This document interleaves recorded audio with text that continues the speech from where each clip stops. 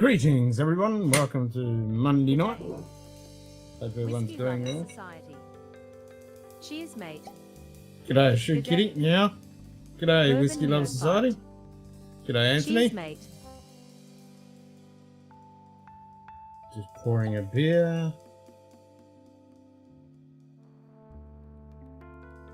Gives the thumbs up if the OV's all good.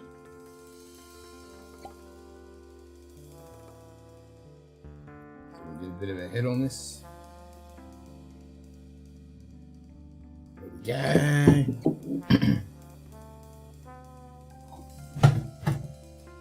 go. Bin man's gonna get surprised tomorrow. Lots of bottles in the bin. I could recycle them, but I couldn't be bothered for $2.30 when the bin's gonna go in the morning.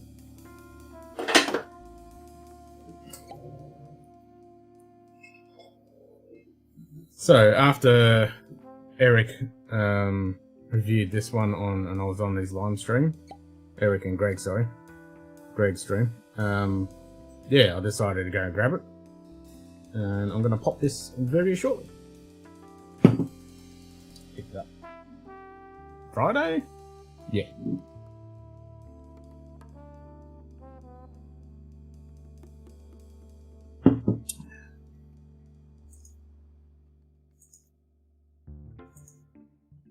So are we all good?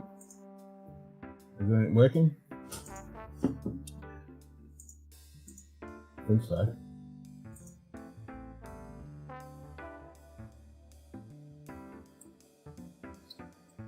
Varnish on it, yeah, that's all I've got left. Got the groceries a bit. I could wait long enough for the liquor store to open so I could get some base. Nice. Yeah. That's all I have left. I've only got some Hefeweiss. I have 5 left in the box, and I've got like 5 or 6 in the fridge. Right, so I've got 4 in the fridge and 5 in the box, and that's all I got left. I have to go get some more. All good? Excellent. I missed last week's stream, so I'm not missing this one. Set my alarm for 4 AM. Coffee's in the mug, and I'm ready for work. Damn! The last week's stream was Wednesday night stream. That's the only stream I did, I think. Is that the only one I did? Yeah, I think that's the only one I did. I've been busy. But I thought we were overdue a stream. I still don't have anything special, just all the German regulars. Yeah.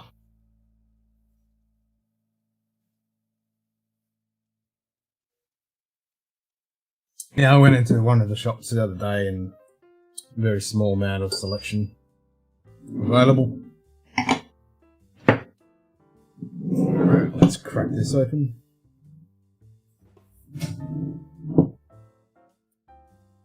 Find the pulley tab.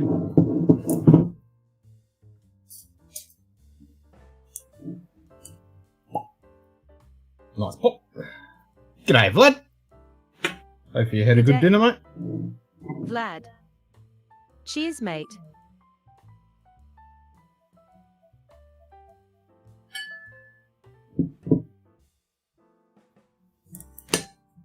Alright, we'll let that sit a little bit. Been working 7 AM till 10 PM. Nah, that's crazy. Screw that. That's just not on.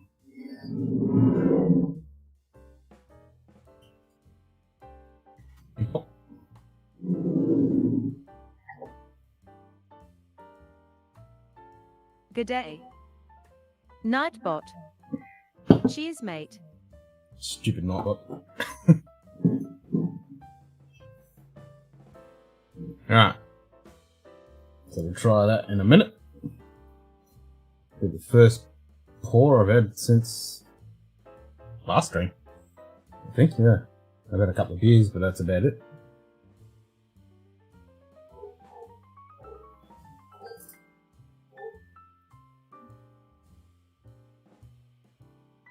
Gotta make that dollars for whiskey. Yep, I hear ya. I'm trying to get a house. And then I keep buying whiskey and beer and watches. And my boy didn't get his watch today because he was bad at school.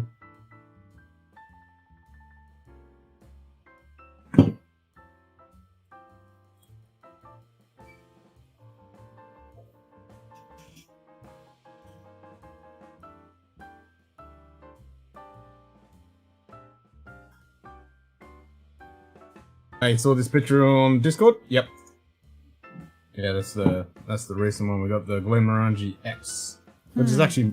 You still shouldn't have drugged me. No, I know, that was... Extremely uncool. That's not, though. Holy shit. Right? Glenn Cooley, for the best of times. Oh, still working. Picked up a 1792 sweet wheat. Ooh, nice.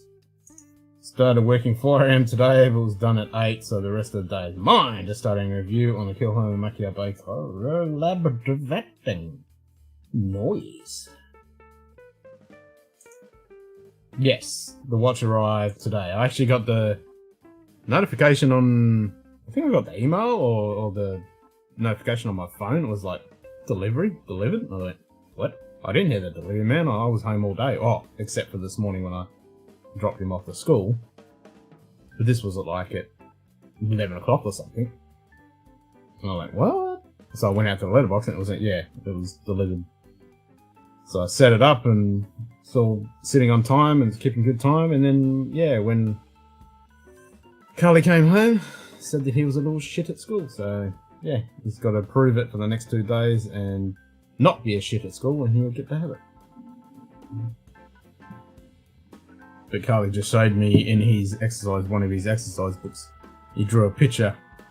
Well, he wrote a story. Dad got me a new watch. He's got his before me. Mine is still coming. And then he drew a picture of my watch and then drew a picture of a truck delivering his watch. I thought that was so cute.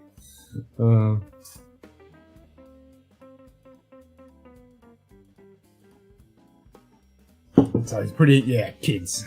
Bloody kids. So he's pretty excited to have his watch. And he could have had it today, and I was pretty excited to get it for him.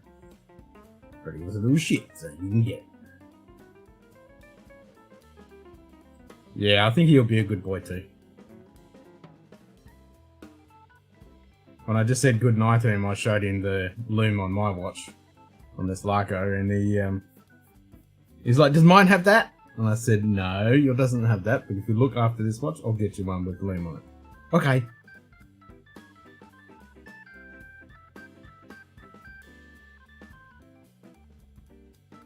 Right, so this has got a little bit of, lots of citrus, lemon rind,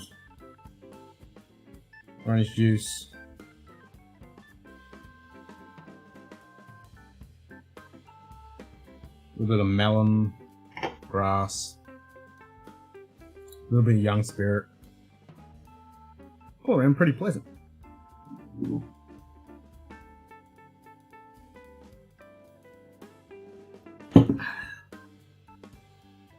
Good day. David Geshk. G'day, David. Cheers, mate. It's nice he's excited about the watch. Yeah, he's been excited about it for ages. Ever since I started looking more and more at watches, he keeps looking at me. I want to watch. And yeah, when we picked the one for him, he picked the one that he wanted after I showed him a few options. 2 more days of this crappy schedule and I'm off for the Thanksgiving holiday. Zach Andrews. Back to normal Cheers, shift. mate. Hey, g'day, Zach. Congrats on the win. What on earth is that Glenmorangie? Yeah, I know, right? So this is the Glenmo X, the Glenmorangie X. It's made for, as it even says it on the label, it's made for blending. Mixing, they say. Wrong direction, dig it. Made for mixing, 40%. So when they announced this, I was like, yeah, no thanks. I'm not really bothered. But when I was on that stream with Greg and he opened it, and he really likes it. And he said all these great notes about it, and I thought, okay, I'm just going to have to try it then. It reckons it's kind of actually better than the 10. I'm like, okay, I'll give it a go. So, I'm about to give it a go.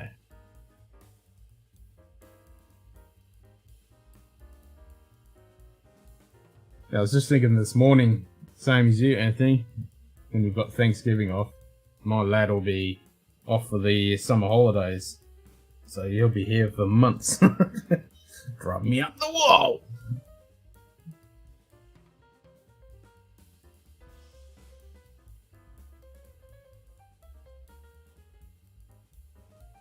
So a lot of jobs have week off. Yuck. Looks like a bottle of orange bitters. Ah. Yeah, that's what I mean. I was not inclined to buy it at all. But yeah, when Greg reviewed it, and yeah, he gave it a really high review and everything. So I was like, okay, I've got to give it a go. If it's shit, then you know I'll mix it. I'll drink it.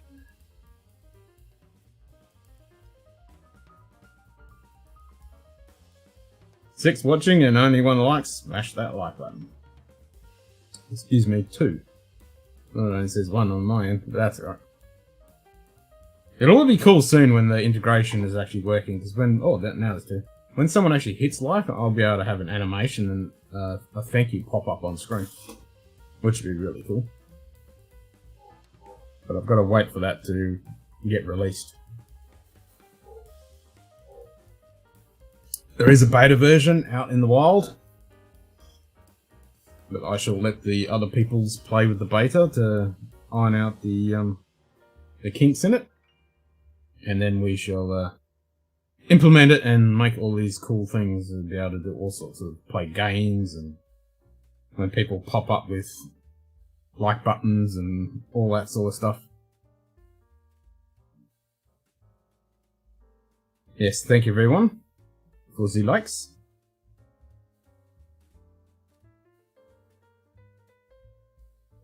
Right, there's a little bit of like a, I wouldn't say olive oil, but like a vegetable oil. 6 for 6. Sounds good. $6 of fish and chips at 6 o'clock, thanks.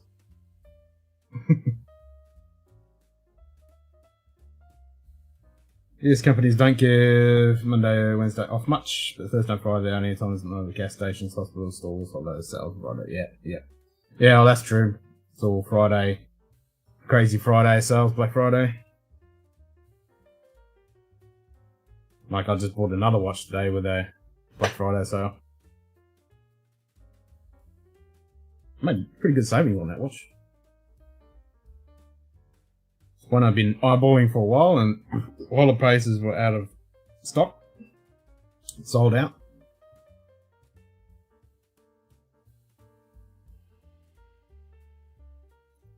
What is it with the bloody flies? At least this was only a little fly buzzing around there. But yeah, so every now and then I check this website that has all bargains and discounts and stuff that people in the community just post on it.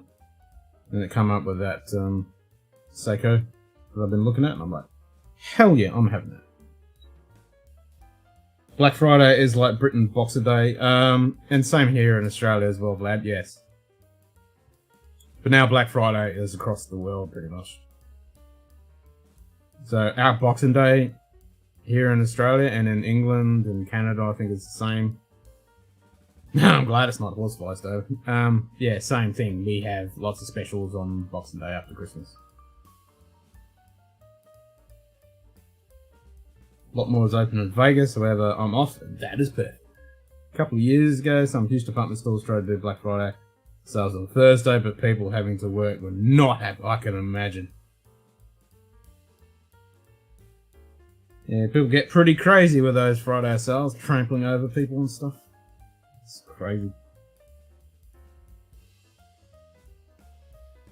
That's one advantage with online stuff, you can get around all that shit.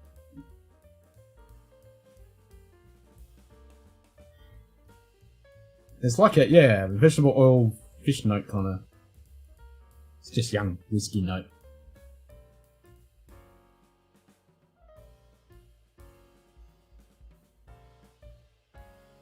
Once you get past that citrusy stuff, and then there's a little bit of licorice as well.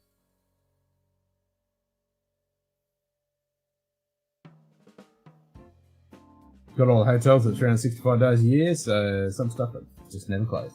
Yeah, hospitality industry always gets to the crazy shit. Black Friday is the day Americans celebrate the wonders of capitalism by solding each other over a discounted TV. Yep, you hit it on the head.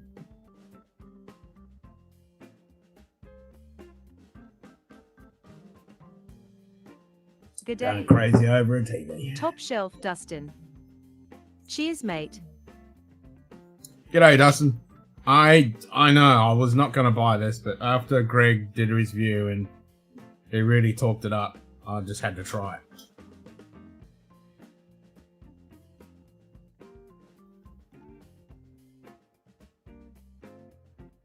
It's surprising there's actually quite a bit of shit going on in the nose, which I really did not expect.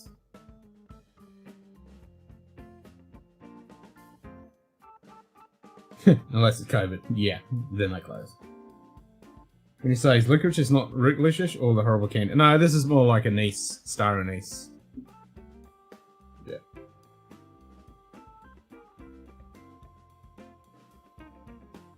But there's also a little bit of that, yeah, like your good licorice stick.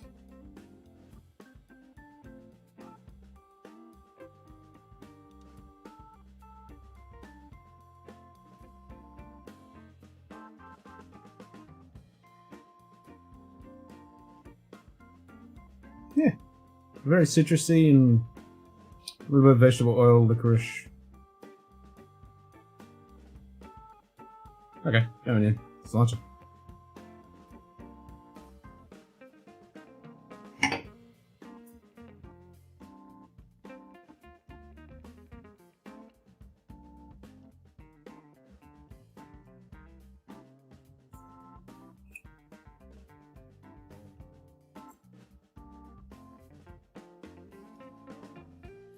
Definitely thin, of course, being 40%, probably filtered to its nth degree. The finish is surprisingly actually not too bad. It's like a orange candy. Like that soft orange candy. It's not a hard boiled sweet. Mid palate was a little mixed. Wasn't really anything outstanding, but the finish is not bad with that orange. And my mate at the bottle shop did say that it was quite orangey as well. I think someone else reviewing it said it was quite orange. Yeah, that finish is actually not bad. The rest of it wasn't that much, but that was only the first sip. Too many TVs to argue about. No, the real fighting happens over kids' toys. Yeah, Beanie Babies or Fur Babies cause riots. Yeah, I remember watching that shit back in the day. People going just ballistic over that shit. Yeah, that was crazy.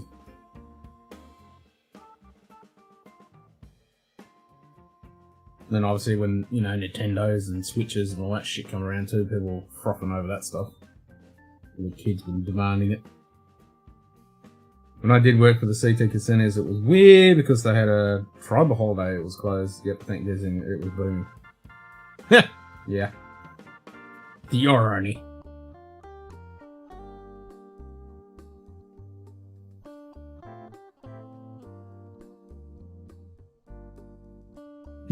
Dallas Cowboys beanie baby named Bert.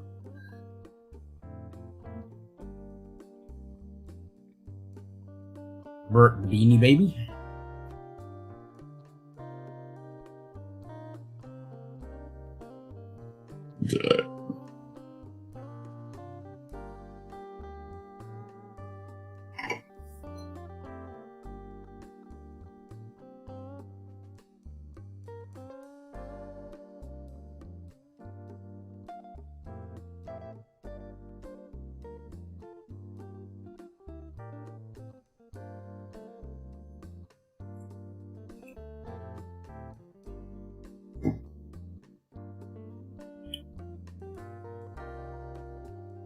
Well, I don't know what Greg was getting.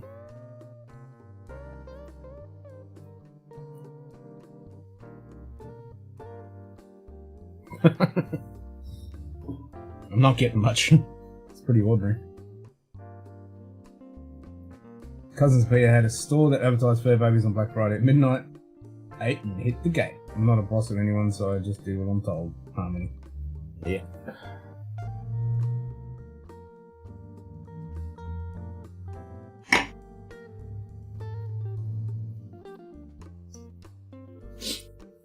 Oh, wait, I misread that because two came up at the same time. Fur babies on Black Friday at midnight. About 2,000 people showed up outside. Inside, they had 5 Fubo. 5. Jesus. Perth Luxury. Cheers, mate. G'day, Perth. Did miss the casino at all. I don't miss the casino. It went to alley position. I just do my 8 and hit the gate. I'm not a boss of anyone, so I just do what I'm told. Harmony. Speaking of Harmony, I picked up 2 bottles of Hibiki Harmony. Thank you to Julie from Hobbit Who Drinks. I think she got them at Costco. $130 when they're normally $200 a bottle. So grab 2 of them. About lines around the block at Apple Store when he knew. Oh, that's fucking ridiculous. What bottles will you be ordering on Black Friday? Probably that Aaron 25. Actually, I forgot about that until you just reminded me. I need to check up on that. I need to get that. Is that meant to be Black Friday they releasing that, or is it just... When's that coming up? Is it now? God damn it, because I just bought another watch. And some bands. And some tools. Most stores here in Vegas don't have any Apple phones in stock. They'll get a shipment on December the 15th. Ah, sounds like Rolex. No one's got any. Put it in Discord? Nice. Cheers.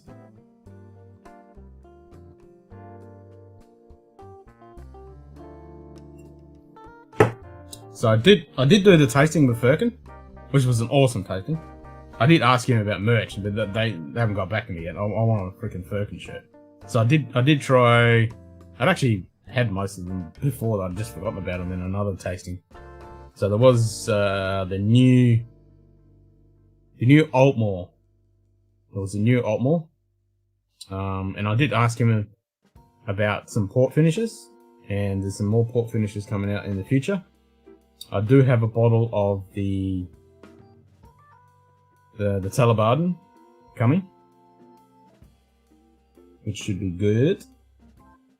I presume the Glenmore X is stupidly expensive for what it is. There was 8 covered in, probably does a better job for 1/4 of the price. Yeah, I mean this. I think it cost me $85, and I can get on special. I can get a Glenmore 10 for like 65, around that kind of figure. So for what it is, it's definitely overpriced. I mean, it's the same gimmick. I mean, look at this. Sister companies. They're both doing the same bullshit, you know? They're bringing out this cheap, nasty shit. Very around the same price as the 10. Like they did with the 5. And, you know, this is the same company bringing out the same shit with Glenmore. I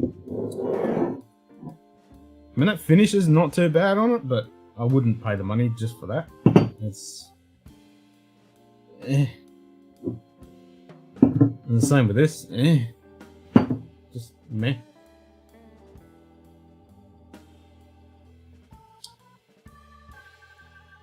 And as I always say, I'll reserve final judgment. But yeah, so far on the impression, not really worth it.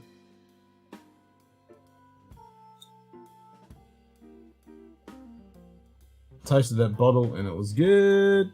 The deal was 8. Yeah, Caribbean. Happy to see Aaron 18 showing up in a local store. Ooh, the 10 has been around here and there. Scary me. It must be popular enough to expand the range. Oh yeah, Aaron is definitely popular. It's in Discord. Cheers, Beth.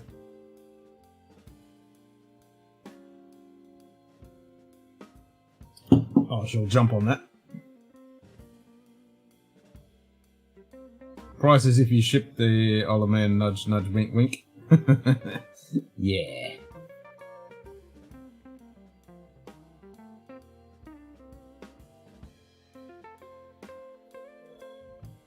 How much is the shipping? I'll have to look at that. Yes, Aaron 25. Excellent. Excellent. Still part of the UK, but no VAT. Woohoo! Elmore hasn't been around before, just showed up about a month ago, both 12 and 18. Oh, damn, I thought the 15 quid? Fuck yeah, that's awesome. Okay, I thought the 18 was pretty much gone now. I think they discontinued that. Okay, well, that's showing up again. That is good. That is good. Yeah, I like the 12. And I like the 18. We did a double review episode on the 12 and 18. They're both good, I like it. Ridiculous value in Spain, 11 euros. Damn, like $13 tax included. Shit.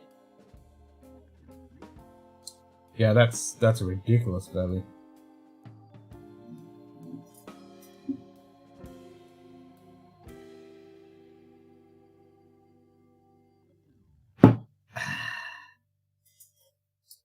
Alright, let's have another punt at this.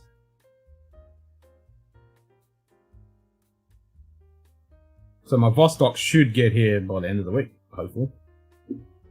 Getting an extra bottle of the Glen Scotia 11 from 2020. Ooh.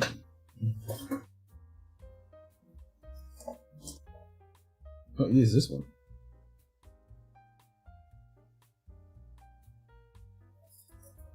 Is that the one you already got? And then JD hooked me up with this one. See what I can find there.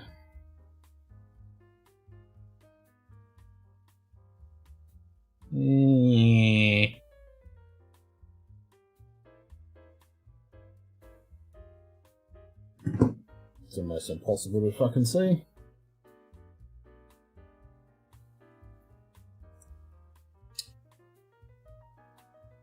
Yep, this is the 2020.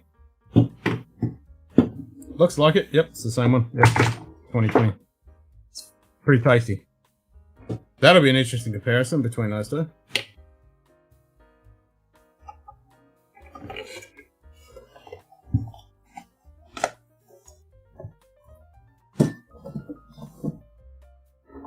For sure.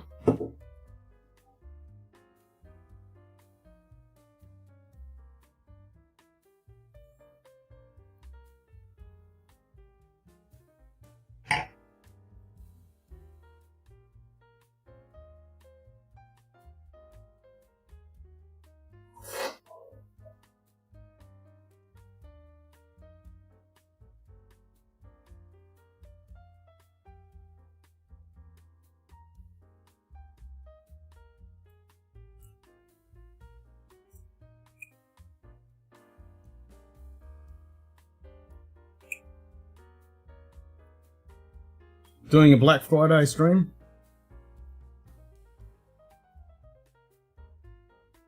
Shopping whilst drinking. Perfect recipe for disaster. Yep.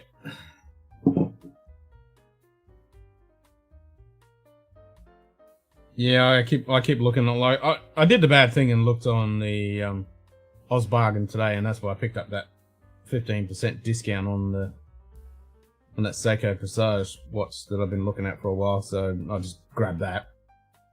Then I looked at the Scotch offerings, and there wasn't too many things that interested me in that selection. Yeah, this is it's nothing special. It's all right. It's not bad, but yeah,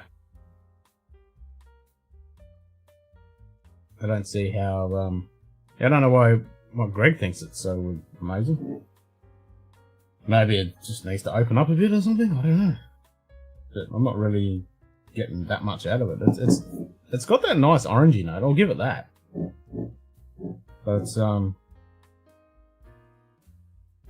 yeah, it's nothing to write home about, to be honest.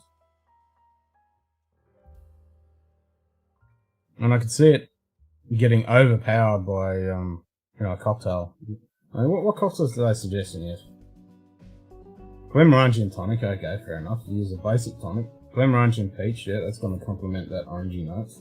What else? Glenmorangie and Sangera. Lime juice, pineapple juice, yeah, so that's complimentary kind of stuff. Meh. Oh, let's just try the normal 10. Should have done side by side.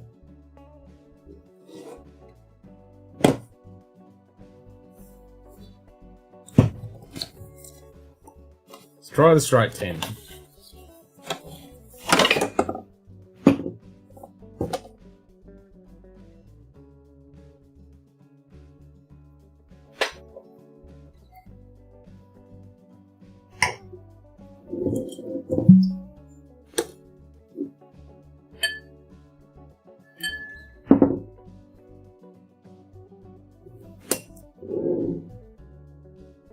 Yeah, same shit, 40%, blah blah blah.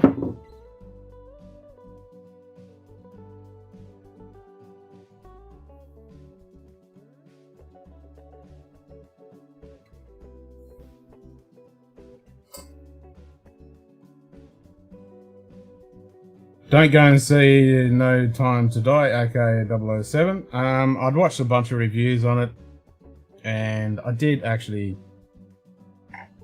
visit the high seas, and so I quickly skipped through it.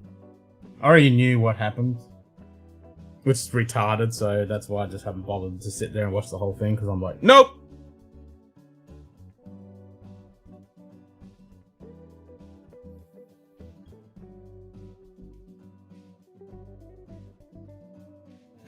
Yes, I could see myself smashing all of my glasses by accident if I flung the extra out like you did. Yeah, I always wonder when I do that, it's like, is this stem gonna actually snap? You know, Top Shelf Dustin were done with these super long ones. You know, you look at that thing and it just explodes. But this is a titanium reinforced blah blah blah, but yeah, it hasn't exploded yet. But I do have backups, so I think I should be good.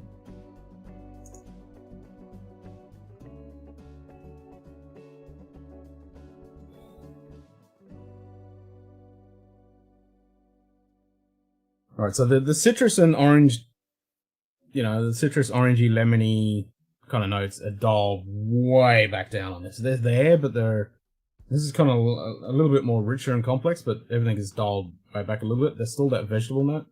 Just got offered a bottle of Rittenhouse Rye. How much?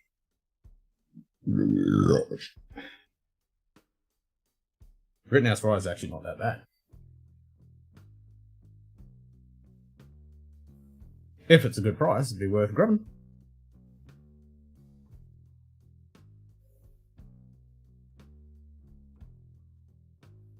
It could be my palate tonight, it's munted too, so who knows.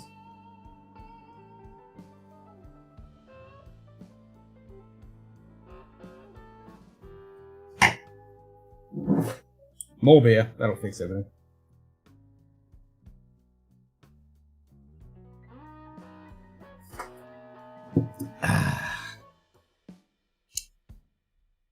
Better make sure there's a couple of cold ones for this weekend, because we're looking like we're gonna hit 40 odd degrees, you know, 104 Fahrenheit kind of temps.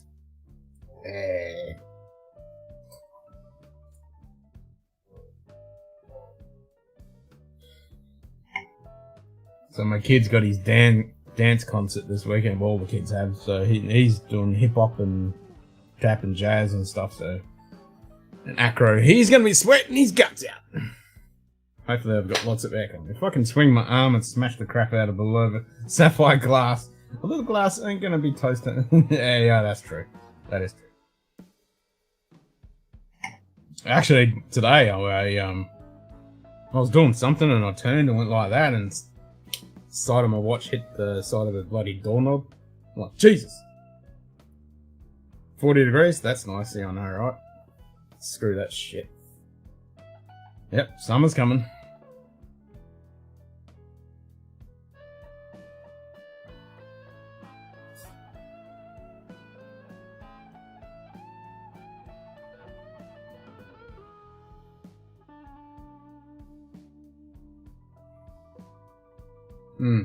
Yeah, I'll definitely do a side-by-side on this.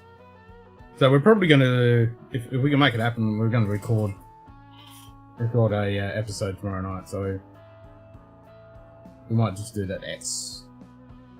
Haven't got a...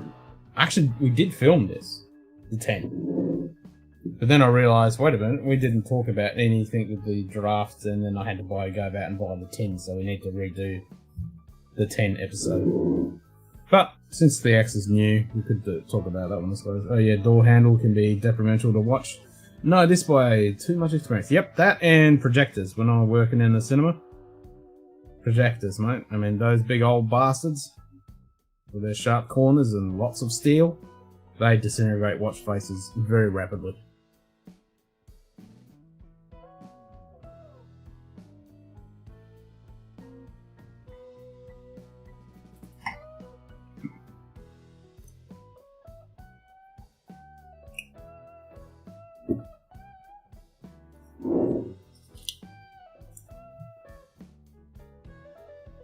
I mean, to me, that's just boring. I think my palate's done. Could have been my dinner tonight, I think.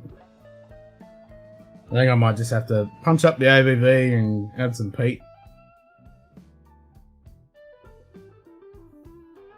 My palate's been off for a couple of weeks, I think. Yeah, I don't know what's going on.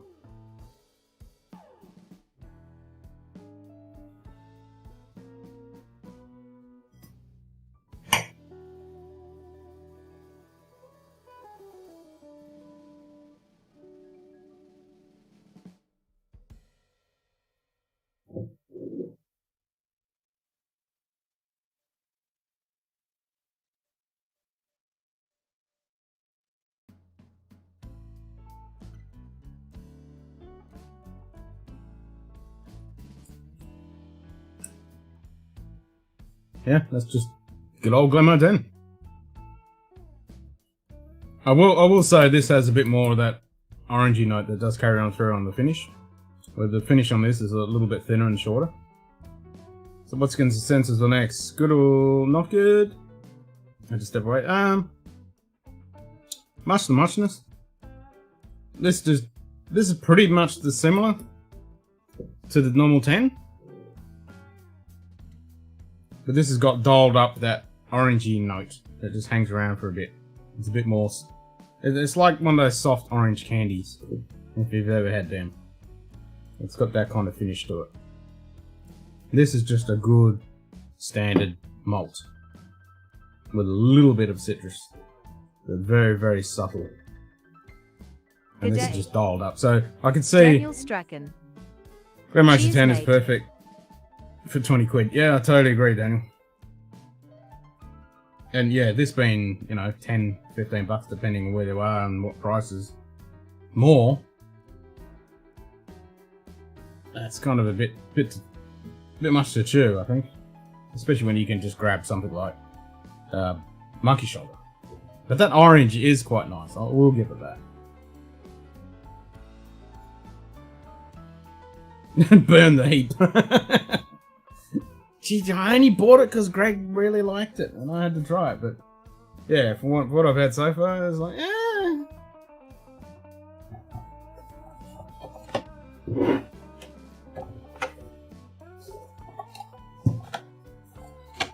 that's alright.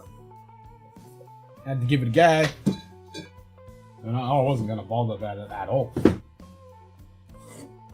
Because I thought it was an abomination too. So then I announced it, I went, really? Really? Come on, Dr. Lumsden, what the hell are you doing? You know, you're bringing all of this crappy bloody stuff that's just coming out. Greg has a Bunnings crayon.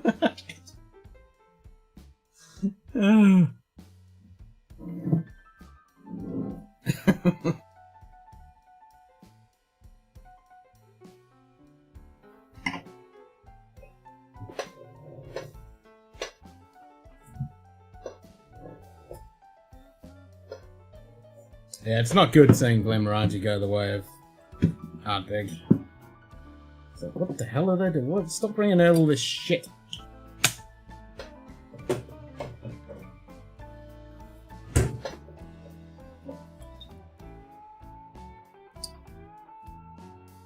Oh, it's not only in Melbourne, it's everywhere. Melbourne got all the press, but it's in every city.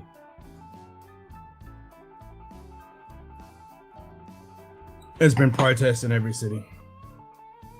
Use it to make a Manhattan. Well, yeah. I mean, cocktails is about all it's good for.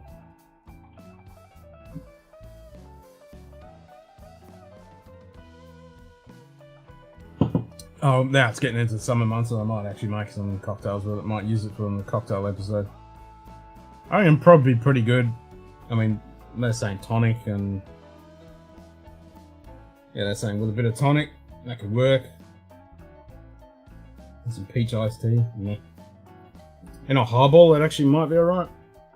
Yeah, with a little bit of tonic, it actually might be right in a Rob Roy.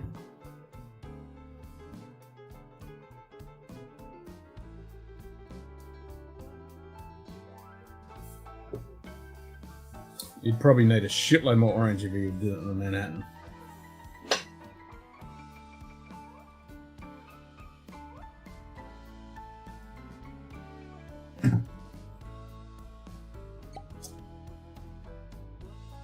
So yeah. Tonic and a maraschino cherry. Yep, just make sure you drain the maraschino cherry so you're not getting too much of the syrup. Yep, that could work. An orange rind. Yeah, orange rind. Or even an orange wheel, orange slice. I do like an orange slice. Ardbeg committee releases at the moment available or aren't available. Oh, really? Yeah, the only reason I got this is because it was the Ardbeg committee was released in Australia, and we can actually get them now. I mean, this is the first time I've ever had a committee release, but yeah, not impressed, Ardbeg. Step up your fucking game. I mean, this is pretty ordinary. I've only had a couple of sips out of it, but yeah, not really impressed.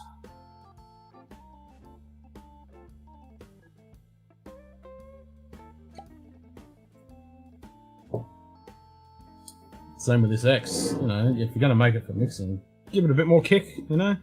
40% is very ordinary for a start. Just, yeah.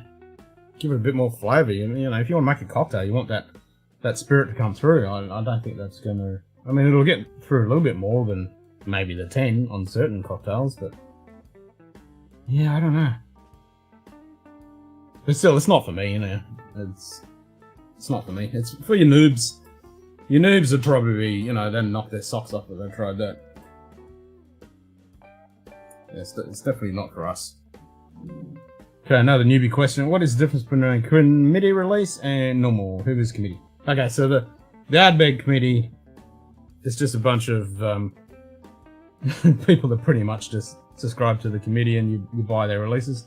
So when Ardbeg does these stupid releases, because the last couple of them have been pretty stupid, except that Scotch is meant to be alright, but I haven't got my hands on that. So the committee release is usually a little bit different, so it's usually a little bit higher ABV, and supposed to be a little bit better than the normal release. The last couple have been pretty lackluster. So yeah, this one is 50.8, and I'm not sure what the normal release is, but I'd say, you know, it'd probably be 48 or something.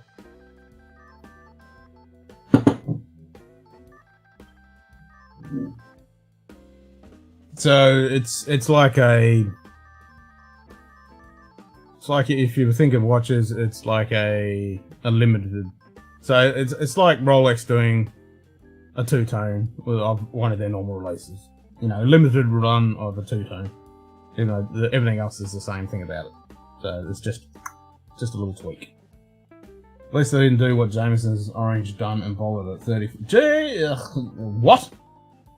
Jameson Orange. Now that's an abomination. I want to know the same thing. Give us the names of the people in the committee. I suspect canine involvement. Yeah, I agree with you, Shoot Kitty. Yeah, it's gone to the fucking dogs. The same with this mob. It's gone to the dogs.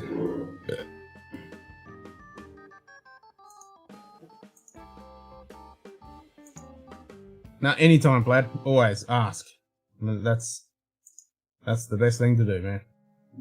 Just like if I don't know fuck all about watch, I'll shut the fuck up, or I'll ask. Exactly. Don't pretend I know anything about it.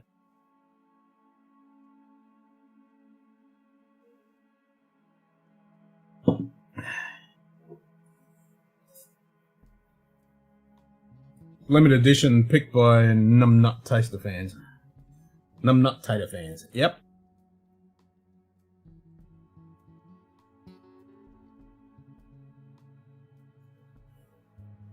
They allowed me to sign up and place an order, then said, sorry, don't post a Northern Irelander, but Glen Orange, you can post a me joke of the company. What the hell? I mean, that's fucking ridiculous, isn't it? If you can get Glowmate, but you can't get Ardbeg. It's the same fucking company. Yeah. That's ridiculous. Yep, it's gone to the dogs. Alright, well, push that shit away and go have something better.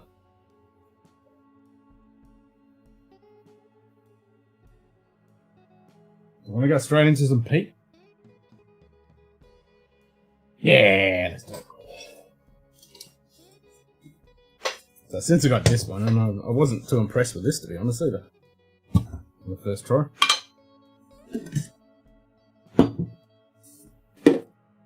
So it's been sitting there for a week. Nice cork pop. Ooh, okay, it's got a nice smoky note. Maybe this is might grow on me.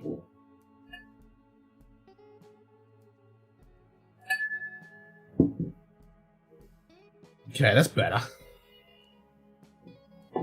So more character and richness and aroma and complexity on the nose, just on that little nose.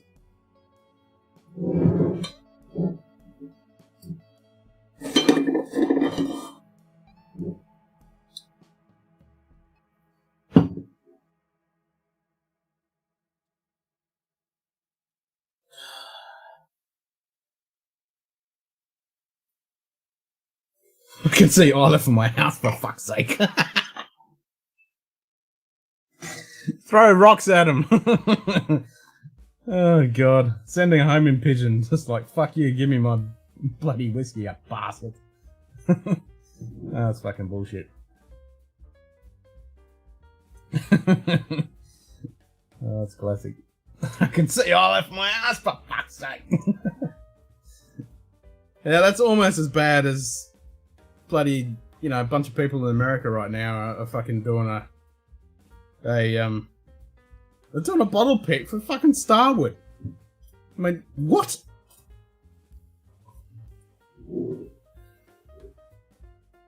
It's crazy.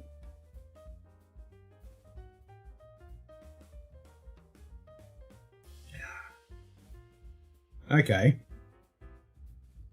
So I'm not the only one that seems to like beer. That looks like a fly. I can't get my fucking finger in there. Nah, extra protein. He's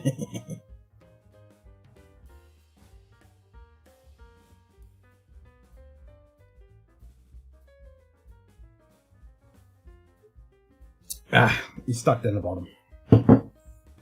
Leipzig is the best smoky malt on the market for value and strength, coloured unsure. It is definitely one of the good ones, that is for sure.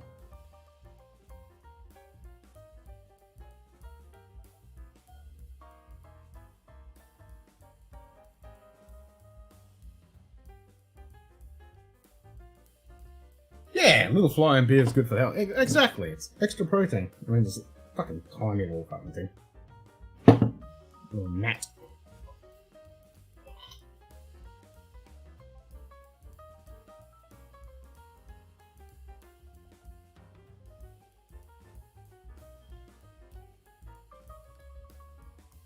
Yeah, that smells pretty good. I mean, this is American Oak and PX and what else? There was another cask. Ah, sherry. Sorry, Masala. Yeah, that's right. Bourbon cask, sherry cask, and Masala. That's what I remember we were talking about it. Lecture 10N is what the Lager 16 used to be like 10 years ago.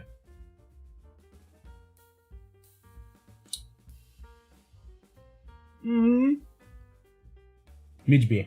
Yep, that's it. Midge beer. That's the new brand. Midge beer.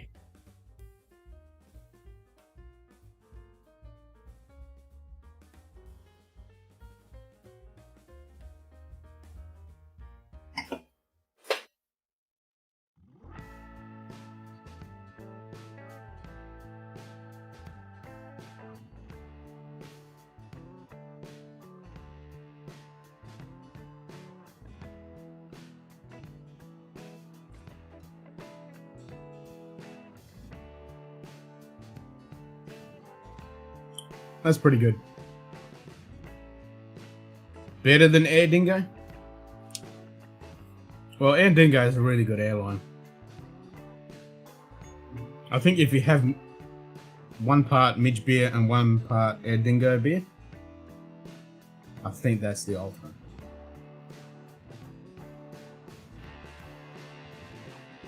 Yeah, he's still stuck there.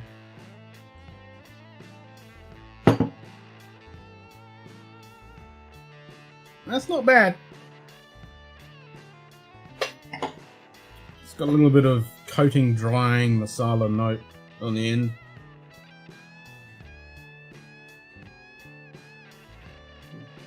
It's not too shabby, that. Not too shabby. Like 16 is just not good for E150 chill filter and shit casts up to 49A bottle. Yeah, I mean, I agree with you. I mean, it's still such a really good one, but it's just the same that, you know, the last couple of years, especially with the 12s and the special editions, you know, they're just gone to shit. Yeah. There dingo, we take care of you and extra special care of your baby.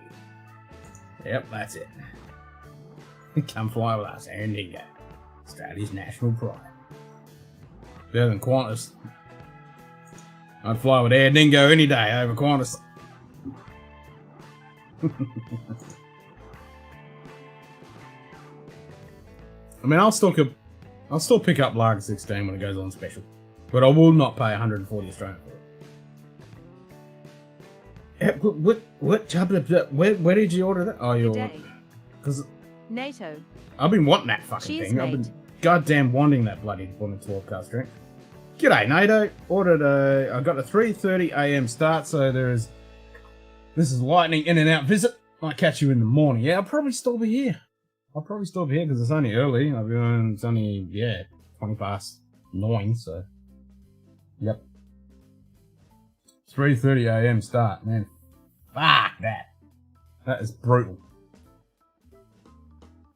It's good to see you, Nato. So I ended up buying another watch today. And some tools. And some watch bands. And Qantas used to be so good in the 70s when we lived in Fiji. Has Kiwi Air gone to hell too? I'm not sure about Kiwi Air, but yeah, Qantas has pretty much gone to shit since they've done all their maintenance and stuff in Singapore.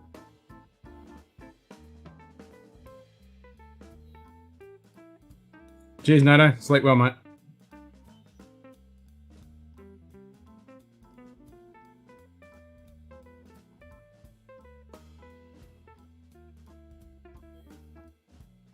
This is one of the best smoky ones. Liking the smoky 12 anymore? Yeah, I am. I've only had one little sip. I was just about to say I really like the nose on this. This is fucking delicious nose. It's really, that masala just carries through, and they just got that nice little bit of kicker sherry.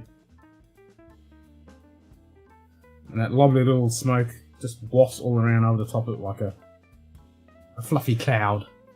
That's, yeah. And on the finish, you know, that masala is kind of like a coating, drying, almost sticky type note that just hangs around a little bit. It's, yeah, it's growing on me.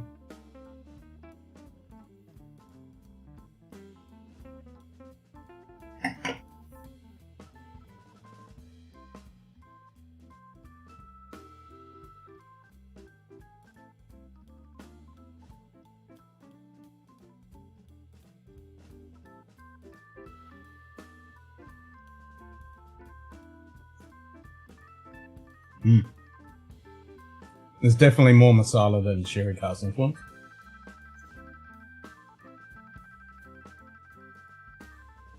It's a nice balance though. I like a little bit more smoke. I think it's getting a little bit lost, but it is only just above the shoulder. So, oh my god, Singapore maintenance, no wonder. Yeah, when I was trying to work for a military spare parts company, they used to sell gears with bad taste in Singapore. Just because they were so desperate for the parts. Yeah, it's all been outsourced to Singapore. It's been like that for a few years now. It's funny, when I went to Germany, I think it was on the way back. the engine decided to explode. So that kind of cut our flight really short. I think we'd only just... I'm trying to remember now. Had we taxied off? I can't remember if we were airborne. Anyway, the engine exploded. Which was quite entertaining because I was looking over the wing and I just saw this fucking engine explode and we're like, oh, yeah, okay. So, yeah. Singapore maintenance.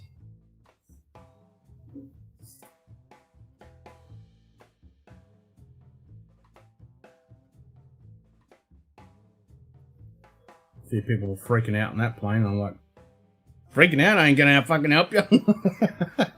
I just watched this fucking engine blow into flames and shit coming off it.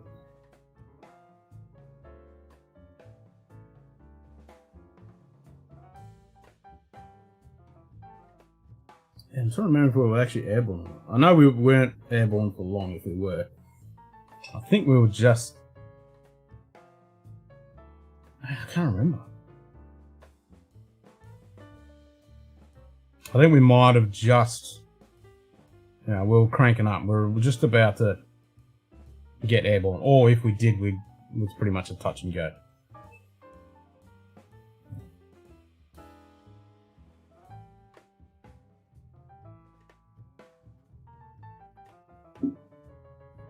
But yeah, it's like, pfft. There goes that flight. That's right. I remember we were stuck in the plane for fucking ages while they were looking at it. I'm like, yeah, well, it's fucked. Can we just get off now? It's like, this thing ain't going in the air anytime soon. And then we got off, had to go back on the bus, get back to them, and then they gave us a hotel, and blah, blah, blah. Had to wait the next day. Alright, might have another punt at this. It's a nice tight cork. That's what he said. Oh, well, that's what she said. Yeah, Koro, worst I've ever been on when I visited North Korea. I was very uncomfortable on that plane going back to China. Ooh, I don't fucking doubt that, lad. I don't doubt that at all. Damn.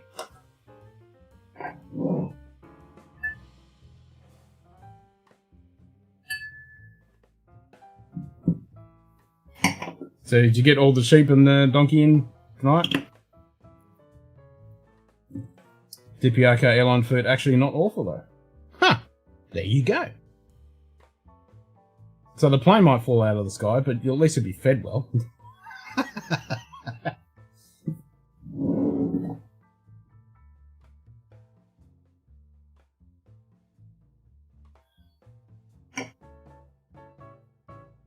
So I did order a 18mm strap. One of the Marine Nationale. One of the French design fucking elastic, almost NATO style ones. I did order one of them for the Vostok. Not sure if I want to be on a plane anywhere near China, to be fair. Yeah, not at the moment.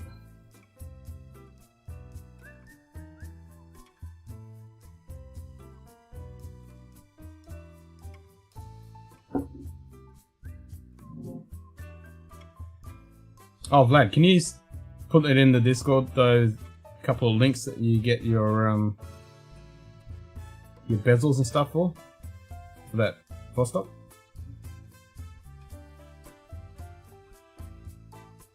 So back in with one of my dog too. Nice. I did not have too many. So it was somewhat easy. I have 15 now.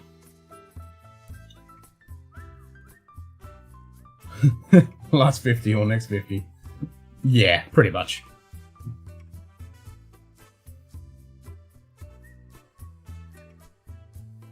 I watched a couple of YouTube videos. I think one was a Vice video where this young lad, one of the Vice guys, he went and talked to all the... Well, actually, first I saw the British one. It was pretty much the same, where they talked to a bunch of the surviving the guys that did the atom test when they were in the military. And then I watched the American one, where I went to this what's the name group, this meeting, where they had a lot of the survivors and their immediate families and stuff, and talking about their experiences and all the troubles with their kids and their own health, and fuck me, fucking insane. And just the experiences of seeing a fucking atom bomb going off and shit. The crazy shit, you know, they'd be like this and then be able to see all the blood vessels and the bones in their own arms and in the person in front of them and shit. It's like insane. People screaming for their mothers and shit because of the heat so intense. One guy said there was a tank recovery vehicle.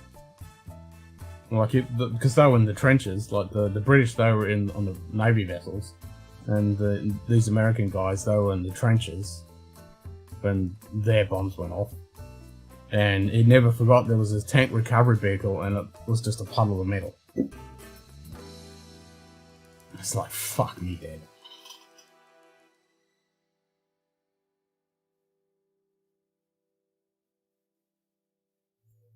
Fucking insane.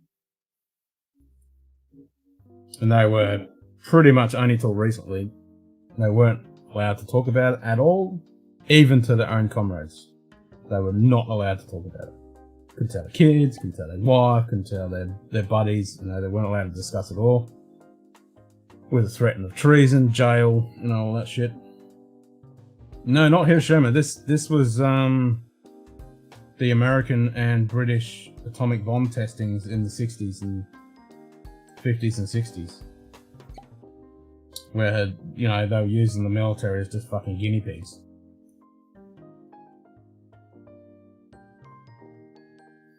You know, they weren't told anything, they were just taken out. You know, if they were on the Navy ships, like some of the British guys and some of the American guys, they were just on the deck. They were just told to turn around, count down, cover their fucking eyes, either just do that, or fucking do that, and then boom, off it'd go, and then they were told to turn around and look at it. It's like, fuck me dead. Here, Ukraine, Ilyushin plane made from 1950s. Boeing plans down to English and the injection moulding on the overhead bin plastic. New York to Kiev, direct flight, 13 hours. Passengers drank 3 cases of vodka. Fuck. I don't blame them. Jesus Christ.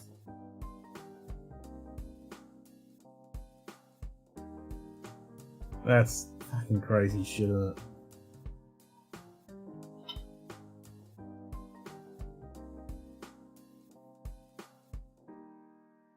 Recent released Tsar bomber footage that was pretty amazing, and on recent saw documentary at Bikini Adult testing. Actually, yeah, I just saw that. I just looked at that footage and was like, holy shit. Bikini and Unvoted for Americans, Christmas Island, if I remember. Yeah, Christmas Island.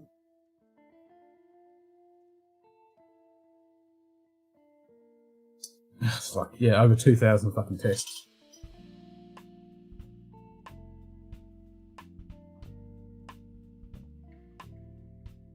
But even some of the guys were saying, you know,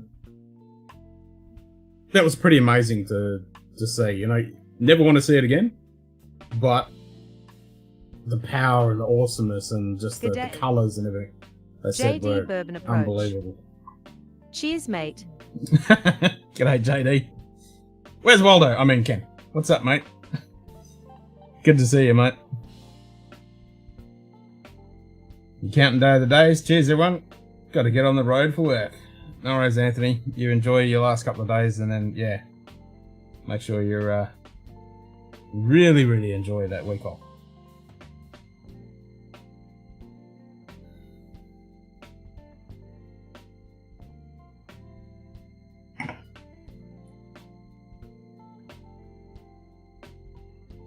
Well, I did say to myself I was only going to have 1 beer tonight, but I'm going to break that. I'm going to have 1 more. I'm not going to do 3 or 4 because I'm going to feel like shit the next day. I'll just have 1 more, and I'll just take my time with it. But I will wash out my my extra piece of protein first. So I'll be back in a sec. As a former resident of those parts, I have a stamp collection and it includes military letters from Christmas Island around 63, 65, American tests, but earlier. Yep. Less than 18 days. Hell yeah, counting down.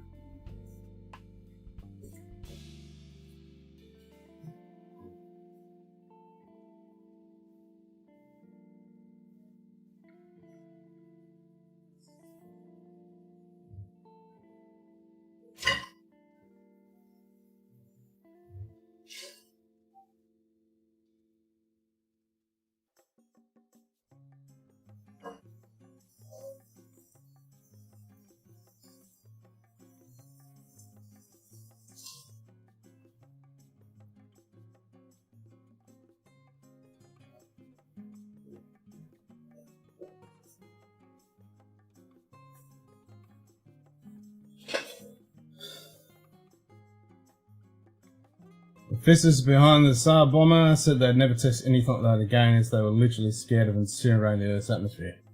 Fucking, I don't fucking blame them, man.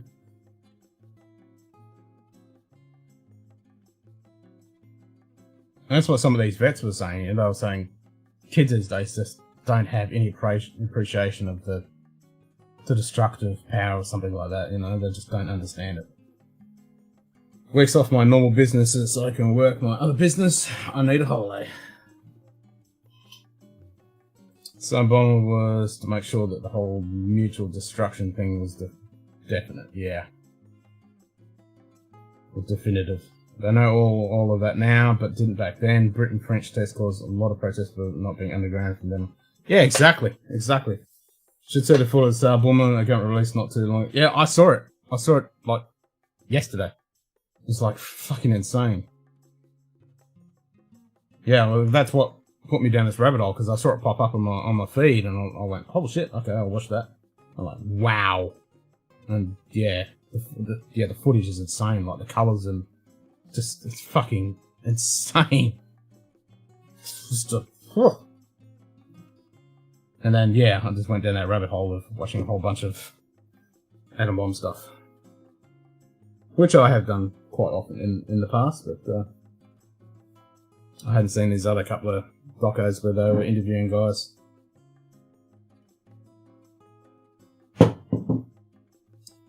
Had to have been a pilot for that bomb. Well, that's like the poor bloke who was one of the pilots that dropped Hiroshima. I mean, he committed suicide afterwards. Which is totally understandable. Yep, messy business. Alright, let's swap out a beer. So now we rotate. Actually, no, because I'm just going to equalise that, so I'm just down one, aren't I? Yeah. Alright, so yeah, we are equalising. So that's now 4 cold ones and 4 warm ones.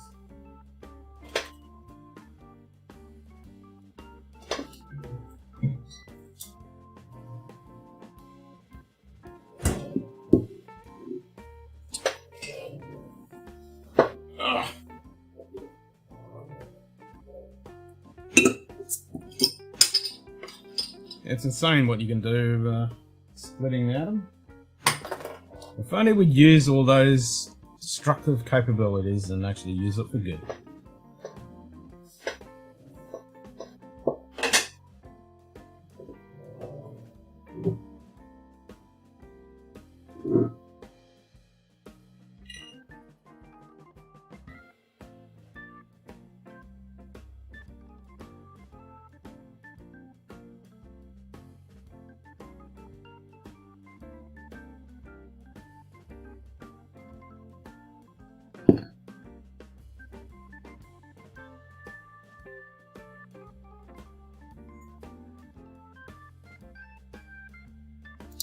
Didn't get much head on that one.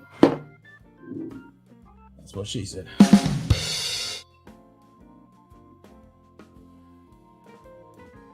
"50 years later, and I still don't see how they can live even close to those islands." Me neither.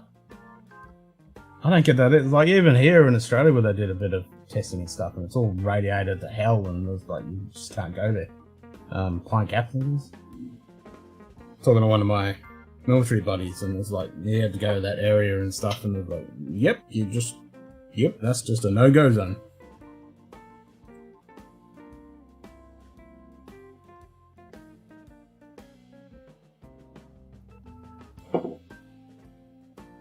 Yep, that shit's fucking crazy.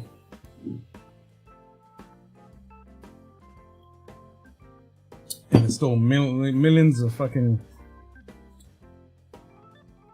tons of fucking nuclear weapons floating around the world. Stupid humans. Most military personnel nowadays have no clue about war in the Middle East. 5 close near-death experiences. I count my blessings. Fuck. Hell yeah, brother. Yep. Appreciate every day we're fucking alive, and then appreciate good whiskey.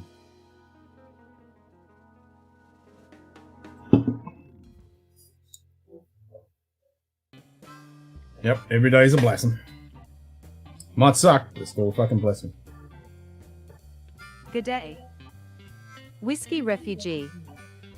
Cheers, mate.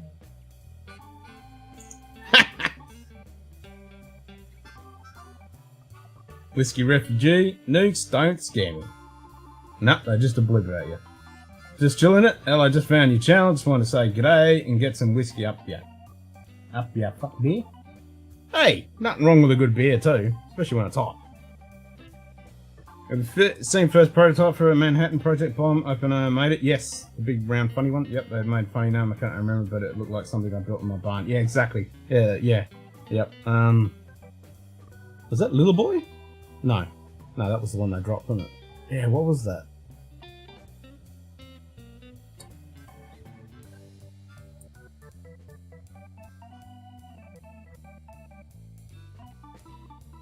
We've got some whiskey chilling. We're having some Ben Rick, the new 12 Smoky. Finished in bourbon, masala, and sherry.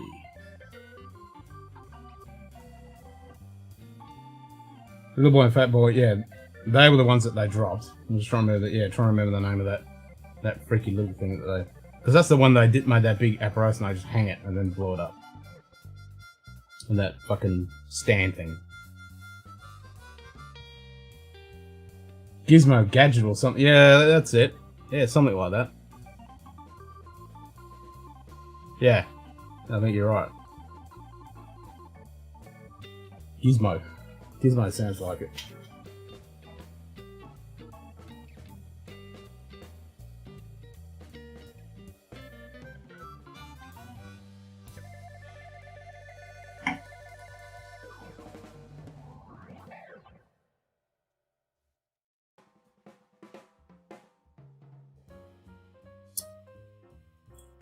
Yeah, that's definitely grown on me.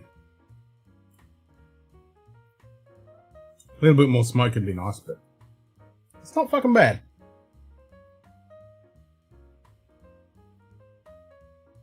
It's a good blend between the different finishes she's done. Oh, Rachel Berry.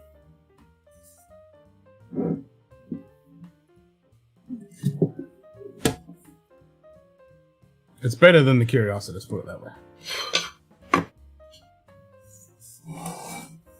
Curiosity is just boring.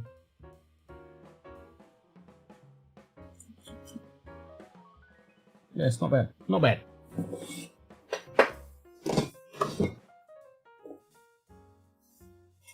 Good day. Just chillin' IT. Cheers, mate. Haven't yet it, but I bet it's nice. It's not actually not that bad. How do you say the name of that whiskey? It's Ben Rick. Ben Rick. Whiskey camera. Affirmative. Whiskey camera. Affirmative. Bottle camera. Pop that shit. Ben Rick. So now we'll try some independent bottling of Kalila. This is the Wilson & Morgan Kalila. Bottle camera. Pop that shit. Ordered my barrel head with my logo on it, and oh, new whiskey display bub. Oh, nice. Hell yeah, JD. Alright, night lads. Final trivia. Harley Harvison Fat Boy was a mash-up name of the Hiroshima and Nagasaki bombs. Yep, that certainly was. Good buy too. Cheers, Nada.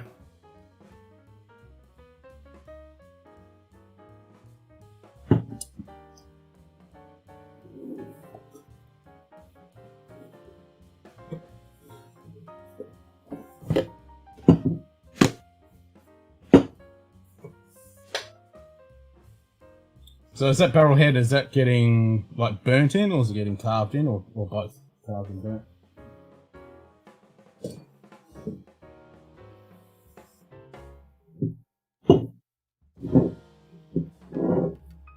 So this one is, what is it, it's like 50 something or bloody close to it.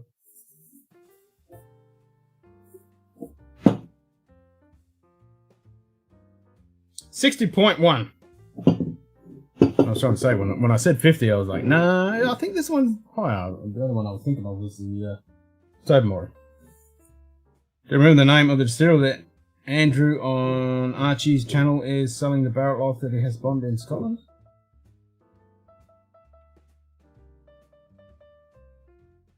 I didn't know anything about that. It's lasered on. Oh, okay, nice. Remember the name of the distiller that Andrew on Archie's channel is selling the barrel of that it has in bond in Scotland. Oh.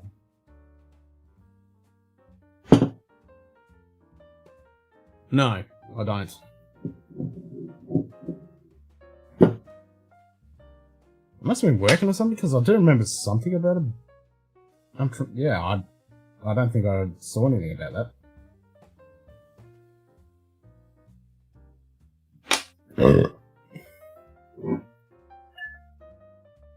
Does not ring a bell.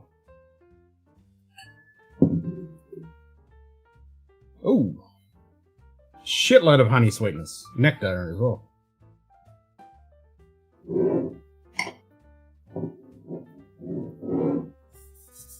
Hell yeah.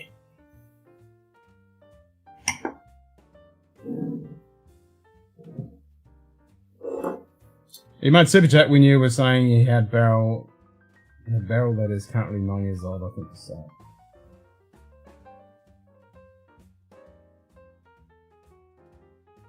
Barrel. I have to go back and watch it now. I don't recall that. Is that when I was half asleep?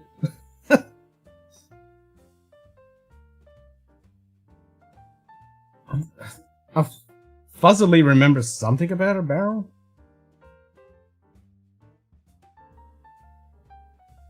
He was saying you could take that and Archie could bottle his own whiskey.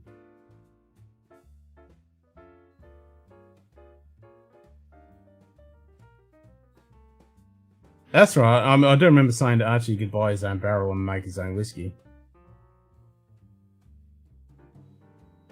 Yeah, I do remember something about that. I can't remember what it was now.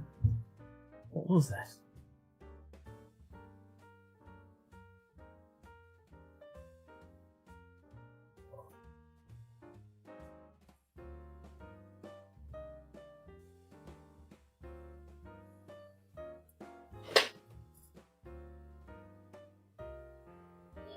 Damn, this smells good. It was the first show you're on. I'll try and go back. Yeah, that was a while ago, wasn't it?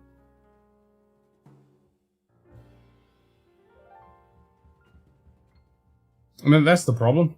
You know, when you go on so many bloody streams, you just forget who said what on where, when. It just all blends into each other. Oh my god, a program that was... What? Oh my god, a program that wasn't working for the past 3 days just started working for the stupid, ridiculous commands I couldn't think of. Okay. I can't stand shit like that when that happens. Shit doesn't want to work and then suddenly it just decides to fucking work. It's some random, weird ass, never non-predictable fucking reason. Square Table Degenerates podcast. Cheers, mate. What's up, Joey? Good to see you, bud.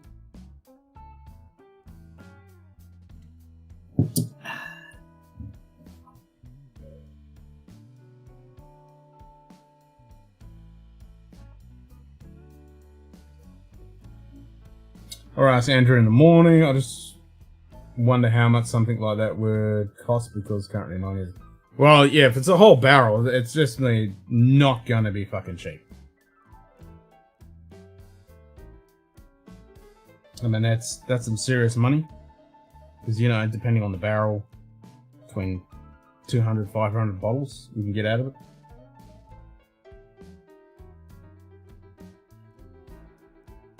So yeah, that's some serious dory-doos. Plus it is, I do remember saying that it had to be done in Scotland because then it's, you know, it can't be exported out and then bottled. It has to be done in Scotland. Not to mention the first today, the 2 buttons on that screen could be found. I changed nothing and 20 minutes later all of a sudden they... Yeah, I fucking hate that shit. There's nothing worse than random shit like that happens. And you just throw your hands up and go, oh, I don't fucking know.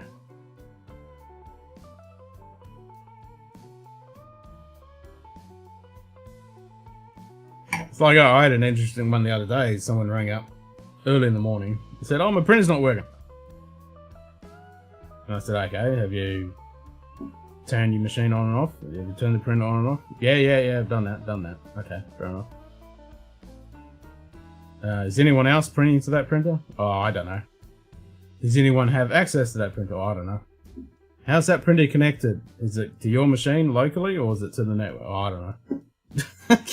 So I'm like, oh, this is great fucking help. So I look in the queue and there's a pile of shit in the queue. Can't see the printer.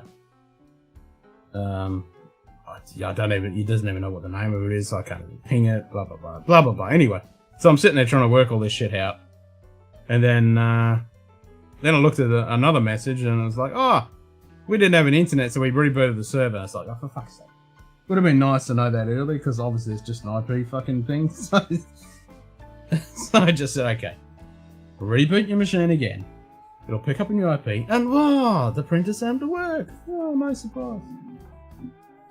Check your Gmail for the logo that's in the works, but the approach will be bigger and darker, but you get to see the design. Cool, let's do that in a second.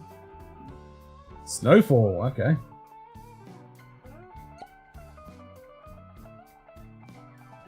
Normal US 55 gallons, yep, 200 litres barrel, 180 bottles theoretically, 150 bottles more like it. Yeah, for it. Well, yeah, I suppose if you water it down and all that bullshit. Let's have a look. Yeah, what did I think? 500 bottles. Yeah, it's more like 200, 300 tops. Tops.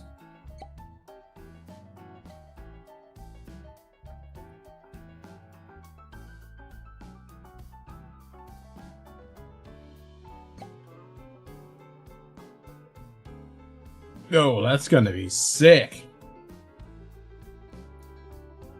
Nice! I mean, can you get video of that, like a time lapse of that getting burned in? Because that'd be a cool video. Just tell them to stick a phone or GoPro or some shit and just put it on the laser so you can just watch that getting burnt in. That'd be fucking awesome. Fucking please. I didn't do it.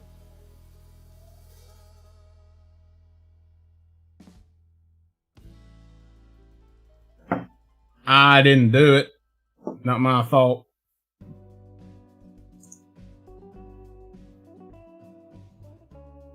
If it's a hogshead, I'm thinking it's a big one like the normal size. Yeah, I'm thinking it's a normal American cask. Yeah, 200 litre. 200, 250.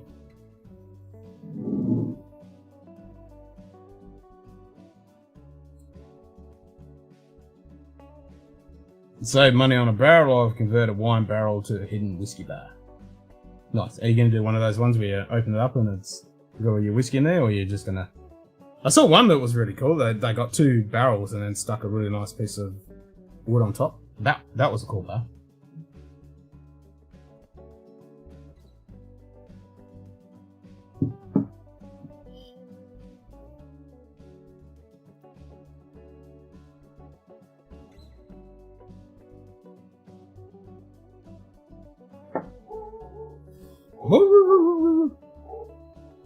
It's all gone to the dogs.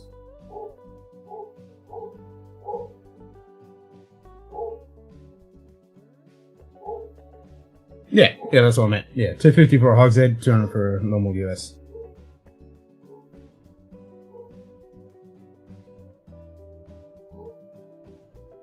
Yes, it will open, but mostly for glassware, etc. Yep. Nice. Put a bit of lighting in there when you open it up. Sexy shit. Do these distilleries usually have their own coopers or outsourced? Most of it's outsourced these days. They get their stuff done elsewhere. But there are still distilleries like Lomond and shit that still have their own on-site coopers. But it's not like the old days where every distillery had a cooperage.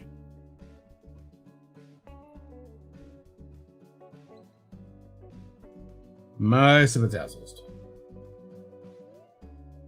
Same with their malted barley and shit. It's all outsourced.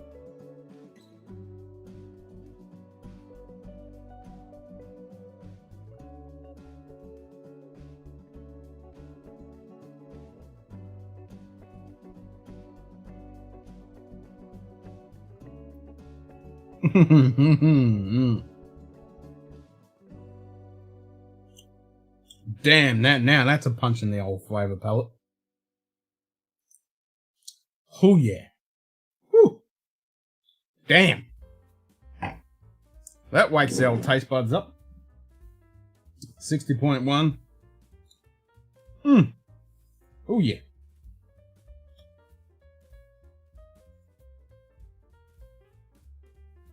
Yep, 10-year-old Kalila. No finish, just fucking American oak. Nice.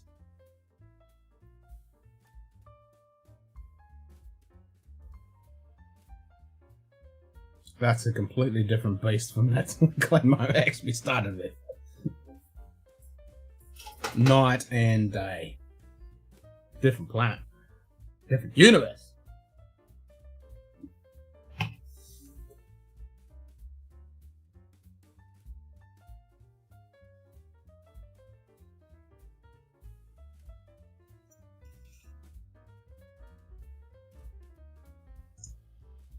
Nice.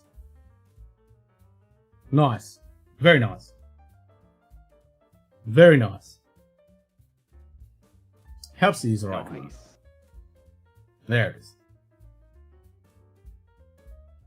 I need to get around to actually add some more of those bloody things. Some more videos and pop-ups and shit. I need to increase the stream elements. It's a bit laggy. It takes way too long for those pop-ups to actually come up. Scrolling. Yeah, I need to speed that up a little bit. Shoulder game.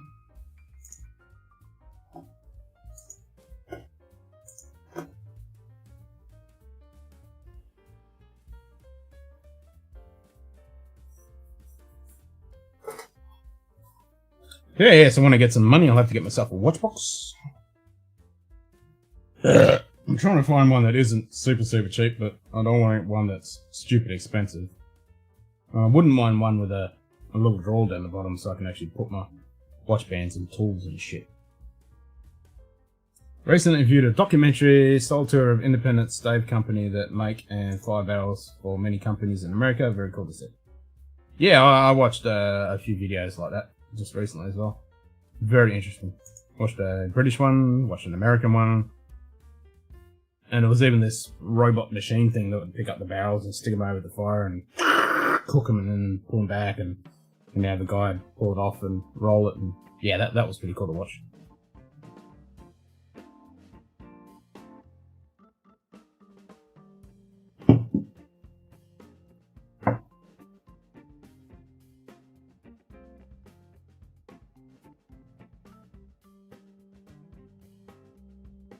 Yeah, Wolf makes a decent bucks, maybe in 300 to 500. Yeah, I looked at a couple of those.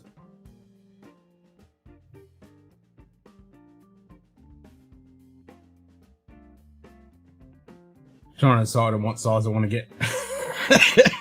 It's like a catch-22, you know. If I get it like a small little fiver, and I said that's 5 watches, I'm going to fill that too quick. If I get like a tenner, then I'll have 5 watches, which I've already got. I've already got 5 watches.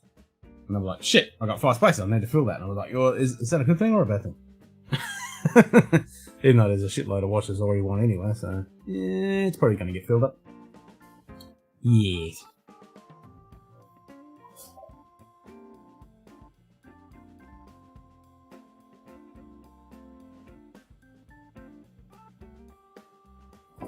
Yeah, so I did get a couple of 20 mils because it's a 20 mil lug, so I did get a couple of bands for this. Had local weather and woodworker make mine for me, much less cost and better quality than LV or Goyard box, just not the name. Yeah, I mean, I looked at those unboxings for this with those LVs and with the, like they're sexy and shit, but they're not worth that kind of money. And I'm thinking, yeah, I might just make my own. I could just make my own. And I've got a mate that does really good leather work from our medieval reenactment stuff, so he's got all the tools for that for the leather. I totally agree. I totally agree with you, Vlad. 3,000 for an LV box is just stupid. I just don't get it. I mean, a lot of people would say that about, you know, all this whiskey and, you know, maybe, you know, a Tech or a Lunga or whatever, but for a box? Just like, what? At least with a watch or, you know, whiskey that's kind of rare and shit and it's been around for 30, 40 years, you know, you can appreciate that. And with a watch that's got awesome engineering and it's handcrafted and stuff, but a box? Yeah, you're paying for the name. You know, yeah, it's still just a box. Doesn't matter, you know, how fucking expensive it is. It's still wood, it's still leather. It's still the side of a fucking cow and it's still made from a tree, you know?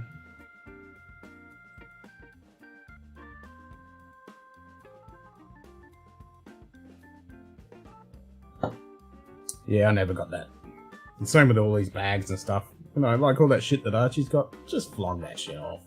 Keep one or two. You know, keep one box, one bag. That's all you need. Fuck the rest off.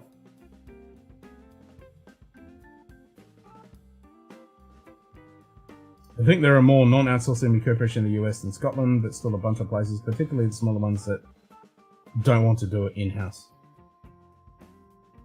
Yeah, I mean, yeah, it's not logistically possible for, you know, a small little distillery to be able to do their own co-pitching, you know. You're not going to have the people that have the experience, etc., etc. Minus wood box is dovetailed together and padded leather bound. His logo has been at the top. It holds 10 in each area to hold us and make it wrap cushions. Yeah, exactly. I mean, you could buy the cushions, you could buy the innards if you wanted to go that route. Many of mine staying safe too. Yeah, that's true. Yeah. I mean, I've got nothing crazy expensive. I'm not going to buy anything for a long time that's going to be crazy expensive. You know, 2-3 grand will be my tops for a while.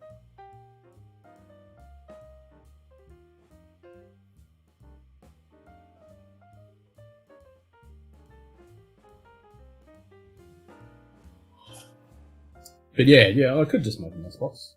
I mean, I've made a nice whiskey shelf that's over there, and I stained it, and it looks fucking a lot fancier and older than what it actually is. But yeah, you want to definitely do nice dovetail joints and stuff, which can be a bit of a pain. And yes, when Archie works from home, but has 3 LV briefcases, and actually uses old type suitcase as well. His Renoir suitcase, and it's the best you can get, and in my opinion, best you can get. Yeah, exactly. Yeah, well, that's it. He's not actually using it. It's just something he's just got there. I mean, fair enough if you're going to use it. I mean, but who you like you said on today? It's like it's a thing of the old, like 10 set. You know, when are you going to actually use that? You're never going to use it these days. It's a thing of the past. Everything's digital. You know, you're not going in a nice suit with a nice luggage, you know, to a 1930s fucking LNER steam train, are you? It's yeah, those days are gone.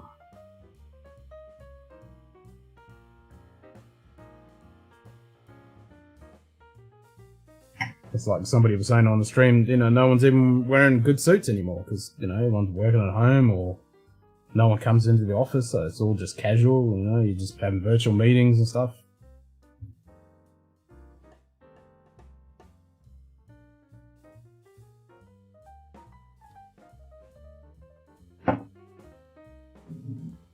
Yes. Times are changing.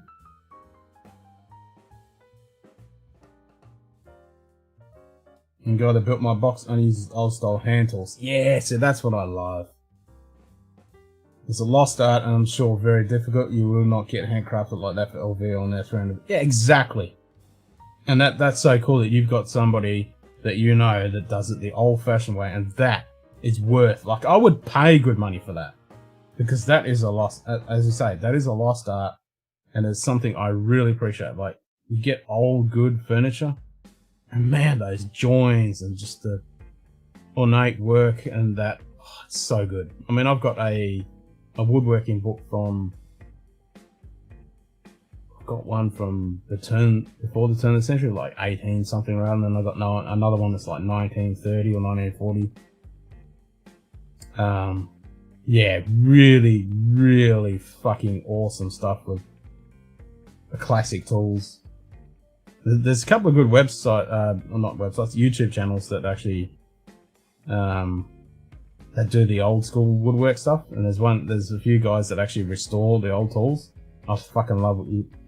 You see the before the afters when they just painstakingly, with loving care, restore these fucking things to pristine quality, and it's like fucking Louis Vuitton, Dustin. Like when we're talking on the thing, the guy was in Hawaii and he opened a couple of Louis Vuitton watch boxes.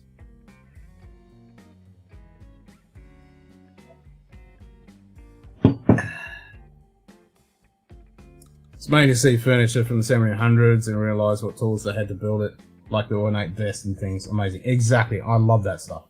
Fucking love that shit. I see some people in the Australian government are fighting back against Andrews and Morrison. Yes, we are. We're in a fucking shitstorm at the moment because the government is being an oppressive fucking regime and they're forcing this fucking horrible crap onto us, and yeah, it's not fucking good. Not good. The purse company, yes. Louis Vuitton. They do really nice boxes, watch boxes. If you want to pay $3K for a fucking watch box.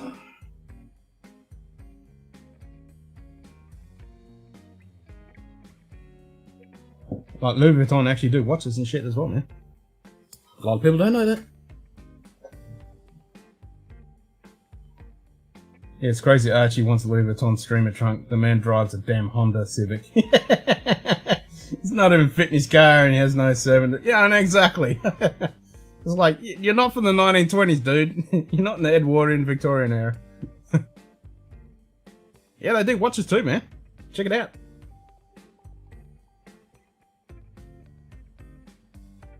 Yeah, exactly. Like Vlad's saying. LV does the damn tourbillon. They've been doing it for years. I had my ancestors' 1830 Bible for when they got married. My former living room.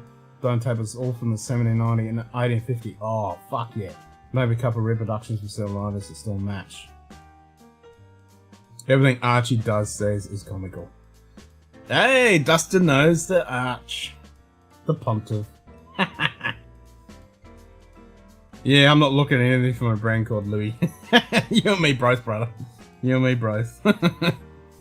So, have you watched the last few streams, Dustin? Because I've popped up on the Pontiff stream, talking about whiskey and shit.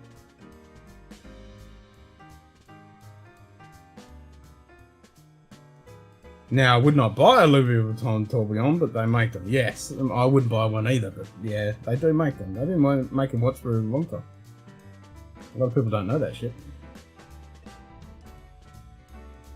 I mean, I wouldn't mind a Victorinox just because it's Victorinox, you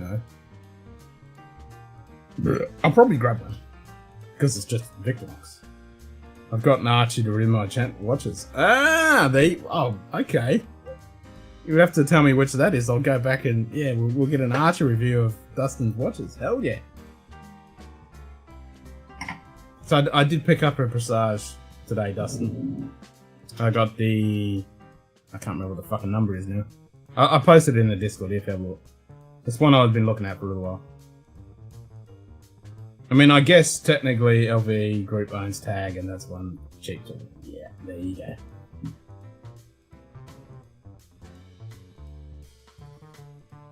It's like whiskey, you know, you get some overarching company that owns all this other shit and they all just fucking swap shit and move shit around. It'd be difficult to find at this point.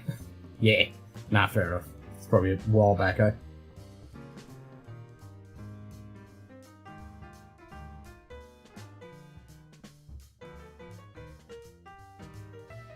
Regis started as a luggage company in 1909. Louis and Goyard was the best luggage to have. Many LV streamer trunks went down with the Titanic. Oh yeah, fuck yeah, there was a shitload on the Titanic. I mean, they've recovered some of those trunks and some of those bags and stuff, and found some really cool stuff. There's some really good documentaries. But I'd been able to find all this history about somebody that they didn't know anything about, and it wasn't even on the ship. It was meant to be, with their luggage was there, but they didn't know what happened to them, and yeah, some pretty cool shit. Stories from the Deep, the Titanic. There was a little series that came out on Discovery, I think it was, just recently. On Foxtel here. I was on Discovery, Yeah, very cool. I watched a couple of those. Very interesting. Those old standard trunks are really cool, actually, but very obsolete. Yeah, that is so cool. Yeah, back in the day, that would be awesome. But yeah, not these days. I just see all those tacky as well, how bags and wallets that people have from LV, the brand, just what I see is trash. Yeah, it doesn't appeal to me. I mean, I appreciate it for what it was back in the day, but these days, nah. Nah. Nah.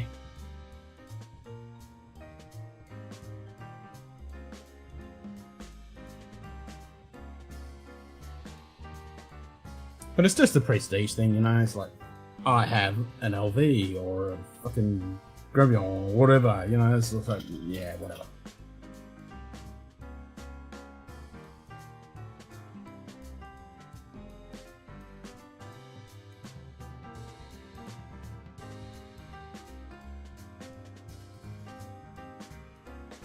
I mean, I appreciate it from the history and stuff. Streamer trunks are the steel shipping containers of yesteryear. Today they auction off for $10 if you can get them, and it was used as a coffee towel. Yep. Yep. Yes, it all looks at me stuff. I hate logos and stamped all over my items. Yeah, that design just irks me. And like we were saying before, give me old style stuff that is handcrafted. Like, you can see the craftsmanship. You can see pure fucking skill. That's what I want to see in something like that. I want to see skill. I want to see craftsmanship. I want to know that someone spent fucking half their lifetime learning this art, and it's not anybody could make it, and it takes a shitload of fucking time to craft this thing. And when you look at it and you can appreciate the workmanship and the craftsmanship and the experience that goes into make that thing, that's what I appreciate. Not some fucking thing that's mass produced with some flashy logo all over it. A sharp logo isn't bad here and then, but just covering the thing with a logo. Yeah, exactly. You don't mind it, a nice place, little logo on there that looks really nice and snazzy and really pops, and you go, yeah, you can appreciate that. But not just blasted all over the whole thing. It's just like, it looks like fucking wrapping paper to me. It just looks like wrapping paper. It's like, just want to rip that off and see the actual thing. It's like, yeah, we know it's a fucking LV. I was like, yeah, duh. You don't have to ram it down our throat at 10,000 fucking decibels. And they never used to be like that. That's only a modern fucking thing.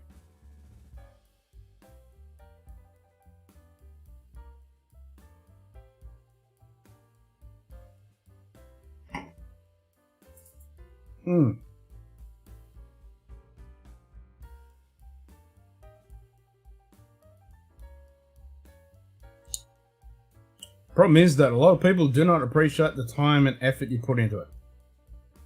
Well, those people are scum. They can fuck off.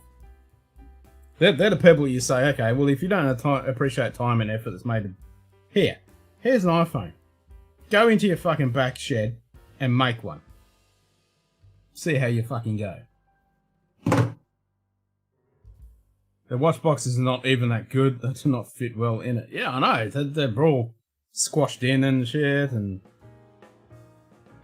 they don't even look that good. My dad used to make grandfather clocks. People always want it for cheap. Yep. Yeah, we just lost a really good mate of mine who was a photographer and a watchmaker from Germany, and he just passed. God rest his soul. Cheers, Wolf. And that guy was an absolute awesome guy.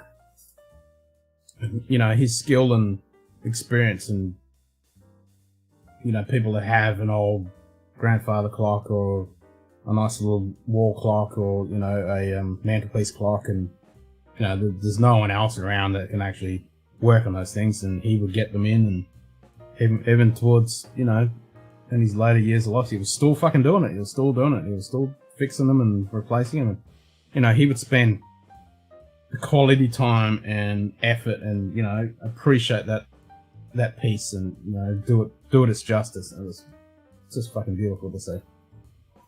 The three things everyone wants: price, quality, service. Pick two. Yeah. That's it. Juggle those fucking balls, you know.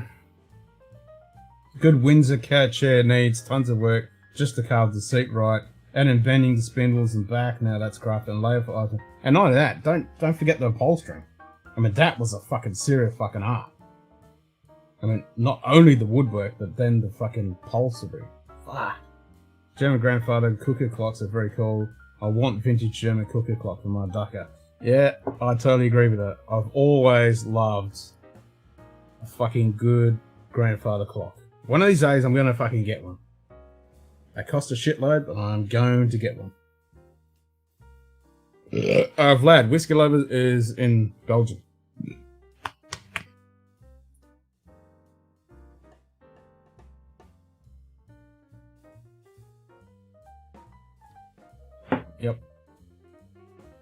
Yep, I want me a fucking, yeah, cooker clock, a really good cooker clock would be awesome, but I want me some grandfather clocks. I fucking love those things.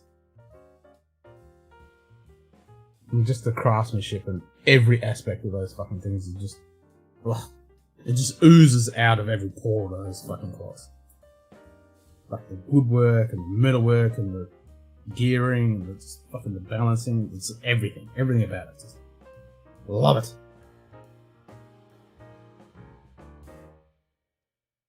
Born in South Africa, but I live in Belgium. That's right, yeah, South Africa. Zuid-Afrikaans. Another go. Me and my brother, 2 Windsors from the early 1700s. I wasn't thinking about upholstery because they didn't have that then. Well, that's true, but yeah, like I was saying in general, you know, some of those old pieces, I mean, the upholstery and that stuff. Amazing. But yes, the original Windsors, yeah.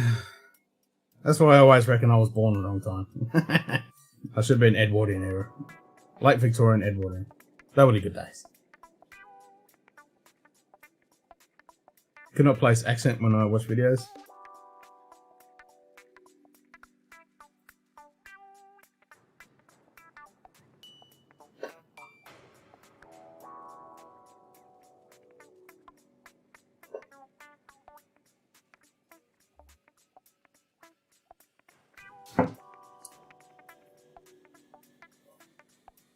Yeah.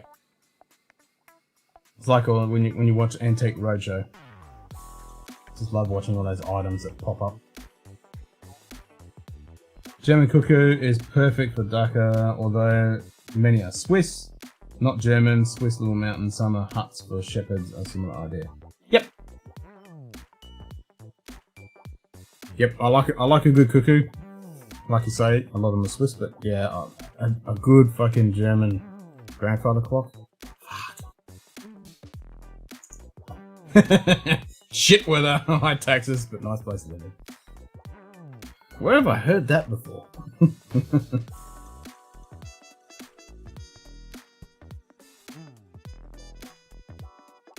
You were watching Antique Roadshow recently.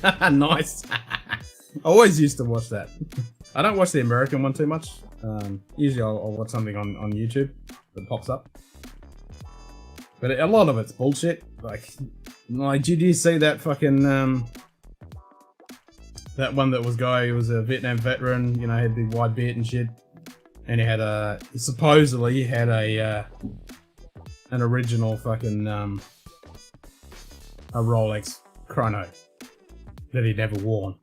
But then, and Paul Thorpe even did a video on it, because, you know, you watch the video and you go, oh, wow, that's amazing, you know, unsigned paperwork, blah, blah, blah, all the original receipts and everything like that, and you think, fuck, That's pretty unique. But then you go back and you look at it and you watch the band and you see the band and the classmen and everything. It's all fucking covered in grime and the fucking the crown's half disappeared and shit. It's like, nah, you fucking worn that for many years.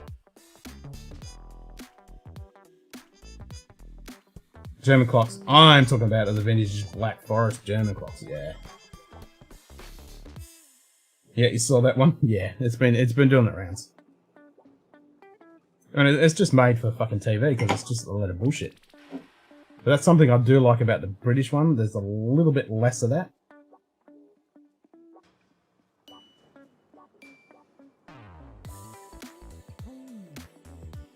And I'm talking the old Antique Roadshow.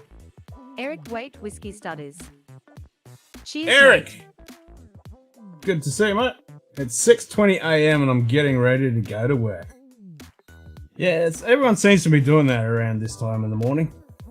I totally get that. Cheers, mate. Have a good day. Don't work too hard. Hopefully it's not too fucking cold.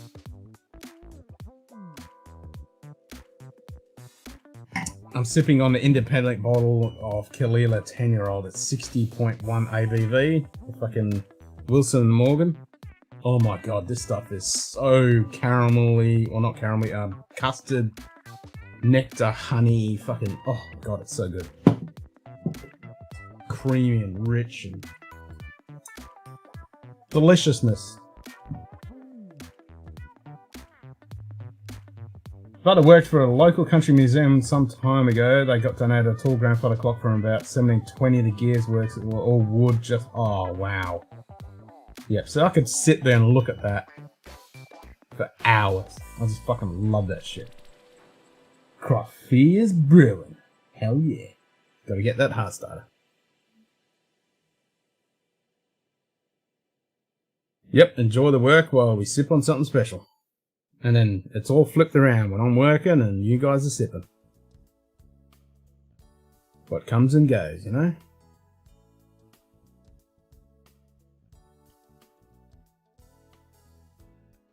God damn, this is good stuff.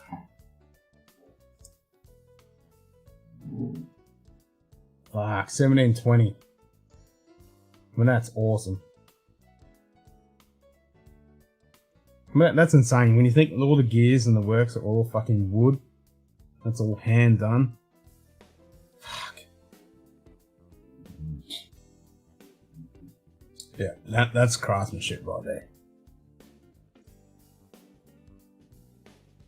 And I can never appreciate really good furniture these days. Like even if you look at the really high-end expensive shit, it just does not have any appeal to me whatsoever because, you know, there's no skill in it. It's all mass-produced, fucking just stamped together with fucking nails and wood and glue and just, there's no skill. I mean, back in the old days, it was all done by hand with dovetails and, you know, tongue and groove joints and just beautiful ornate work. It was all hand-carved. There was no fucking glue. There was no nails and shit. It was all done, you know. And it stands the fucking test of time. These days, you look at something, it just fucking falls apart. Swells up with moisture and it's just crap. Kalila is the NGP of Scotland, commonly used by other producers and blends, and the best bottlings independent. Damn fucking straight, brother. Damn fucking straight. It's 10:30. Computer time. Computer time. Accessing. You are very correct, Vlad. It is 22:25. I've been pretty impressed with this watch. This thing is... When I first set it, I think in the second day, it was about 3 seconds behind. And it's still about 3 seconds. And it's just perfectly sitting. Like, this thing is pretty fucking good. It's not going to last like that, but at the moment, that's sitting pretty damn good. 30 minutes to get to pop a beer. Sweet! Society is complacent with IKEA throwaway furniture these days. Yeah, it's fucking garbage. 7:30. Okay, so you're 3 hours behind. Awesome. I'll lock that into your brain bank. 3 hours. Nice.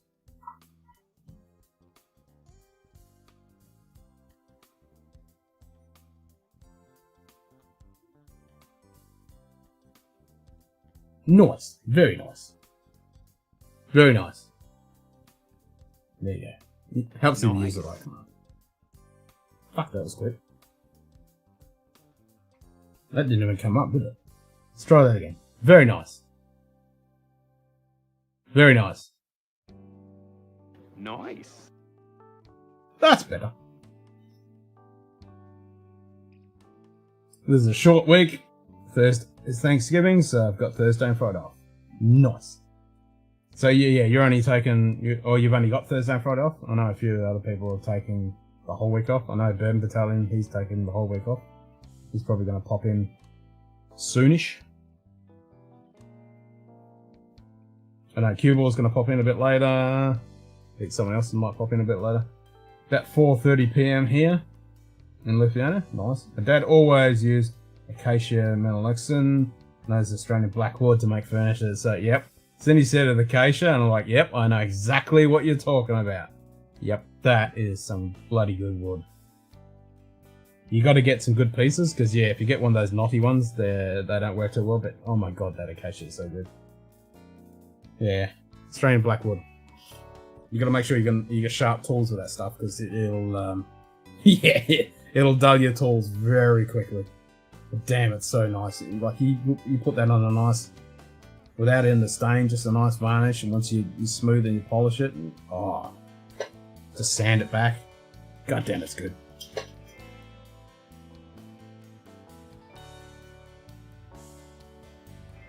I'll check out that wood. I'm familiar with African blackwood. Yeah, yeah, that acacia, that Aussie blackwood is damn good stuff.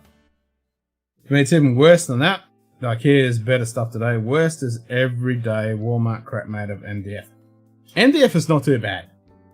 It's heavy. You don't want to get any moisture in it. But MDF, like, if you get the good MDF, there's shit MDF, and then there's really good MDF. But that MDF is pretty good for in some situations. It's actually a decent wood. But fucking chipboard, that's evil shit. That's the bane of fucking furniture these days. Fucking shitty plywood and shitty chipboard. That's the worst crap.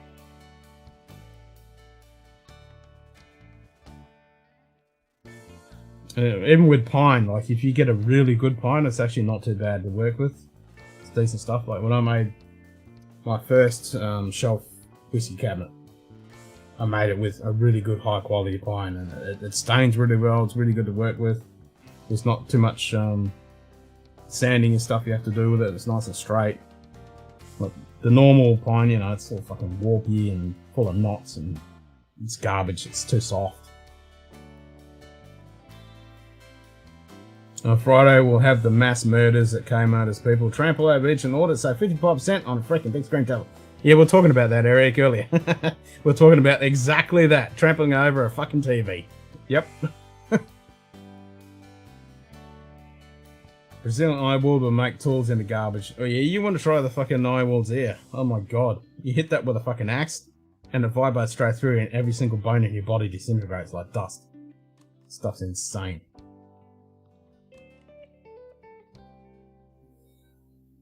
Well, blackwood from Africa is listed as cited protected wood. My city apartment came furnished, and I was moving it out because I did not like it, and all of it nearly fell apart with it. Yeah, exactly. That's the problem. Like, you get that stuff in, and you put it there, and you got to move it, and just all that chipboard and plywood just falls apart and disintegrates. The best wood is morning wood. That's what it is. Loads of smoking going on, as well as African rosewood. Yeah, African rosewood, yep. Acacia equivalent here on using hickory. It's all twisted and will hurt your tools. Yeah. Yeah, acacia will mess your shit up. Good old morning wood. Now, good fucking oak and birch. I mean, there's so many different good woods. And goddamn, it smells so good. And, you know, when you're working with good wood.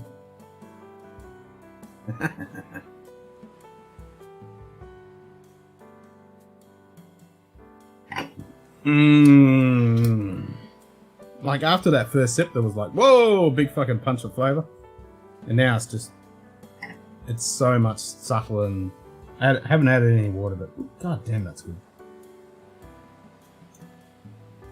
A vintage duck call made of African blackwood, and the tone on is better than any wooden call I have. Ah, I can imagine. Once that little bit of patina on that wood, you know, the oils get soaked into it, gets that dark, rich. Oh, it's fucking. If you get good MDF, might as well just make it out of epoxy with the tiny bits of chips in. No, the good MDF, like if you watch Adam Savage, like on Tested, he gets the good stuff, and it's decent. Like, he doesn't use it too often, but for certain applications, it's actually decent. It's structurally, it's nice and strong. So if you know, it's good for bases and stuff like that. But it's the good one. The same with the plywood. Like, he actually gets the good plywoods. But still, yeah, MDF plywood, chipboard, blah.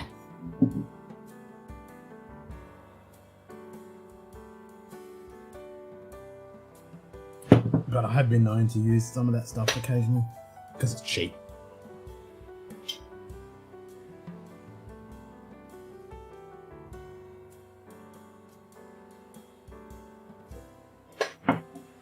But you're not wrong. You might as well just pour a fucking tray of epoxy and just add some fucking sawdust.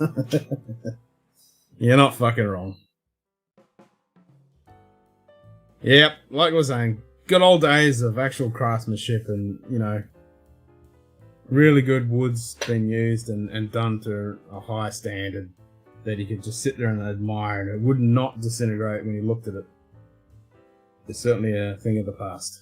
I mean, there's a few artisans out there, but you pay through the fucking ear for it. But which is understandable, you know, it's a dying art, it takes a lot of time to learn. I actually watched a documentary ages ago where these young lads were actually learning the craft the proper way, and it was like, that's some serious respect. I've been wanting a door for my Dakar made of it, I think teak, yep. When I go back to Africa and go to Zanzibar. Hopefully while there, I may be wrong on wood they use. Teakers are good. Yeah. Oh, excuse me. I mean, I'm just going to have to drink some Lagavulin and just invoke, you know, Nick Offerman, you know, all those woodworking skills. He'll tell us the wood to you. Especially if you're making making a canoe or furniture.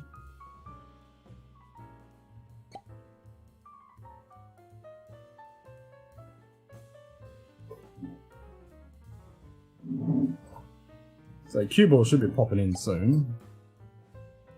I think a couple other people are going to pop in. It is Monday night. Monday night is usually a pretty quiet night. I mean, it's pretty hard for you guys in the States because it's Monday morning, you know. Posted a link to Facebook and Twitter. Cheers, Eric. Appreciate that.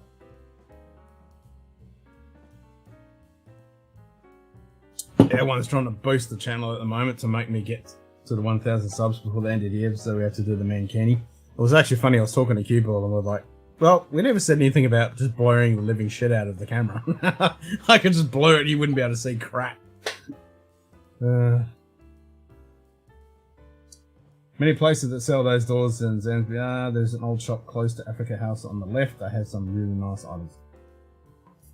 That's the thing, like, you need to shop around. You need to go to these old, dusty, fucking second-hand shops and stuff like that. And the amount of stuff you can pick up. Really old tools and good pieces of furniture and, you know, doors and stuff. I love those places. That's so good to find.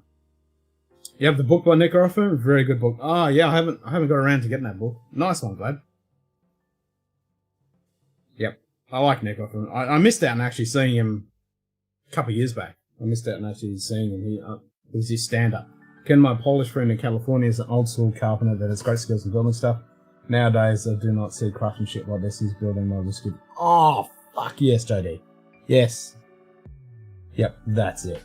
That's the crap. And of course, with all this talk about classic craftsmanship, you've got to also remember the vast majority of people couldn't afford any of this. Pottery was massive, etc. True, but even saying that, even the shit that you couldn't fucking afford, or, you know, that people could afford, was made well. It was made, you know, to a lot better standard than what we have now. It's all about money, and, you know, circulation and break it and buy a new one kind of deal. But shit would last, you know, the old saying, it's not made to last anymore. Ain't made like they used to. There's a lot of that. But yes, all the stuff that we appreciate is usually the upper echelon.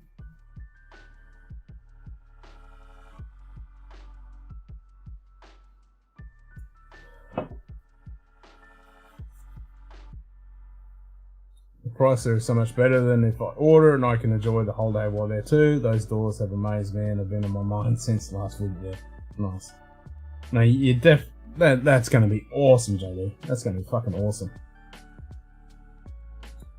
They didn't have indoor plumbing or refrigerators. Nope. No aircon. No fucking Wi-Fi. None of that shit. No electricity.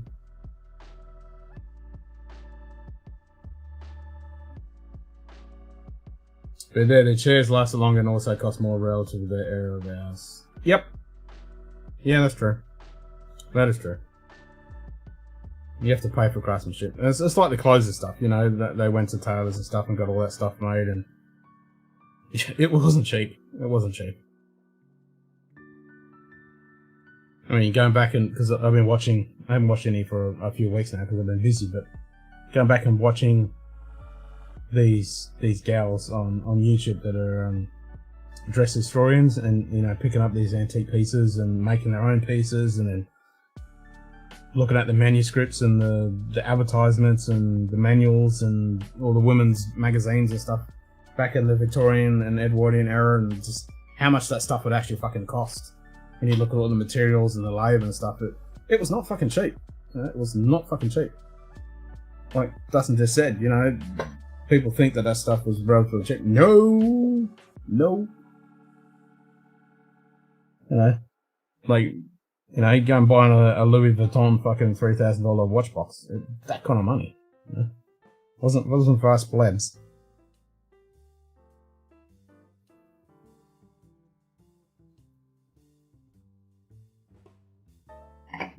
Awesome craftsmanship though. As my family back then, with this old furniture was made, we could not afford it.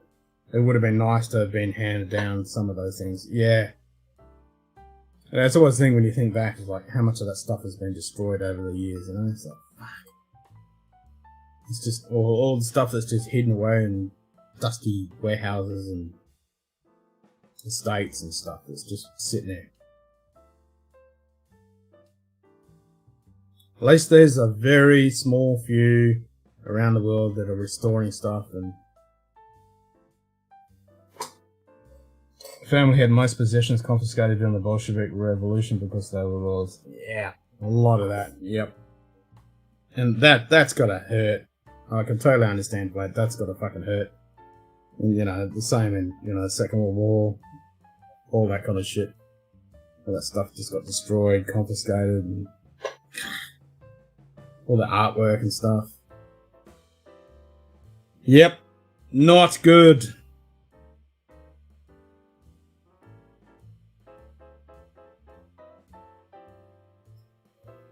It's amazing how many old things are still around. My mum nearly killed me when I threw out some of the furniture that was real wood. Yeah, I don't blame her. I don't blame her. Actually, I saw something that was pretty cool today. I watched, I don't know whether you guys watch Corridor Crew. The Corridor guys that do all the VFX and stuff. They do react videos with special effects and VFX artists and martial arts stunt directors and all that. But they did a really cool thing. It was in an old silver mine, I think it was. That this guy from, what was it, 18 something or other. Anyway, but he lives. It's an old fucking ghost town, and he lives there by himself. And he's pretty much just the whole thing is his. So he's able to go down all the mines and all this cool stuff. So they went there and they digitized a whole bunch of the stuff. So they digitized the whole site, and they went down to one of the mine shafts and went all the way through it for like 500 fucking, I don't know, stupid amount, and they digitized it all, and it's all on the internet now, and you can look at it, and you can look at all these artifacts and stuff. just using, you know, an iPhone with a LiDAR and stuff like that. And you can digitize all this. Fucking cool, man. Fucking cool as. So he's got these YouTube channel where he does all this stuff, but now he's able to do it in 3D. And they've even set it up. The guys that were actually helping digitize all this stuff, they've actually put it on a website, and it's like a virtual meeting area. So it can up to 50 or 100 people or something like that. So you can virtually walk around. Now it's all been digitized. And look at this stuff. It's fucking amazing. All I have that handed to me is a butcher block table. Of my favorite things in my home. Nice. Yep. It was broken and I wasn't going to get it repaired, so out it went, but she was mad. Does Australia have a holiday equivalent to American Thanksgiving? Canadian Thanksgiving is in October. Yeah, so I just had Canadian Thanksgiving. American Thanksgiving, I think our equivalent would be Australia Day, which is a little bit controversial now with our Aboriginals and all that stuff, because like Thanksgiving, you know, you think with the Native Americans, it's a little bit controversial, but it's the same here with our Australia Day on January the 25th. So our Australia Day is the Native peoples here, the Aboriginals call it Invasion Day, because that's when, you know, European man came and invaded Australia and took over. So, yeah. So pretty much Australia Day, January 25th is our equivalent of Thanksgiving. Lockman Arts and Antiques in Zanzibar will find what you need. Nice. Can I send pictures of my customized restaurant of a polished house or handcrafted? Oh ho ho. That sounds amazing. I just love that stuff. Like you look at the old state houses and stuff, and you just look at the craftsmanship. Oh, look at that.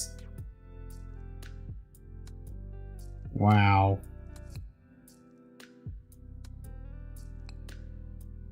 Yep.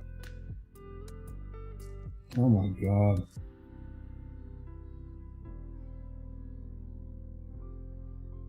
Yep. Yes. I know you guys can't see it, but I'm just looking at like handcrafted fucking. I mean, look at that shit. Look at this shit. Look at that. You just can't get anything like that these days. And if it is, it's fake. You know?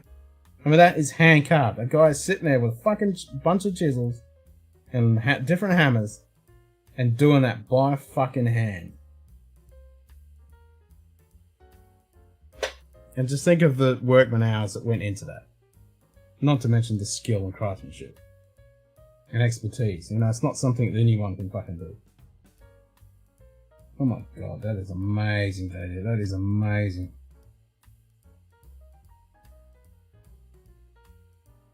Just sitting back there with a good fucking whiskey or whatever beverage. That'd be amazing.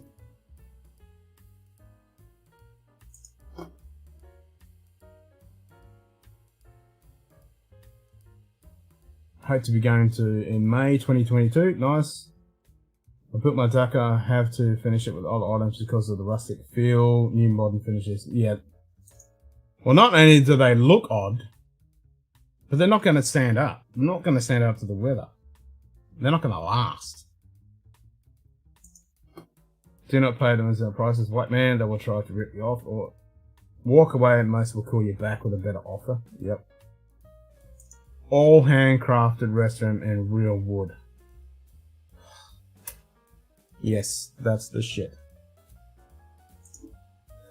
That is the shit.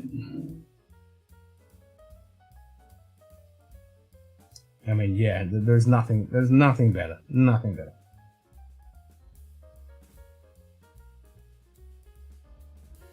And that's something like why the Titanic just appeals to me so much. I mean, just the craftsmanship and the shit that went into that. Unbelievable. Antique, skillfully crafted woodwork is fine, but today we have iPhones and electric butt plugs. So there. Yeah, well, I did say before, it's like, yeah, you know, this is pretty amazing tech, but yeah. When this breaks, What are you going to have Aaron left? Hardiman. Cheers, mate. G'day, Aaron. Good to see you, mate. Cheers. Yeah, we got a fancy electric butt plugs. Butt plugs with Wi-Fi and shit too. You know, someone can control that from the other side of the world. Oh, god damn it. Learn some Swahili is always welcomed. Yeah. Titanic craft. It sank on its foot. Wow, yeah. Faha. Ha ha. Fine, we'll talk about the Olympic then. She had all the same craftsmanship and she didn't fucking sink. She was all reliable. Alright, let's, since we're in peat lands, we'll go old Belantron.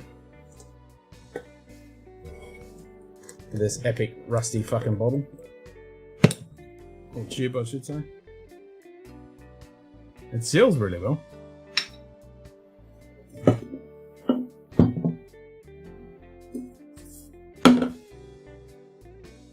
Old Belantron.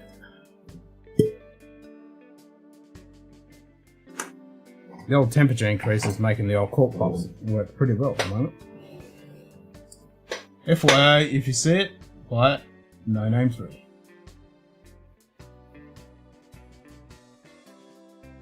What's this?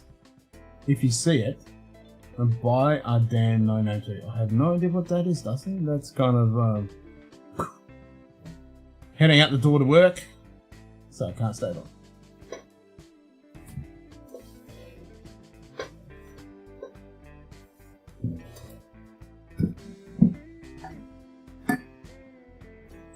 Whole house is designed to be a Victorian Italian design. Ooh.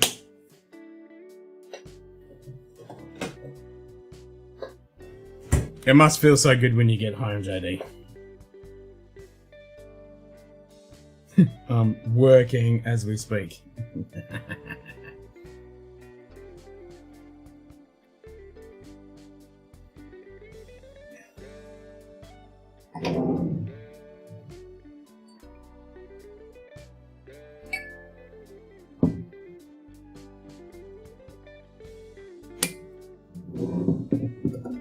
A lot more maltiness on this little sucker. I don't mind.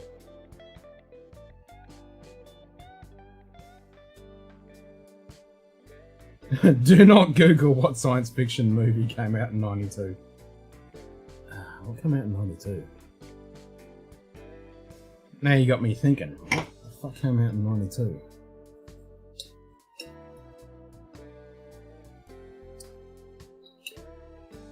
'92. I'm hopeless with fucking dates, so I'm not gonna remember that shit.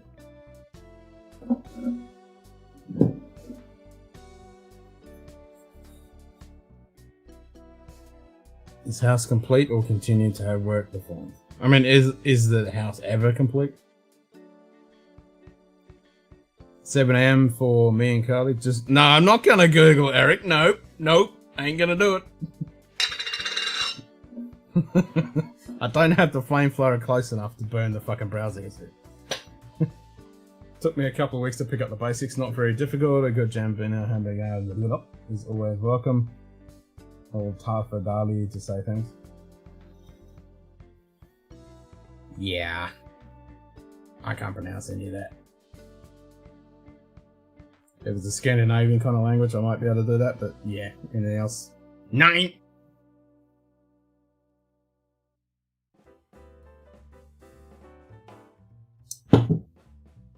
Ich kann verstehen Bahnhof.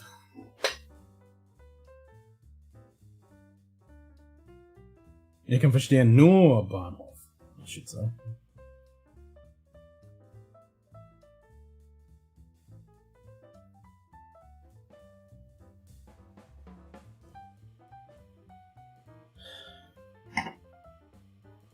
Well, that was perfect.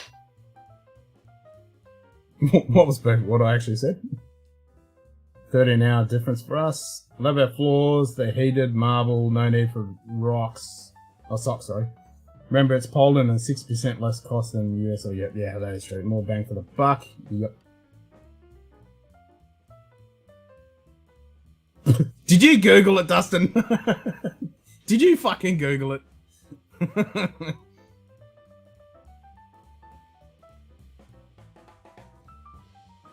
Afrikaans? Yeah.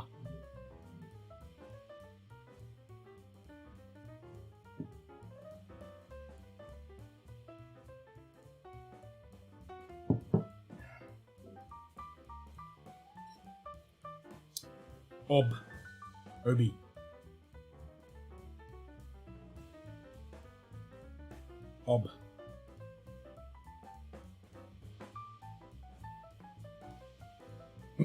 Abusive bitch.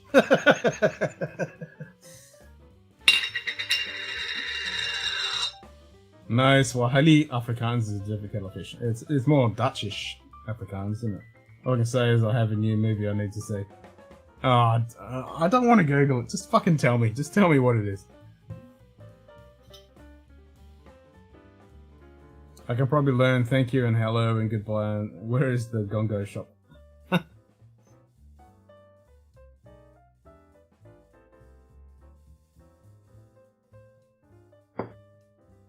Alright, I might have to try this fucking committee release after this bloody old bone trend, I think. We're stepping back, but I'll have to try it again. Disappointing bottle, though. Most white South Africans are now living in Australia and New Zealand. Yep, we got plenty of expats from Suid-Afrikaans. Oh, there's Sugar Kitty stepping up with a bit of... I'm not even gonna pronounce... I'm not even gonna try. Not even gonna fucking try. And I went into depth on morning wood.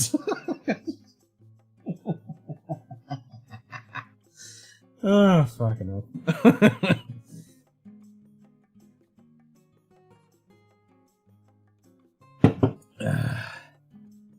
I'm leaving that alone.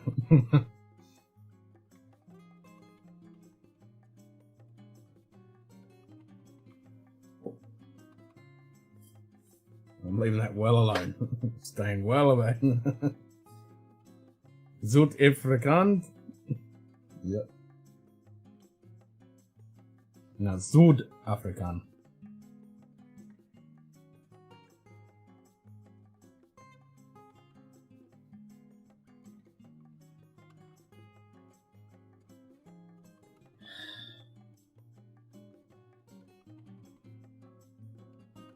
It's Sud. Sud is German for south.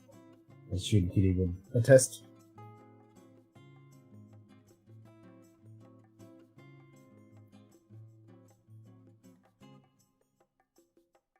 I'm completely lost now. PM on Discord? Oh, Jesus. Am I gonna regret this?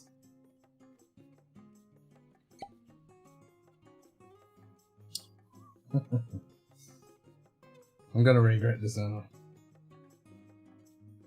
I? Fucking Jesus Christ. Are you serious? That's what came out in 92.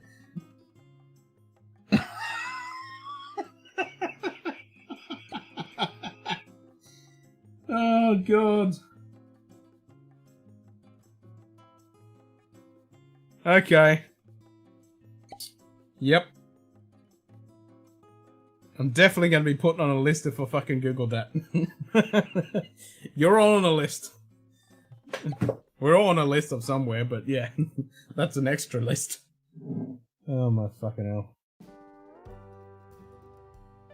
That was the first link. Jesus Christ.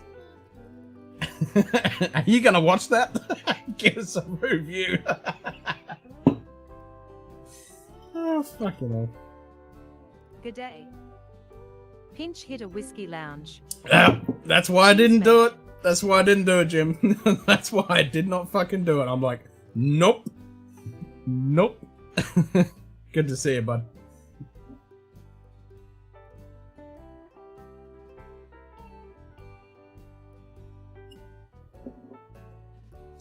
Yeah, I didn't do it, and I'm glad I didn't.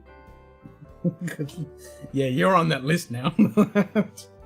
I'm probably on the list because I opened the fucking Discord chat, but anyway. There we go. We're all on the fucking list. I'll get some popcorn and go into town. Do it. As soon as you finish watching it, do a review on it. Do it in a full suit and tie and everything. Fucking classic.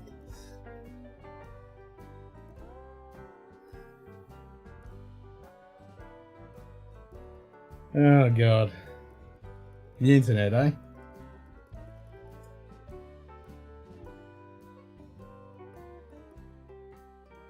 G'day.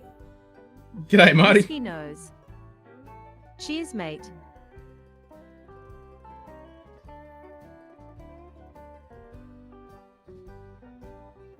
Hmm.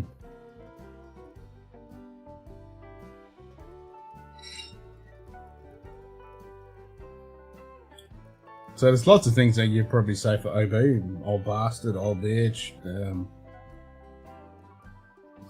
oral bestiality. I mean, there's millions of fucking things you can come up with. Type it in now, chat, what you can come up with OB. I do love that multi fucking Dunnage warehouse note that you come with this bit of hay and dried grass, you know, all that kind of little bit of, it's like burnt ends, a little bit of burnt ends, but not the smoky note on burnt ends, just the meaty dark, almost like oil. Yeah, it's nice.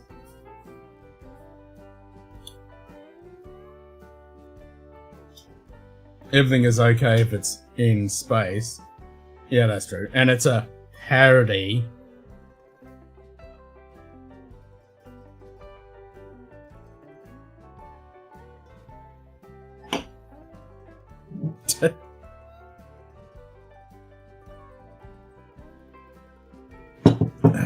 Yeah, incognito VPN mode ain't gonna fucking save you from that.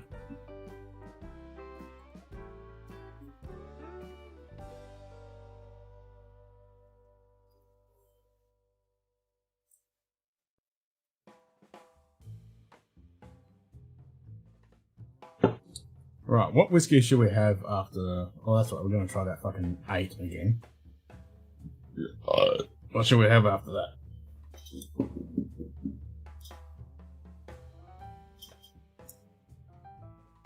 Could I switch it up and go with a cask strength fucking sherry finish? Maybe Glenfarclas 105 or something like that? Actually, something I haven't had for a while is the old... Abalua Brunner. Could try those.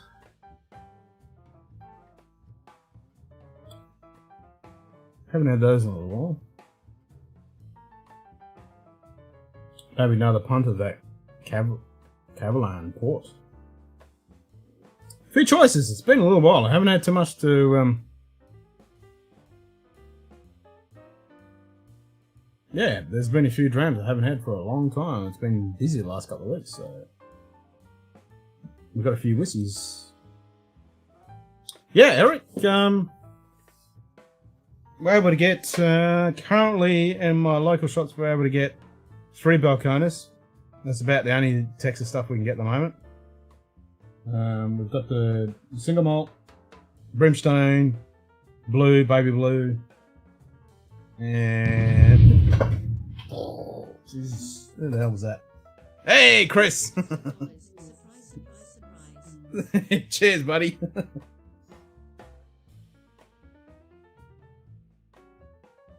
Yep, you got me.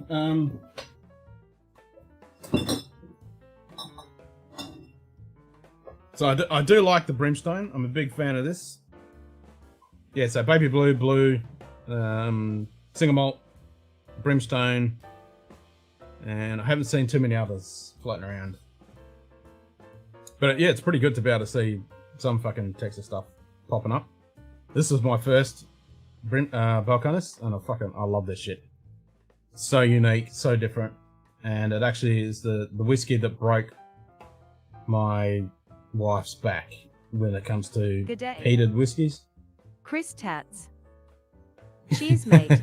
On night shift, and just thought I would give you a scare. Well, you did it. You got me. Yeah. So she would never touch a peated whiskey ever. Wouldn't want a bar of it. And I gave her, well, actually one night she poured me a blind and she poured Talisker 10. And she licked the side of the bottle when she poured it. I did the blind, picked it as Talisker 10, and then she went, yeah, I didn't mind that. And I was like, okay, have a test. G'day, Cooler Running, good to see you, buddy. How fucking cold is it in Northern Ireland right now? And then, so, yeah, she had some after I poured some.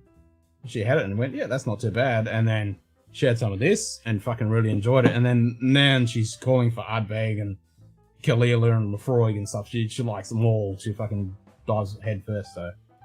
Whereas before, she had this, she wouldn't touch it. Because, yeah, after the Talisker, I gave some of this, and she went, oh, I actually fucking like that. And that was it. That was the switch. So, I've got a lot of respect for the Brimstone, because it was the switch which is kind of a good thing and a bad thing, because it's good that we can explore those together, but it's a bad thing because she wants to drink all my petty whiskey. I missed you guzzling the beer. Yeah, you did. You did. That is true. We used to just get Balcones, Garrison Brothers, and Iron Root. Yeah, I haven't seen any Iron Republic now, but Melon Green Bourbons and Treaty Oak Distilling are now available in California. Nice. I mean, I think we'll see a little bit of it trickle through, but I don't think we're going to get too much of stuff. Obviously, a lot of the bourbon stuff here is, like Chris can attest to, it's very fucking hard to get. But we do get a few things that pop up here and there. And this has only been a recent addition, which is good because yeah, I actually fucking like the stuff. I need to grab another bottle actually.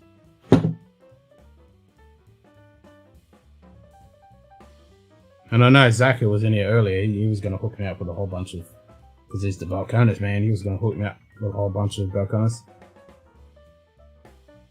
And out of space, can't cure Santa Claus, conquers the Martians. Fucking Santa Claus.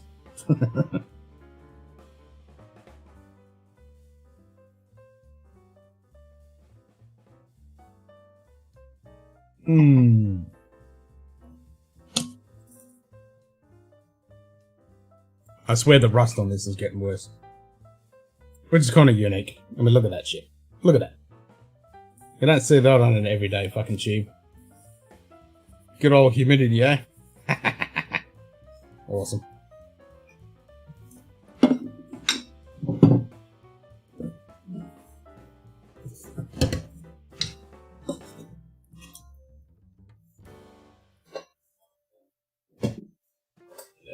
What was that?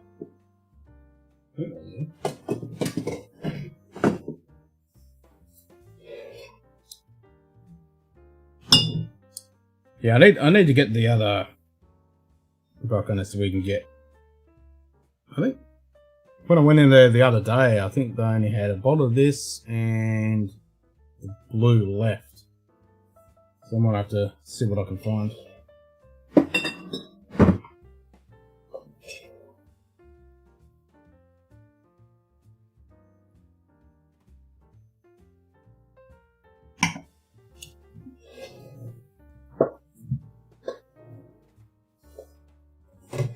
Actually, I think I asked you earlier, Eric, you haven't had that Brimstone yet, have you?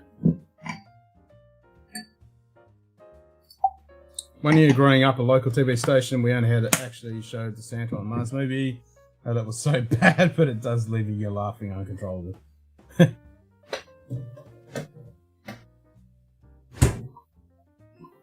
Okay, beer time. Nice, JD. What beer you popping?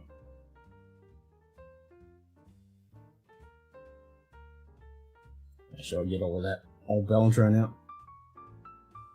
It's interesting, like certain whiskies, after you add the water, when you got a little bit of down the bottom and you add the water, you can still smell it, but others just, like, that's neutral, I've got nothing.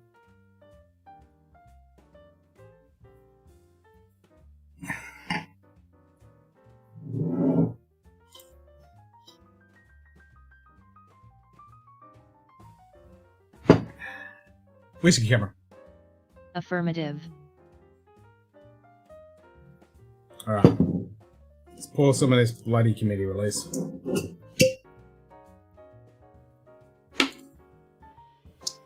See what we get.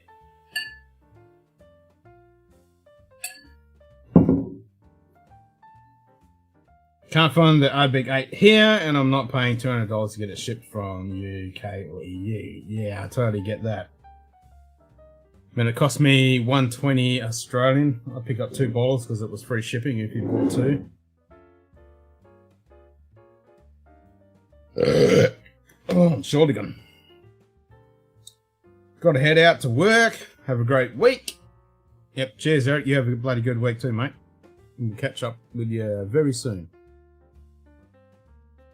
If I don't see you beforehand, have a bloody good Thanksgiving and some days off. Cheers, mate. I know you've been working your ass off.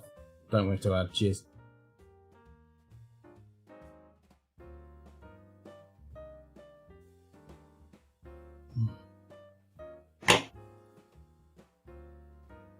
What disappoints me the most about this, when you first put it in the palate, it comes up with this lovely bit of flavour, and you're like, oh, that's interesting. And it's like Kori or Oogie. You get this lovely bit of rich flavour, and you think, oh, okay, here we go. And then it just disappears and flattens right out, and it goes real thin. Which it shouldn't do, because it's fucking 50-something. Yeah, it's 50.8. But then, when you swallow it, you're like, okay, well, where the fuck is it? And then this finish slowly builds up and comes off after you know, you swallow it, it comes up, and then it's there, and you're like, okay, this is pretty good. And that just slowly falls off. But the approach and the mid palate, it's just so fucking lacking and thin. It's just, I don't know. It's kind of annoying. But I am only at this point, so disregard all comments I say until it's at least halfway down.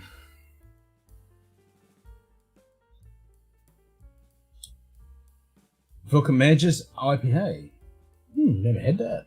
Nice. Morning all. How are we all? It's been a while since I've been online doing some things going on. Well, it's been a while since I've actually been streaming, Chris. It's, yeah, and with all things going on your side of the fence and my side of the fence, it's been a little bit difficult. I've missed out on so many streams and stuff, and yeah. Hope it's all going good with you guys. Yes, it's common here in the Kosovo, but my friends bring me to Poland for about 55 cents. Nice. I've seen the Bushmills caused by 2021 Australian release on an auction site, and it's already over 300 quid so far. Fuck. Are you talking about the Banyuls house? Damn. Yeah, that stuff going through the roof. Like that first one they bought out for the Australian, that was like $2,500 on secondary after it was all gone. Fuck. 300 quid already. Fucking hell. It's like $500. Jesus. Should have bought 4 or 5, eh? Fucking flip them in 5 years.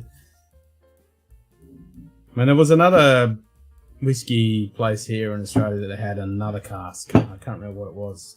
I should have picked one up. I was looking at it the other day, actually.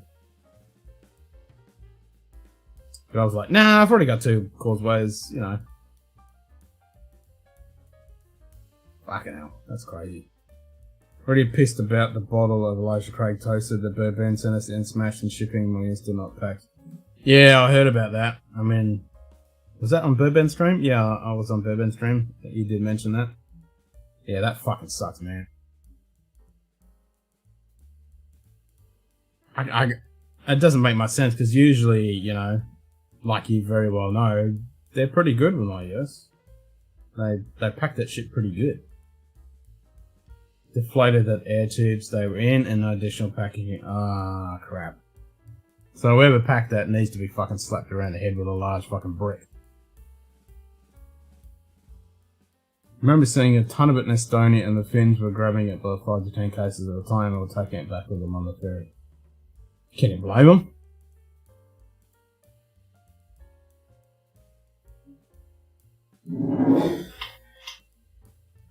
That's not good, Chris. Not good.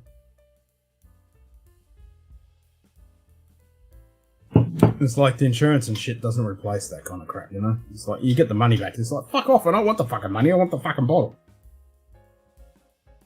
It's one thing if a shipper mistreats it, it's not packing it at the other end is just horrible. Yeah, exactly. And there's no excuse, because they open it up with broken bottle, more likely in my opinion. Yeah.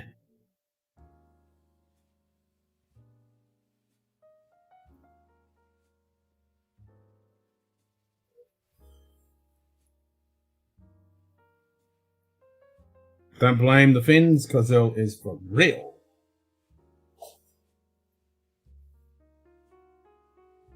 Two bottles and 2 shipments. Not good. Not good.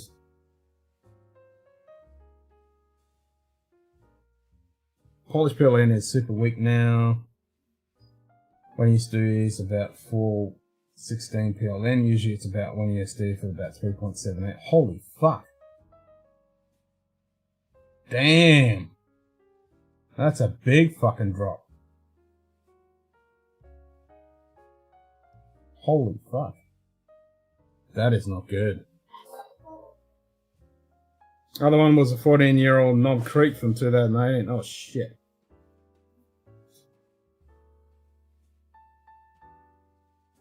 Starting to get ready for groceries around, but lurking in and out. No worries, Street Kitty. Hopefully you can find the shit you're after. Nice and easily. Get in and out. Find some good German beers. Get some good Wurst. Well, actually, you need to go to the other place for that.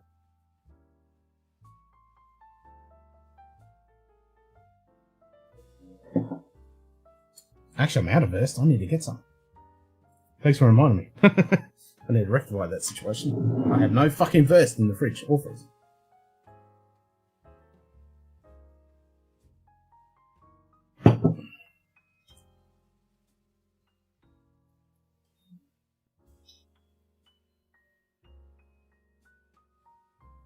Man, this is 50.8. Why is it so fucking piss weak?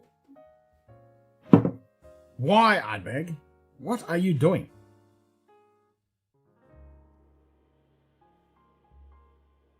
Almost as bad as the Great Britain pounds and the Australian dollar and fucking everything else.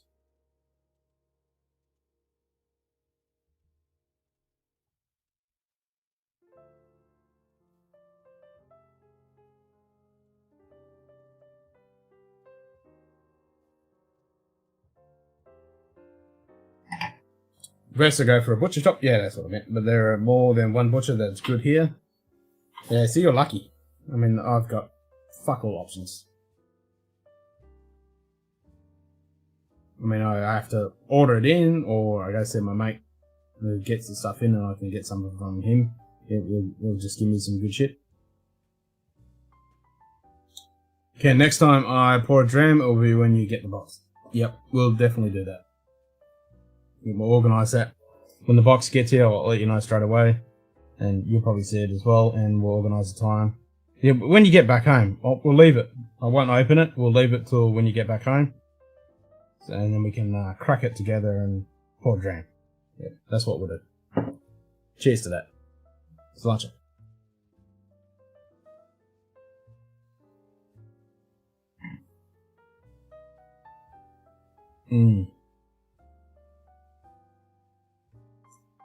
It still fucking disappears in the mid palette, but it's good on the approach, but then it just fucking falls away. God damn it. What are you doing out there? I like it since Scotch is cheap and polar now and buy all kinds of rare Glen Scotch. Hell yeah. Glen Scotch. Alright, that's what we're going after this. We'll do the smoky first. We'll do the thing. Cause that's smoky. G'day. Edward Fulmer. G'day, Ed. Good to Cheers, see you, mate. bud.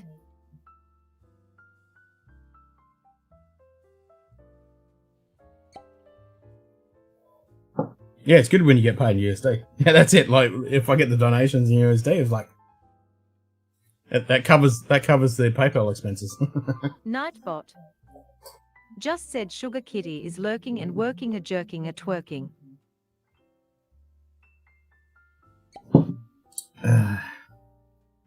I believe the box should be there this weekend. I'm only hoping. Yeah, I did see that. I did check it earlier today, but it's like, yeah, we'll see. We'll see.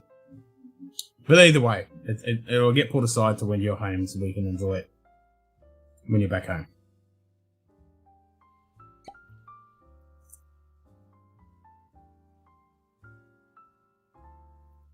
I shall be a patient little boy. I shall wait.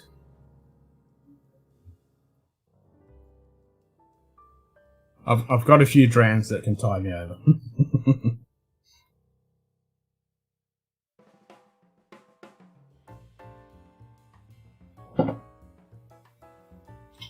Yeah, so I've got 4 months and I got to be out of this house.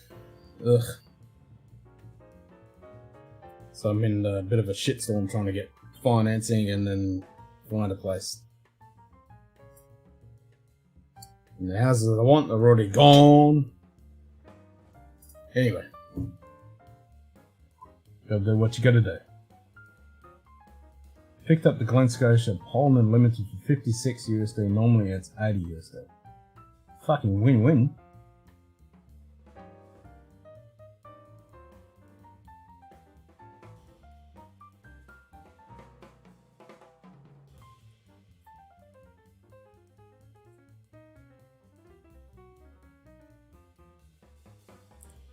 So I did adjust my strap on this today. Made it a bit tighter now that it's softened up a little bit. It's not too bad, not too bad.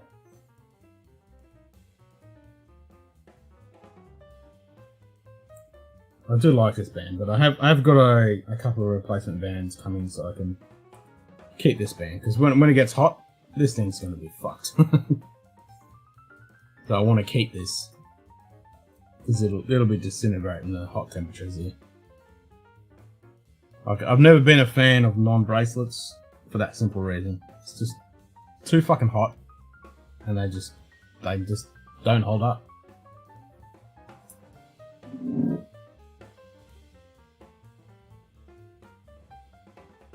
But this watch is something you just can't put a fucking bracelet on. You know, it's a fleeter.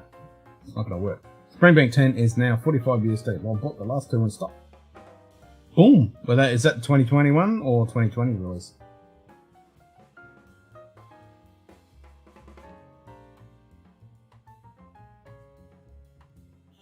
I'm kind of mixed feelings on that 2021. I actually prefer the peaty, smoky Campbelltown Funk on the 15 more than the 2021 10. But that 10's still fucking good. It's really, really tasty, but I think that older 15, I think that's a 2017 volume, I think 2019. Oh, well, actually that might be right. Because I think that was my first 10 I've ever tried was the 2019. And that I enjoyed. I only had a sample, but that I enjoyed.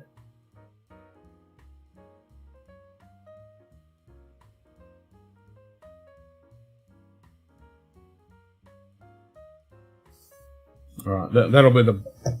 We'll have some of that after this. Now I want to go back and try it. Spin it a little bit.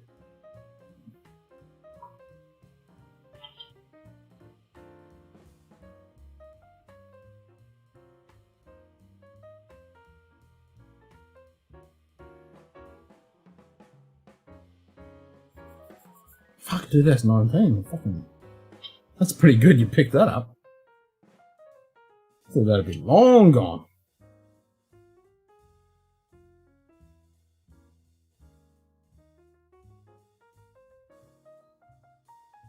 I totally would have done the same thing. 45 bucks USD, I'd be like, yep, you're definitely fucking coming home. You got any more in the back? Because I want them.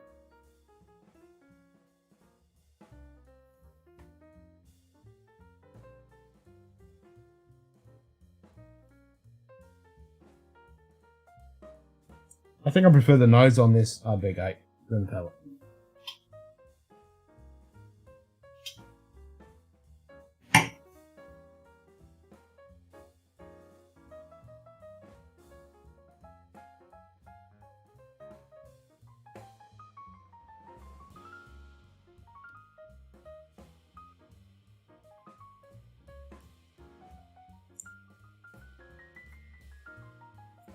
Even if you leave it on the palette for a bit and try and get the full flavour profile out of it, it just comes across as hot.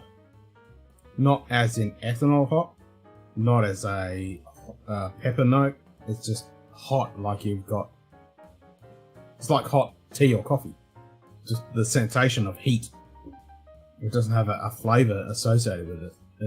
It's the same thing, it's that middle section. As soon as you put it in your mouth, it's like flavour rich, very short and sweet, drops off, there's nothing all the way through, and it's not till you swallow it, then you slowly builds up and then it drops off. It's yeah, it's kind of boring. I think that was my first initial response to it. It was just very lackluster, and you know, and I think when I first popped this, or even the second time when we had some, and I had the Ugadal straight after it, was like completely fucking different. It was rich and complex all the way through, the whole nose, palate, finish, you know, everything was fucking delicious. Ken trying to locate the rest of the Scotch Festival to you. Time will tell. Oh, good luck, good luck.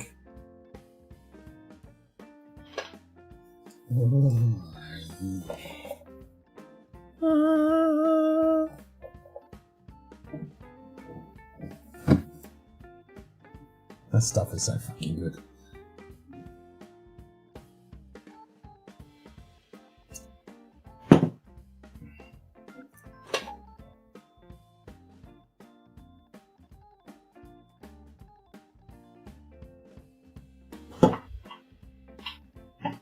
Yep. Don't know what you're doing, RB, but that's kind of shit. And the same with fucking Glenmorangie. That's kind of fucking shit. Not worth the bother. Stick with the 10 on both of those occasions.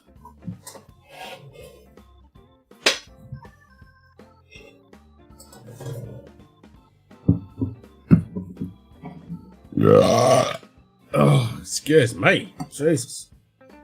I come from the depths of fucking hell.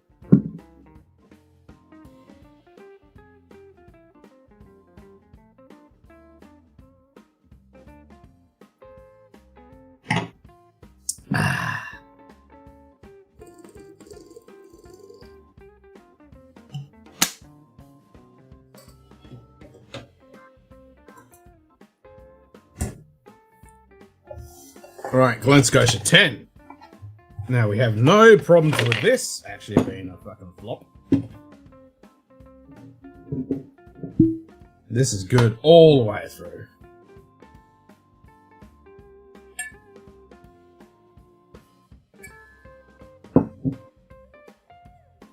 Lemon custard fucking smoked in the fire.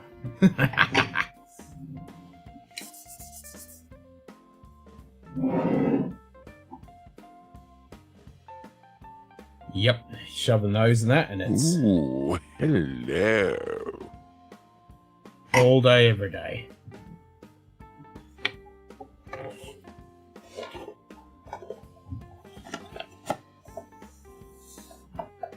This only, what is it, 46? Yeah, there we go, 46. So my memory doesn't work too bad for certain things.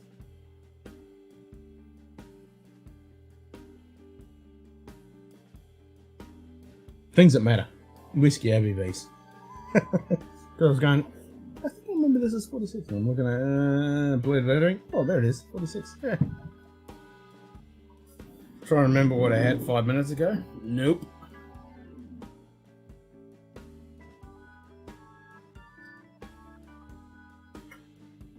Alright, no more beer. That's always the mistake. I have too many fucking beers and too many whiskeys mixed with it, and I get too obliterated, whereas I can drink for 12-15 hours straight with whiskey and I don't get obliterated at all. Outback just 80% bad, 20% good, only in my opinion. They're becoming like Highland Park, just releasing too many. That's what I've been saying for 6 months, almost a year now.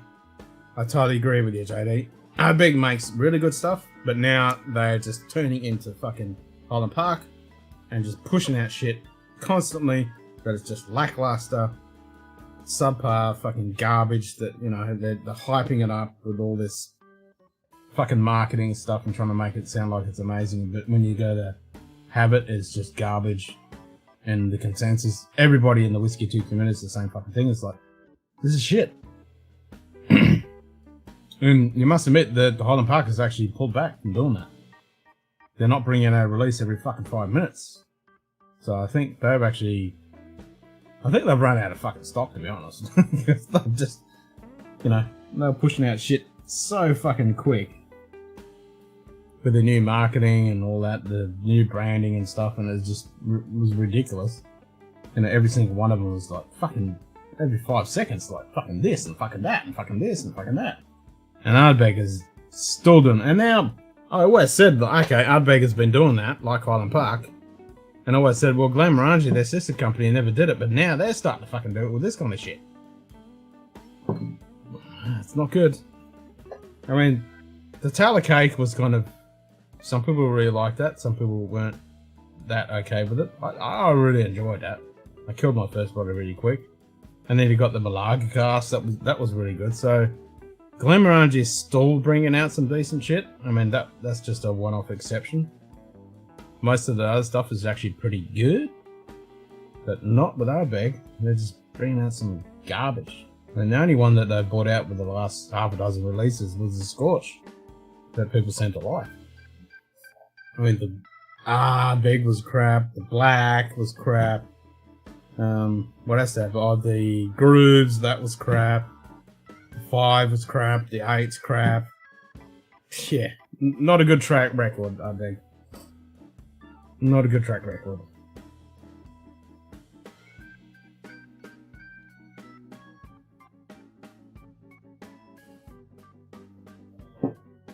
They need to look at somewhere like this. These guys, you know, their shit that they're bringing out. It ain't crap.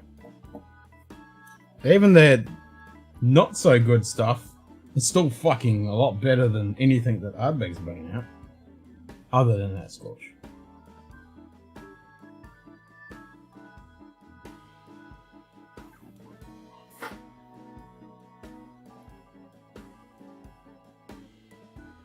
I mean, just goddamn, just on the nose. Come on, Glen Scotia.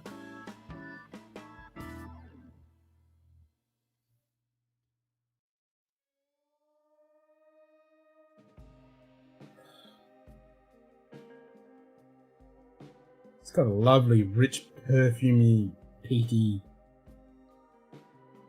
smoky sweetness, orchard, fucking. Little bit of tobacco, leather, spice, light, sweet, fruity.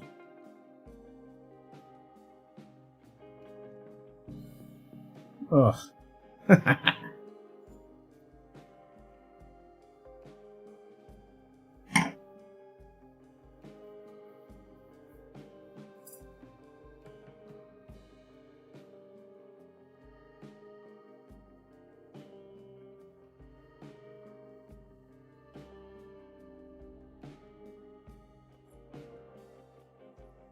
Yeah, there you go. Complete opposite of that Ardbeg, you know. The nose is rich and complex all the way through. As soon as you put it on the palate, there's a burst of flavour. As you're swirling it around, there's more burst of flavour, and it changes and twists and turns, and you know, you swallow a little bit of it, and another burst of flavour, and it's still on the palate, and you're swirling it around, and it's everywhere you look at it, it's all Mike Stall. Popping up with different Cheers, flavours, mate. burst like fireworks the whole way through. G'day, Mike. Good to see you, bud. Yep, I have to agree with you, JD. It's really annoying when you buy these fucking releases of something like Ardbeg that's producing really good stuff, and you get 1 out of every 6, and it's like, what the hell am I doing? I'm spending all this fucking money. And you've got these shitty bottles that are just sitting collecting dust. It's like, what the hell? 700? Yep. We got the 700. I did catch the end of that when Ben did push the channel. We were up to 703, but yeah, we're over the 700 now. We don't want to get to the 1,000.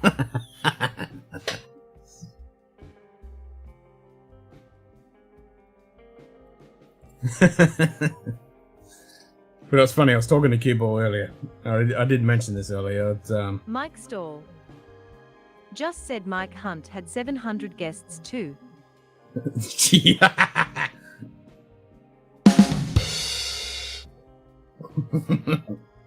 That's a well-used and well-known piece of equipment. What was I saying? Oh yeah.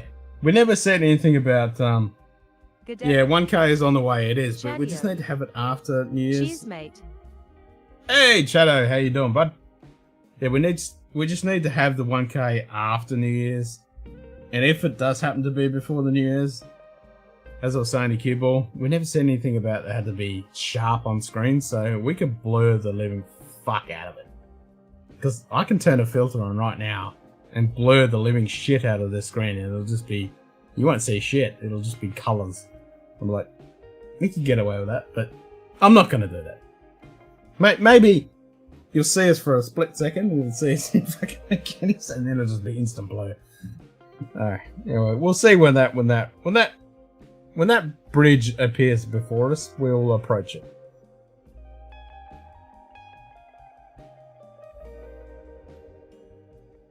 Ugh.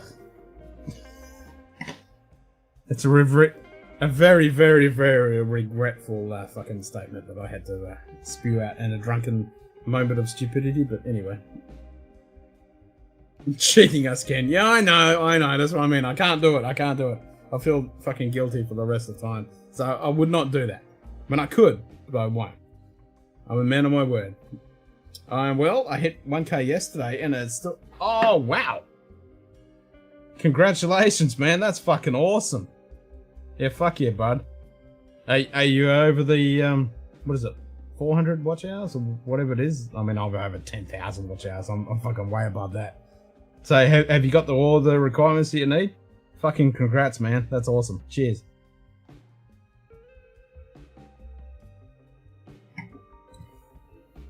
No cheating, gets fucking autocorrect. I'm not gonna cheat you.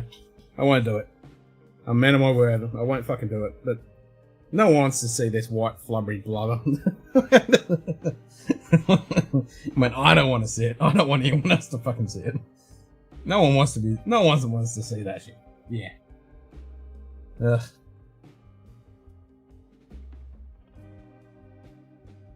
But I did say to Keyboard today, it would be pretty cool because our second year birthday is on February. It would be cool to have the 1K subs on our birthday. That would be pretty fucking cool. That would be epic. Hit all the requirements and should be monetized fully by Friday. Oh, fuck yeah, you got the watch hours and everything. Oh, sweet. That's awesome, man. Yep. Congrats, brother.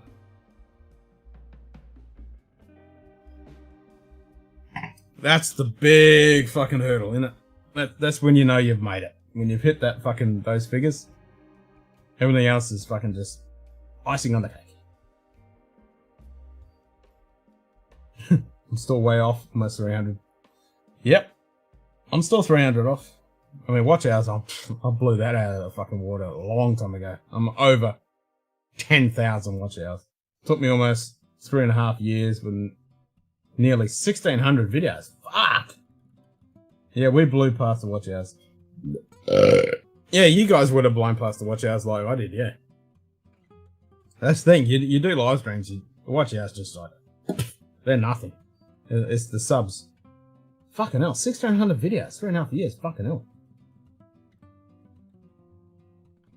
Yeah, man, that's well fucking overdue. Dang.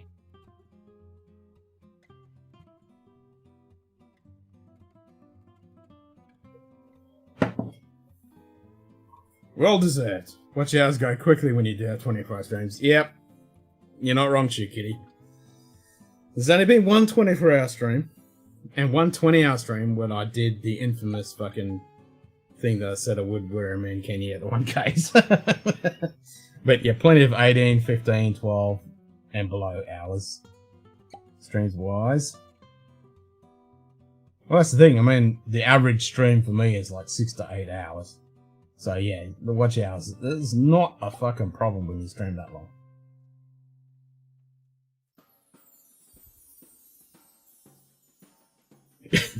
I mean, for normal mortals, when they stream for like 2 hours, I think. Really? Is that it? Oh, I'm not going to get out of bed for that. That's what I kind of feel like, but no. Normal people have normal lives, you know? Like, it's a hard work to actually get 2 hours to be able to fucking stream. You know, they're worn out by the end of it. Me, I go for fucking 10 hours, and I'm like, yeah, I only just started. Unless I have to work. Man Kenny, the lost episode. Yep, that is the lost episode. Very happy with it. Only starting my channel at the end of February. Yeah, you're fucking done pretty well, Whisky Love Society. You're fucking done well, bud.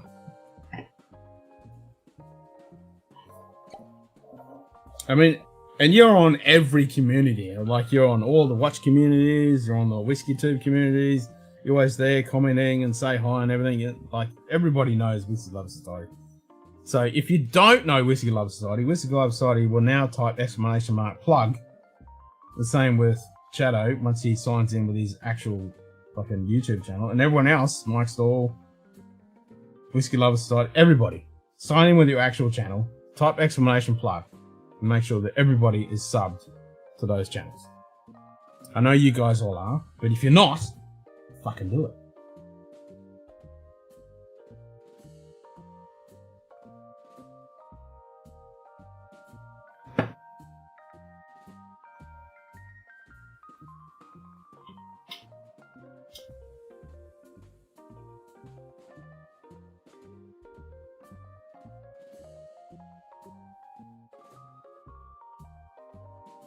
Channels that are low on watch hours just need cat bots. Cat bots work really well. How much do those cat bots cost? If Ken cheats us, I will not send him any more Glen Scotia. No, I won't do it. I will never do it. Cheers, Shadow. Yeah, don't work too hard, bud. Cheers, mate.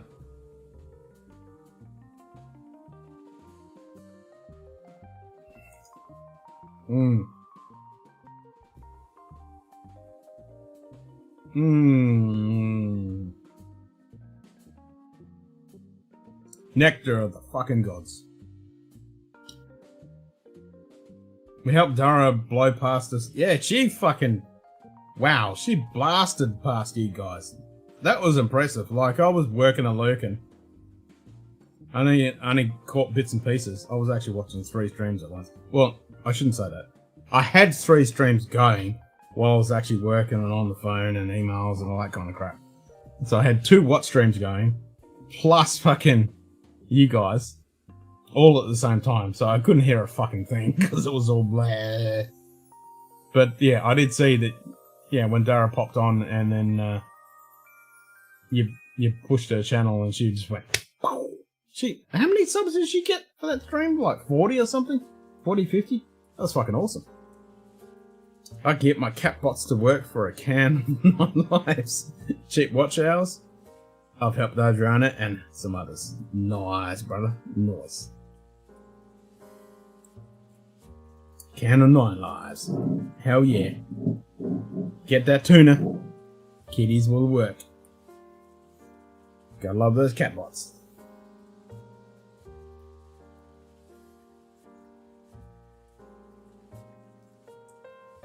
And that was cool, Mike, that what you did, because I didn't even know about her channel. Like, as soon as she popped up and the link came up, I was like, boom, bang, sub. Yeah. I mean, I love the blue background, obviously. Blue background. Her blue background looks fucking heaps better than mine.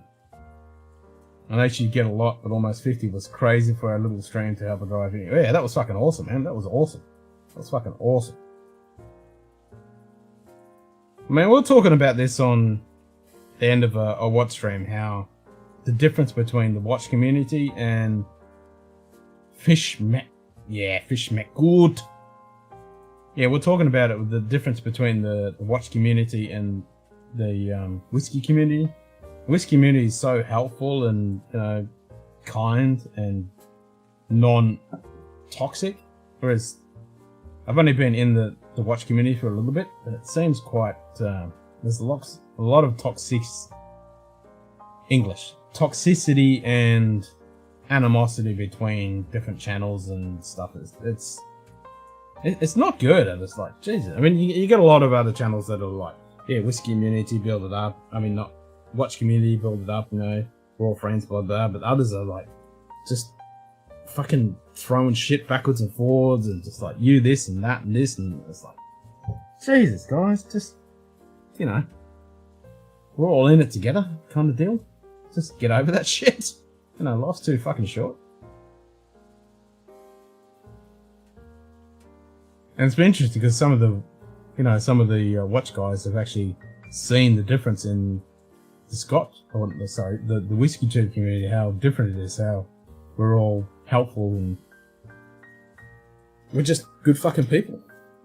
And I think that it's because we're lubricated. That definitely helps. Whereas a lot of the watch guys, they're not lubricated, and they're just, pissed off because they bought a watch and it's a shitty investment, or they've sold something that they didn't want to sell, or there could be a lot of that. I don't know. Anyway, I'm just saying there's a bit of a difference there.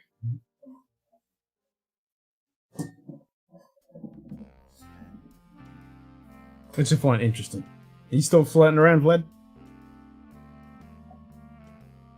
I mean, Vlad could attest to it.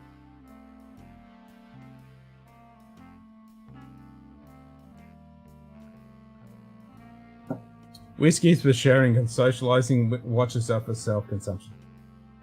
I mean, yes and no. I mean, there is a lot. Don't get me wrong. There is a lot of self-consumption and, fucking look at what I've got kind of bullshit when it comes to watches. I mean, I'm not about that, and there's a lot of people in the watch community that are not about that. It's about appreciating a good piece with, good history and just the piece itself. And that's what I appreciate. But yes, you're right. There's a lot of, you've only got that. You're a lowlife, or, there's a lot of that. And that is the difference. Whiskey is about sharing, and we're all in the same boat, blah blah blah. It's a different crowd. But the watch community is pretty cool when you've got those people that are in the same boat. Buy it and drink it. Share it if you can. No true words to be fucking said. You hit it on the fucking head there, bud. That's it. Buy it, drink it, share it. Exactly. It's a bit hard to do that with a watch.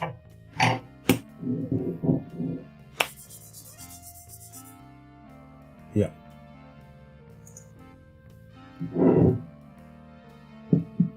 And that's another thing. We don't stand for that kind of abusive, aggressive, toxic kind of shit in the whiskey tube. Whereas the watches, there's a lot of that shit that floats around that just seems to go unabated. Which is sad because, the communities kind of merge into each other as well. You get a lot of guys that appreciate whiskey and watches and vice versa.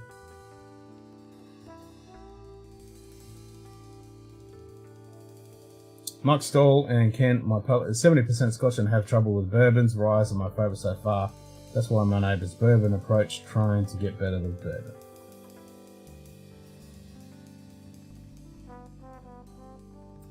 Yep. I'd say my palate is... I mean, I gravitate towards Scotch, but I can drink everything. If it's good, I'll fucking drink it, and I appreciate it.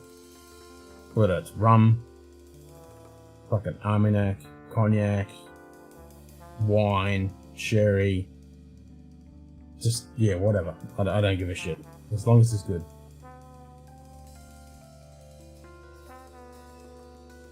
But yes, my wheelhouse is Scotch, for sure. Slap shot. G'day, Cheers, Brian. mate. Time off day for you. Cheers, Whiskey Pals. Cheers, Brian. Good to see you, bud. Time of day would be 11:45. I just looked at my watch. I couldn't be bothered turning my wrist over because I tipped whiskey on myself. Computer time. The bot will tell us. Computer time Accessing. is about 11:45. There you go. 23:45. Look at that. On the dot. Yeah, man, this fucking lager, this keeps really good fucking time.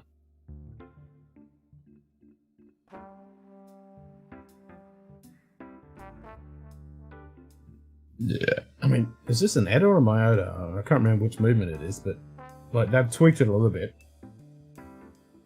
But the old Germans, they've tweaked it fucking really well. It could just be the honeymoon period. It might turn to shit, but it's a lot better than a couple other watches I've fucking got. Alan Wilson started me off with some samples. He did not know me. Saw some of my videos and reached out and sent me whiskey. That's the whiskey community. Awesome people. Yeah, exactly. I mean, JD has been an awesome supporter of the channel. He sent me some fucking amazing fucking whiskeys.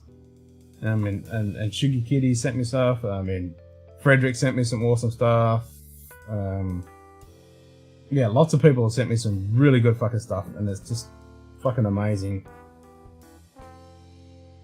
Yep. It's just an awesome fucking community. I must admit. Awesome. I would drink anything that's given, only way to enjoy life with family and friends. Fucking cilantro to that.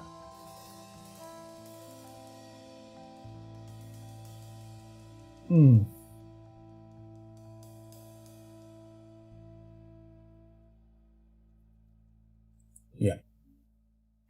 And that is the big difference. That is a big difference. You know, if you're just buying watches and stuff, and especially if you're buying them for investment, there's a lot of people just buy fucking, you know, Rolex. Investment. You know, and if you've got anything else, you're a nobody. And you can't share that. You can't appreciate. Well, you can kind of appreciate it, but it's different. You know, you can't send a sample of a fucking watch. Yeah, it's a different crowd. It's a different crowd.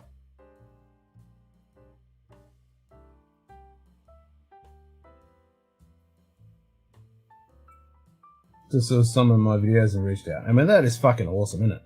Yeah. And you see that time and time again.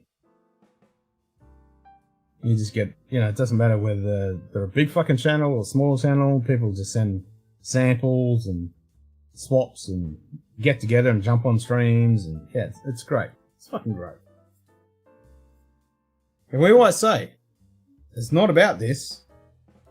It's about the experiences and the connections and the relationships and the community. This is just the liquid that bonds us together. This is the stuff that brings us together. It's all about the experience and stuff, because this is connected to your memories and to your emotions. So every time you drink this stuff, all the experiences you have with this stuff, all the memories you have with this stuff, it's all in that center of your brain. That's what bonds us together. That's fucking brilliant. So cilantro vada, everybody. Many happy returns, and may we drink many a dram in the future. Cheers.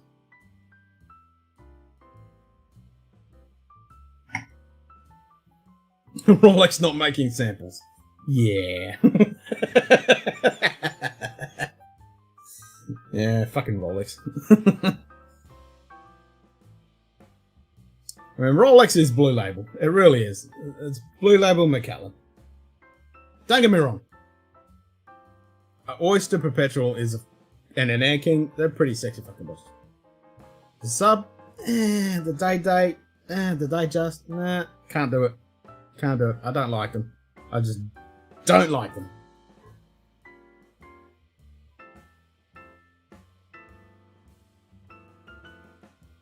Cracked my Aaron 10 during the whiskey friend Alan's stream yesterday. Was a great 10-year-old whiskey. I fucking missed that. I'm spewing I missed that. I have to go back and watch that. Nice. Yeah, fucking Aaron 10. I gotta get me some of that shit.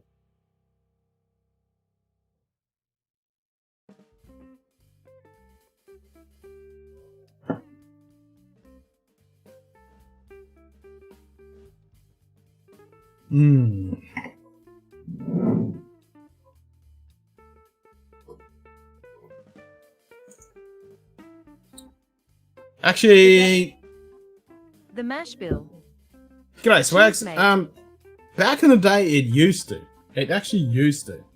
I think that was pretty much like the 50s kind of era. It actually used to mean up you. You'd go like up you. Because I remember my dad actually telling me that. I mean, these days it's completely changed. That's actually a good thing. It's like, yeah, good on you. It's good. It's good. It used to be. It's similar to that and that. the difference. Like, that was the peace sign during the Second World War. And obviously that was up you, like up the fucking whatever, up the French. That actually came back from up the French. Like, I've got my fingers for pulling the fucking arrows back in Agical fucking days. So that's what that was. It was like up you, I still got my fucking fingers. Because if you were an archer and you were caught by the enemy, they chopped your fucking fingers off so you couldn't pull a fucking arrow. And when you were able to pull up both of your fingers and show them, it was like, fuck you, I've still got mine, you bastard. I'm gonna fucking shoot an arrow into your guts. So that was like, up you. And, you know, you even see Churchill a couple of times, he actually did that, but it was meant to be the actual peace sign. And I think that was the same kind of thing. I think it comes back from the Roman thing, blah, blah, blah. Even though that's been disproved by fucking historians, because Hollywood always say that that's down and that's neutral and that was good, but that's all Hollywood bullshit. But that used to mean up your ass kind of deal. But now it's all good. So it used to be, but now it's changed. Like a lot of things. Well, I'll take a Rolex sample. I'm a humble man. Yeah, I'll take a Rolex sample. Give me an Oyster Perpetual. I'll take a Oyster Perpetual. Yeah, I'll have an OP any day. Or an Airkin. At work, I just thought I would check in. Break is over. Have a good one. Cheers, Swags. Good to see you, bud. Cheers, mate. Don't work too hard.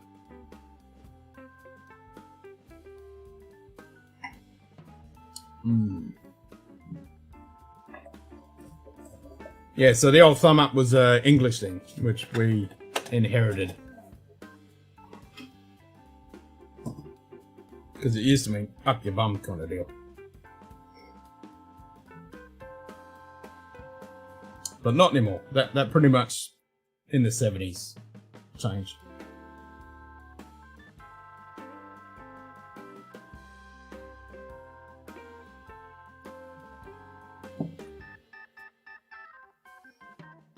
Yeah, it's kind of interesting how shit changed in fucking history.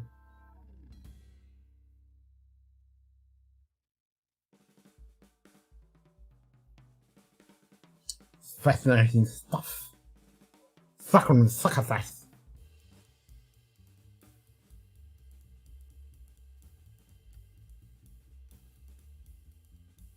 In Germany, just your first finger was a bad one. So if you want to say one, yeah, that's right. Because yeah, that's a big difference. Yeah, you're exactly right, True Kitty. And I think that was in Inglourious Bastards because he said 3 beers instead of 3 beers. That's the difference. Because in Germany, you count 1 with the thumb, not 1 with the index finger. Or the pointy finger, I should say. That's a big fucking difference. Yep. And I think that's how he caught him out, because he said, dry beer bitter. Because he went, dry beer bitter, instead of dry beer bitter. Because they go, 1, 2, 3, not 1, 2, 3. Yep. Only us real nerds know that one.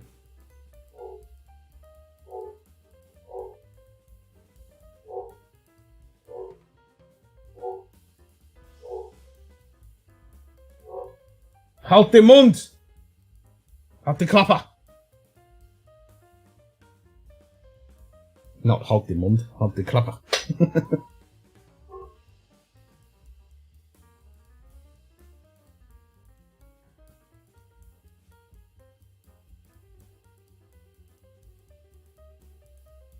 Is it almost midnight? No, we got 4 minutes. So I didn't even talk about this 21 screen bank. Oh, that it's good. But not as good as some of their previous expressions.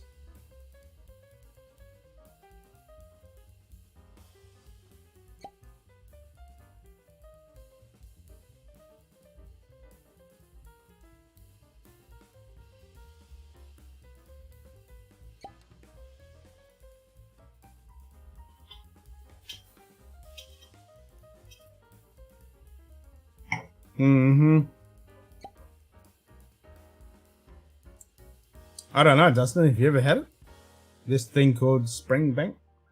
I don't know where it's from or what it is or anything, but supposedly it's meant to be okay, so I don't know, man. Do you know anything about it?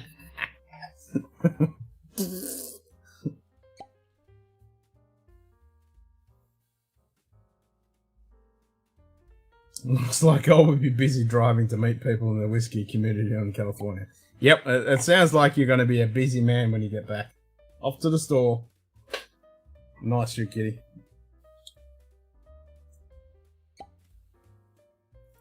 It's pretty good, but I do think I like the 15 better. Probably because it is a 2017 compared to a 2021. I hear they're cheaply made. I hear they don't even have modern tech to manage quality control. Yeah, it's really old and decrepit, and you know, it's got a lot of old style of production. It's very dodgy, you know. I don't know why people buy the stuff. Yeah, it's very random. It's one of those things you don't see very often because it's very low end, you know.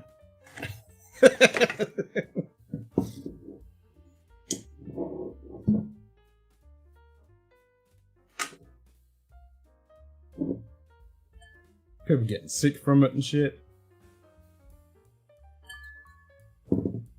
It's highly addictive. I've heard that. It's very addictive.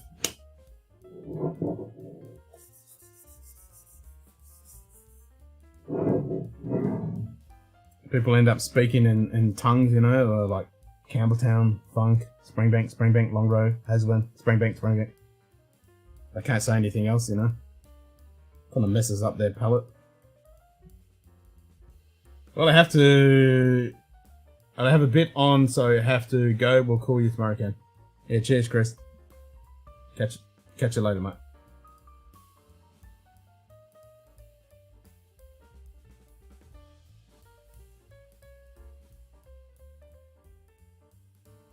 Springbank is bottom shelf. Yeah, that's what I've heard. Yeah, it's pretty bottom end shelf. It's only low end bottom feeders that actually get hold of stuff, you know. It doesn't get to the normal shelf because, you know, it's underground. It's just hooch.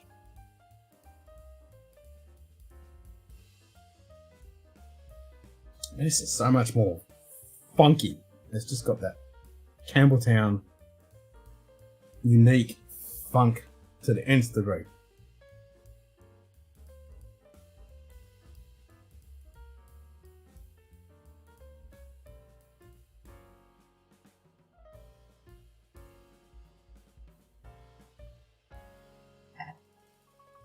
Mm.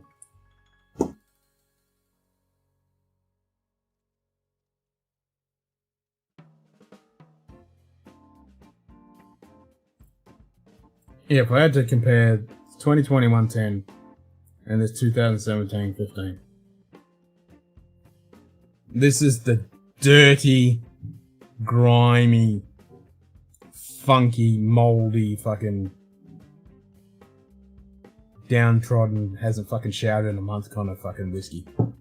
Whereas that 2021 is crisp, fresh, and pristine. This one has a lot more of a richness and flavour and character. It's dirty and crunchy. And there's a lovely little bit of dark chocolate sultana fruit. You know, very reminiscent of a tawny on the finish.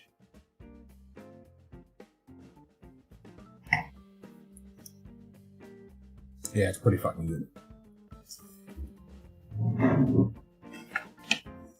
It's a different beast.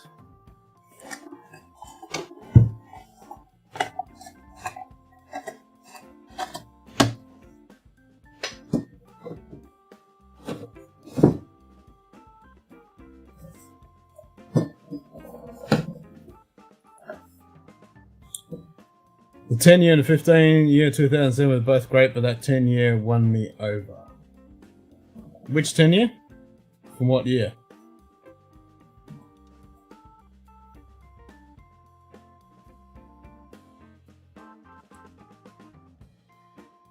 Oh, the 10-year and the 15-year 2017 were both great, but that 10-year won me over. Okay, so I haven't had the 2017 10-year, so that one would be a different beast because I've only had the 2019 10 and the 2021 10.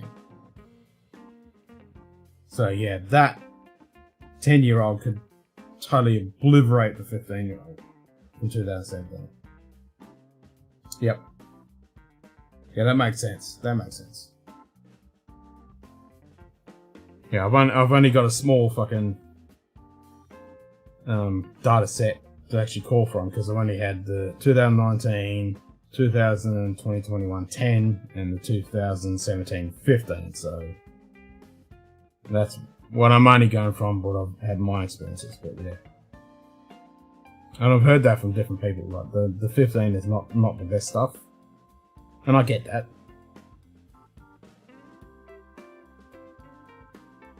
But the 2017 15? Or was that 2019? You know, I'm confusing myself. Anyway, the 15 for my palate is a little bit more richer.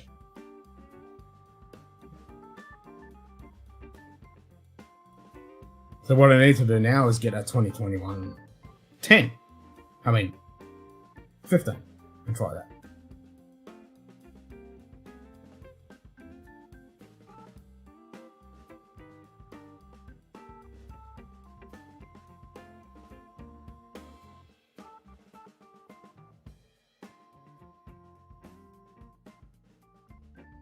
Oh yeah. That's so fucking good.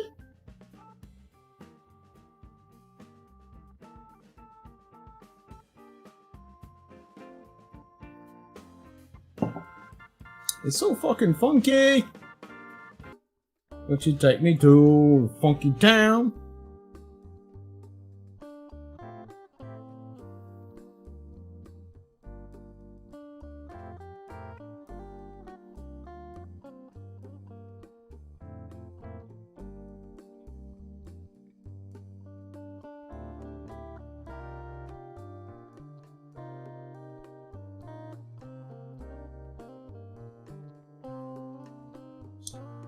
Yep, that's a good one.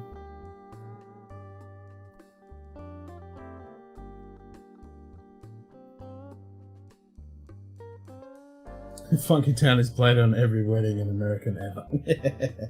Where did that come out? Because I think I distinctly remember my mate fucking introducing me to that song.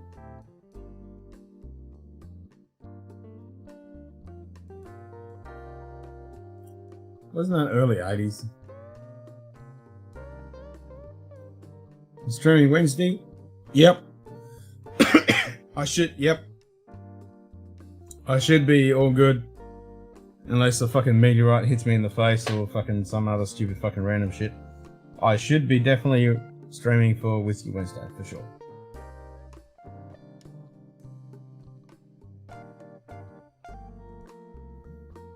I mean, that's always my regular stream, is always do Whiskey Wednesday, and everything else is like, I try to do Mondays for Lego. I was actually thinking about finishing the Lego off tonight, but I'm like, no, I just want to hang out and have a few drams.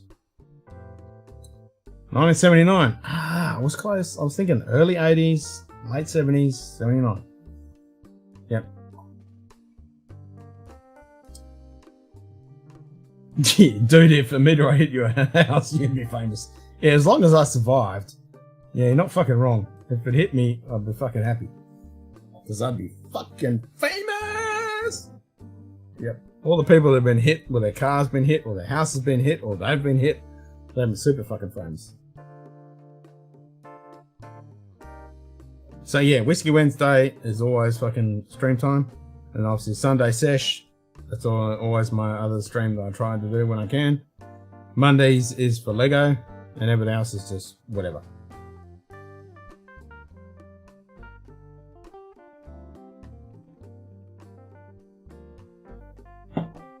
So I still don't know what the hell has is happening with the Titanic fucking being shipped, because it's still saying I've ordered it. fucking Jesus Christ, heart attack. Tom the Turkey tipped $25. Happy Thanksgiving, biatch. Happy Thanksgiving. Cheers. Fucking heart attack material. Oh, now just hit the fucking piston on my chair. There we go. Put that back up. What was I saying? I completely thrown off my thought. Good day. Lord. Ah! The fucking schlongo. Gobble gobble, motherfucking effer. Cheers, brother. Alright, let's see if I can come back. Where the fuck was I? What was I talking about? Oh, yeah, that's right, the Titanic. So yeah, I still saying it's fucking, I've ordered it. The money still hasn't come out, which is pissing me off. It's like, just take the fucking money out and ship it to me when it's meant to be fucking shipped. If you go onto the Lego website, it says it's meant to be back orders only, shipping from January the 12th. When I ordered it, it was said it was to be shipped from December the 8th. So I don't know what the fuck's going on. All I want to know is fucking, I want my fucking money to be taken out, and I want my fucking Titanic to be on its way to my fucking house. That's all I want. Slanchava. Cheers, Shlong.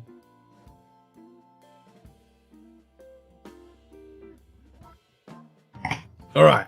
Now I fucking had the fucking heart attack, endorphins rushing through my body. I need to take a fucking bio break, so I'll be back in a very quick 20 seconds. Unlike Mr. Simon Delvecchio, who takes fucking 40 minutes, I only take 20 odd seconds. Back in a second.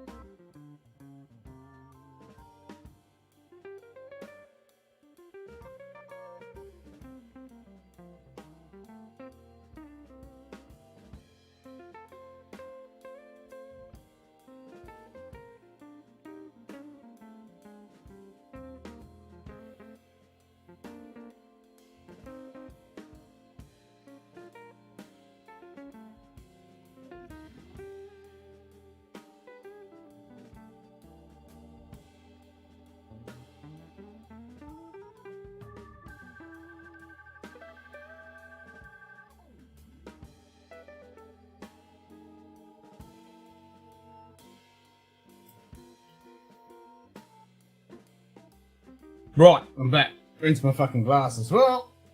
That's fucking done. What? Pass Down Fusion 6 is out? Are you fucking serious? Already? Damn!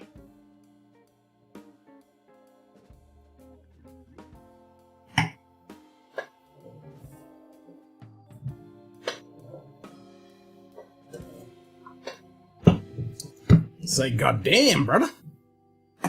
Oh, fucking messing around, bringing out some more shit.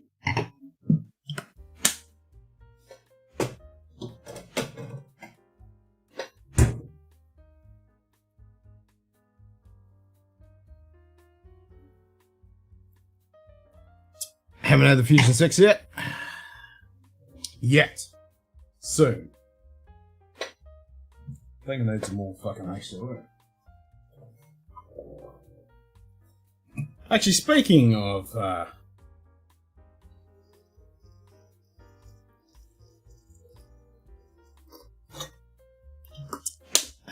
number 6, I don't know why that reminded me. But do you guys, any of you guys, catch the fucking eclipse on Friday? which was the longest eclipse since 1415 or some fucking shit. Disco 7 looks horrid. Oh, that's not fucking good.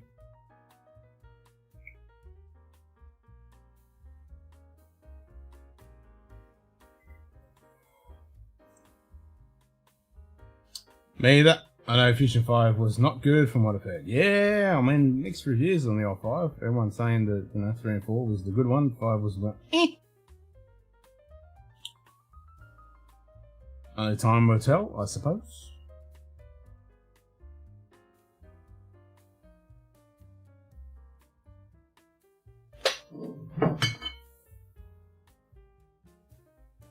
Oh, it's got 17-year-old Dickel in it. Okay.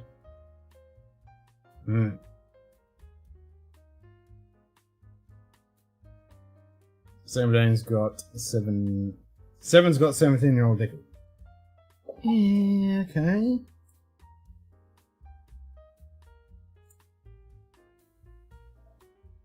I mean, how much Dickel is it? What else is in there? And might add a little bit of flavor, but yeah. Yeah.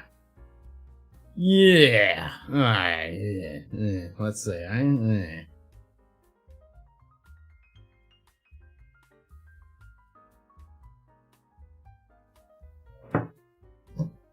Oh, so do they?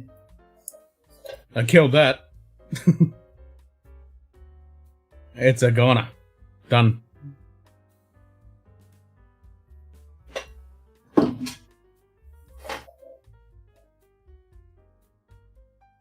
Yeah, let's have some bourbon. What should we have?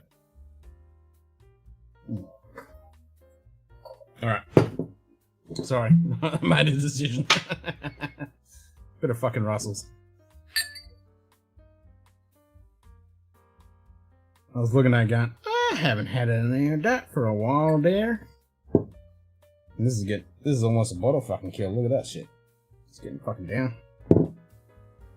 I like Dickel, but SB is a bit hit and miss. Looks like I'll skip the Disco 7, yeah. Yeah, thank you very much, JD. I do have a backup. It's sitting right fucking there.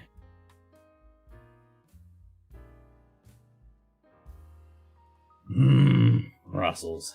Yeah, it's been a little while since I've had some of this.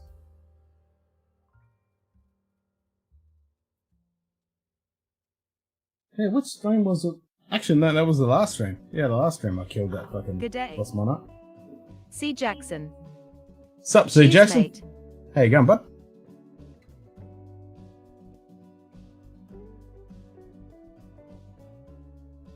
Oh, fuck, that smells good.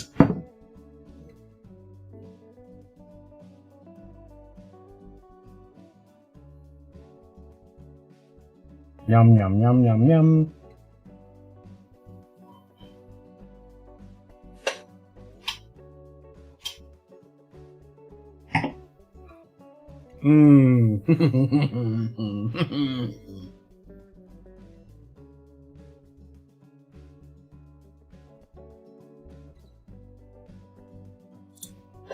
Nom nom nom.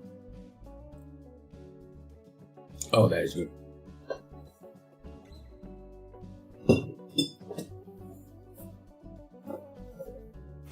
I need to get a bit of this afterwards as well. Yeah, I've only had a little bit of that out of there. But this poor thing is more empty than anything else. I'm so glad that we can pick this shit up for like fucking $75. Fucking win.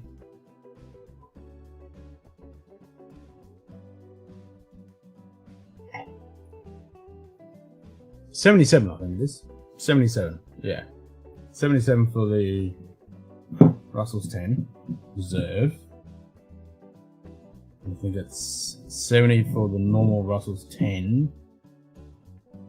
This is about 110. This goes up quite substantially. Worth it every fucking penny, I reckon, though.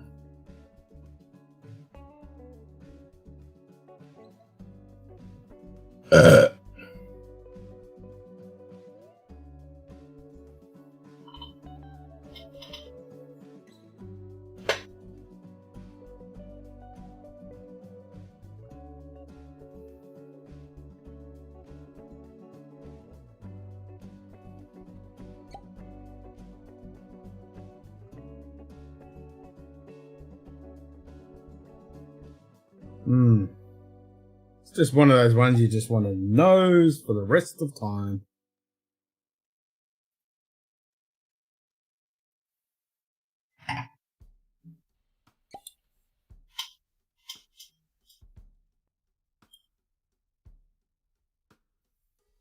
I'm trying to think. I was in the bottle shop, a different bottle shop the other day, which was a couple of weeks back. They did have the Jack Daniel's 10 single barrel. I think they had a special on Wild Turkey Reserve. The 101 was there, of course. I only had the normal rye.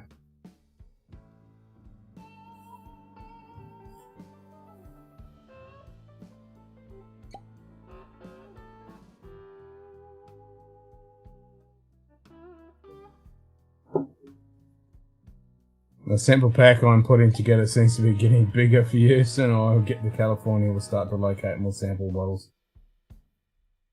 Actually, speaking of sample bottles,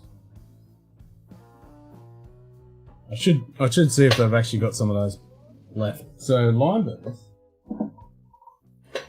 as you all know, is one of my favourite Aussie distilleries because that's from my hometown. They did, for the Christmas season, they've got a sample pack with 3 of these, which is the 100ml corked fucking bottles. It's just standard stuff, but I just want to buy it just for these fucking bottles. Because these are the shit. Glass, 100ml bottle with a cork stopper. I think that's a synthetic cork too. Yep, synthetic fucking cork. I mean, I wish you could buy these fucking things. He imports in at a pallet at a time from fucking France. At an exorbitant fucking price. I just wish I could get a fucking, you know, G'day. dozen of these or Greg so. McDonald. G'day, Greg. Cheers, mate. Speaking of having 17-year-old Dickel in it, how many more subs till the Man Kenny episode? 300, I think? Or 290s, 3, something like that. It's less than 300 anyway. It's fucking 300-ish. It's one of those things that, yeah, if it happens, it happens, but I'm not pushing it too hard.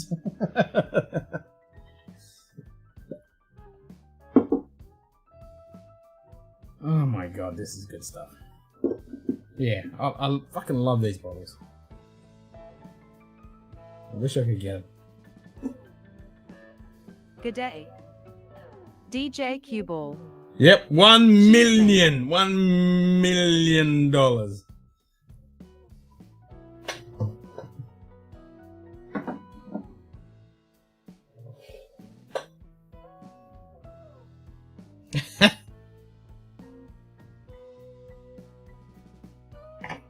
I mean, we were at 703, and I think we dropped back to 701. I don't know, some fucking shit. Whatever it is. I mean, it says it up the top right there. What is that? 702. Is that 702 or 701? I can't fucking read that. It's too fucking small. You guys will be able to see that better. And the top right, with the latest, is that Sideways Geezer? Yeah, the latest subscriber. Down the bottom there, it just says the latest sub. It says the number. It looks like 702/1. Man, Kenny. Yeah.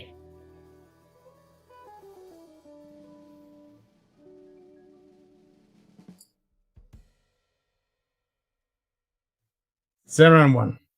Cheers, Brian. Yeah, it looks like a 701. It's a little bit straightish. Yeah, man, I could, with my shitty fucking eyesight and that tiny small fucking writing. I mean, I'm looking at it, you know, it's a 15-inch fucking laptop screen. 7-2. You may want to stretch it into 2 episodes. The second would be the Mankini. The first episode would be you getting your Brazilian fucking home. Nah, it's El Natural, Bell. It's El fucking Natural. Put this way, I think most of it's going to be the fucking top half only. And that's going to be fucking... enough. So, yeah. Ugh. Not good. Not good. No one wants to see it, but everyone wants to see the fucking shitstorm.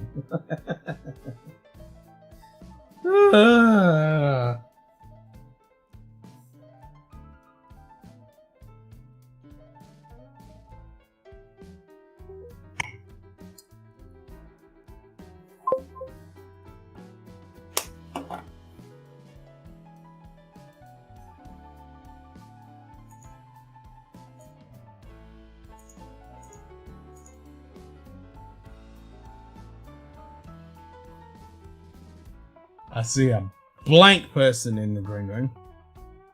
It's just all blank. I see nothing.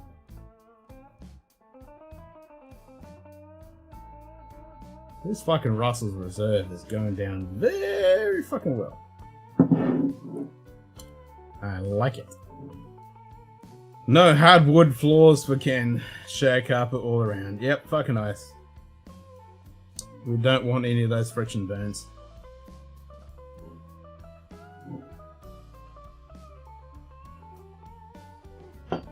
El Natural.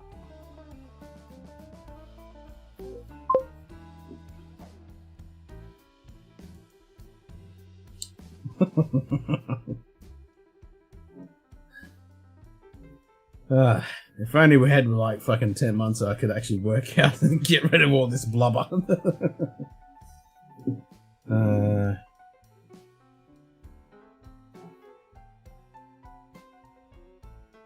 Next beer. Well, I said I was only going to have 2 beers, so I can't have another beer. Dorman, let 2 in. Welcome to the pub. Hey! Where the fuck's me bot? She didn't say nothing.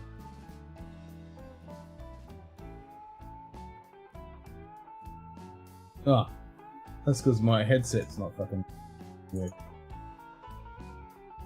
Let's try that again. Computer time. Accessing. Now I can hear shit. Okay. There we go. G'day, Kibble. How you going, bud? And we can't hear you.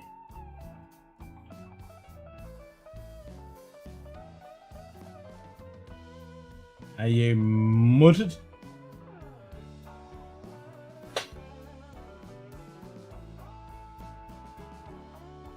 Viewer cropped. Switching to cropped viewer. Nope. That's a negative.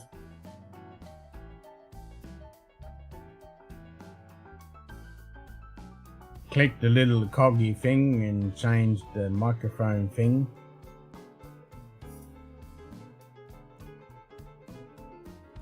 Or just hold your arm out on the right angle and we get reception.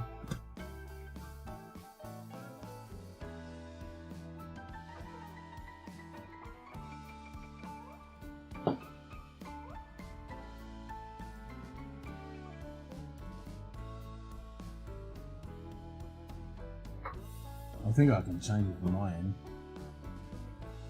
Except that text is really fucking small. No, I still have it. I can't see shit. Viewer small. Switching to small viewer.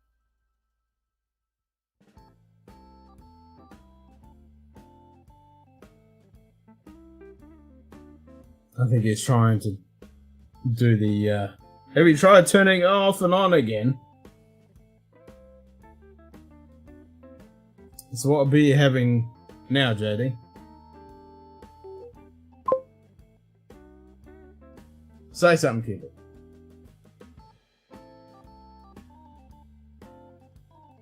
I still not hear ya. I hear nothing. I'll click on things and see if it does things. Now say something.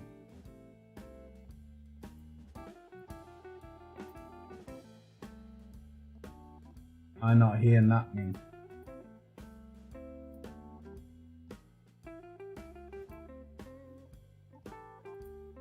I hear nothing.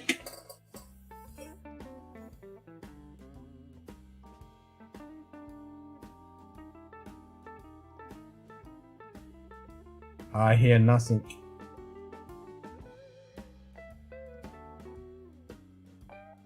You broken it.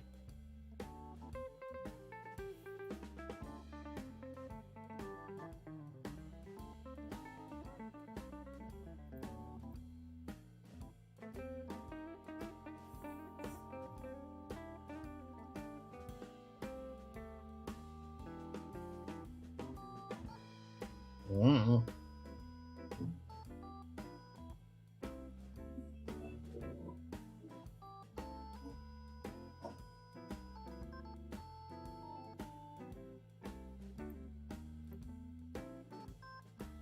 Hang on. Roger that.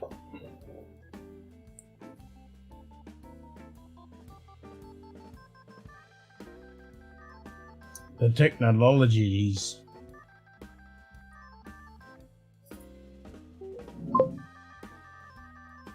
Now say something.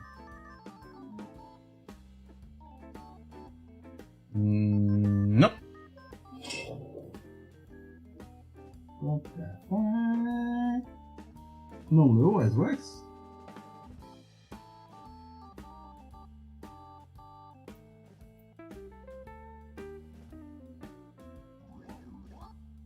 We hear nothing. Why are we not hear nothing?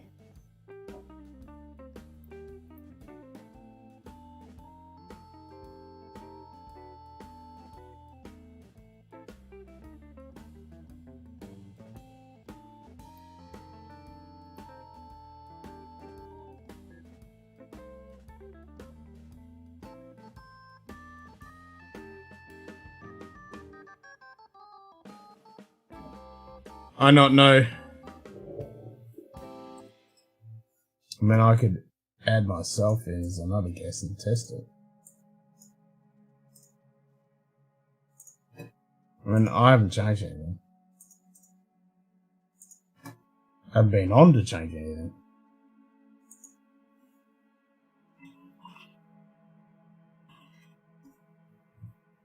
I'll put on as just the web camera from this fucking thing.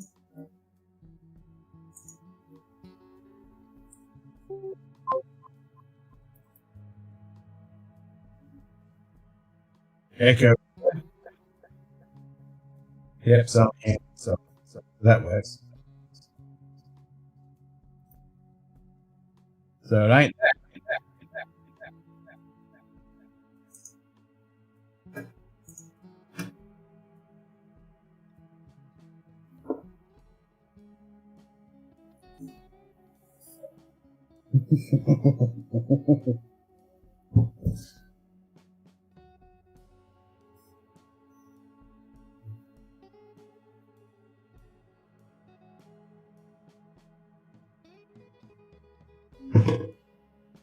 Brimble.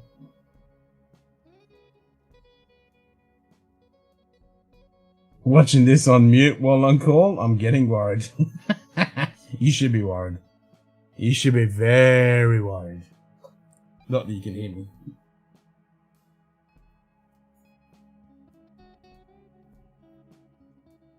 Yep, try restart. That is always a good option.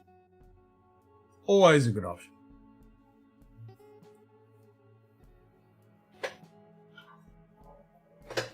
Looks like Cuball has a new camera or laptop.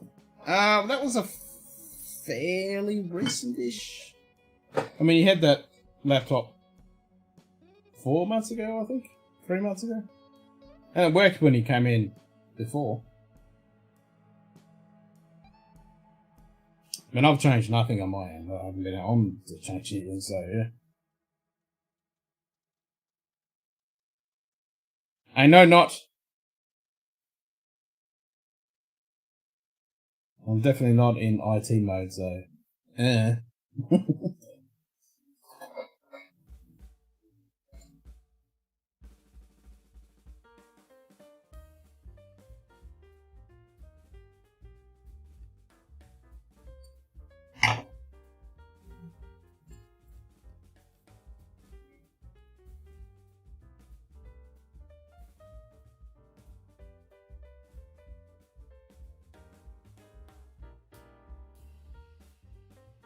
We shall see.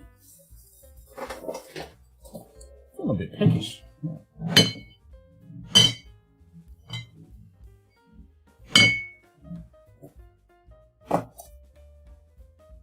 Got the rest of these so-called chili salt fucking crackers.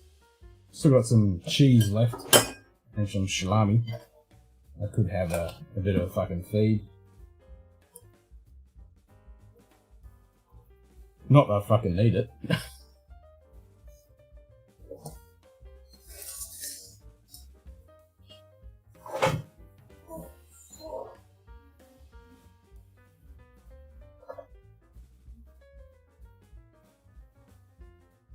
Dribble sent Ken some killer Drams, hopes he shares with. Oh, fucking definitely share. Don't worry about that.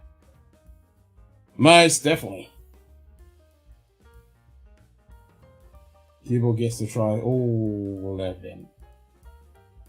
It's to the point when he comes over, he's like, here, try this, try this, try this, try this, try this, try this.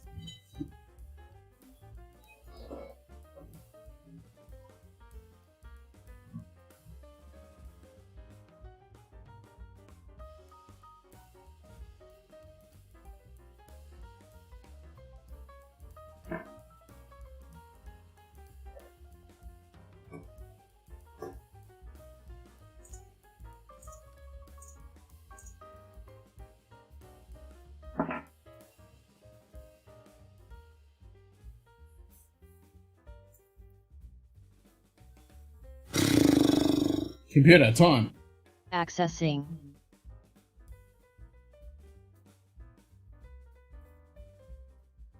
34. Nice.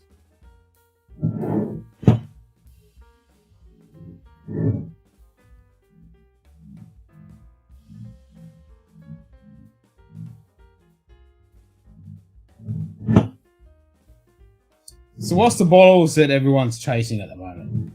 What are we all chasing? Like, what's on the horizon or a bottle that you're after?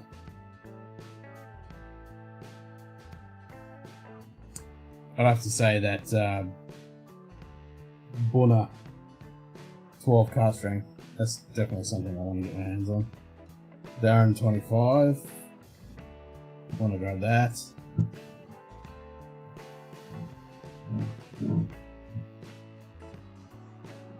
It's bad, isn't it? Minus.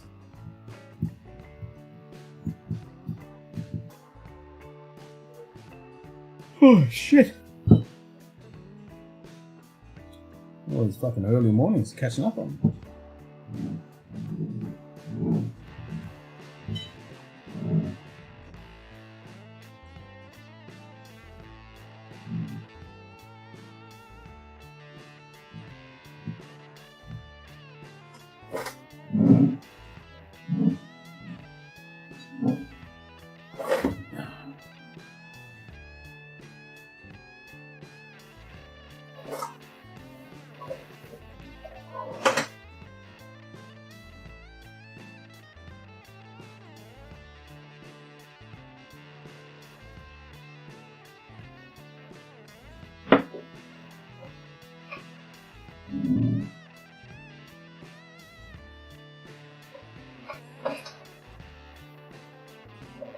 I did reboot my main machine before I started the stream, and nothing seems to have crashed so far.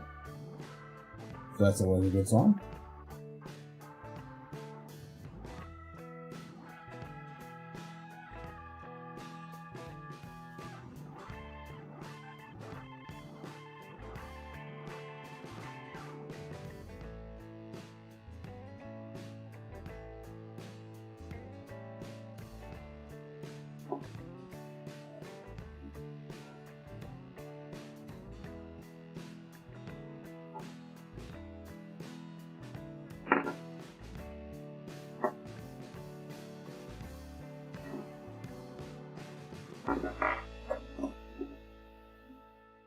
Might be time for a dad joke, eh?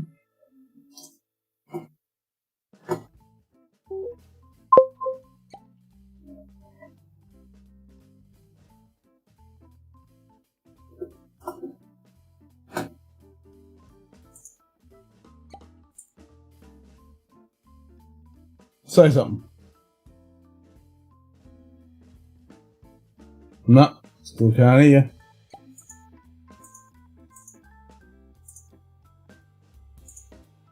I hear nothing.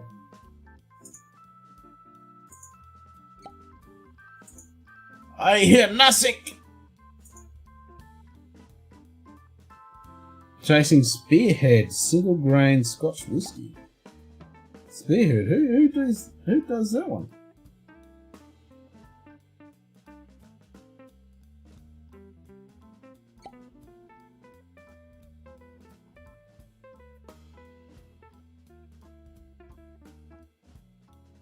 Head out to grab some grub. Have a great night, Can, and great day for the rest.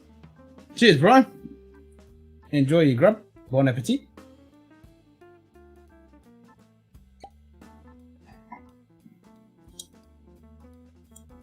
Nom, nom, nom.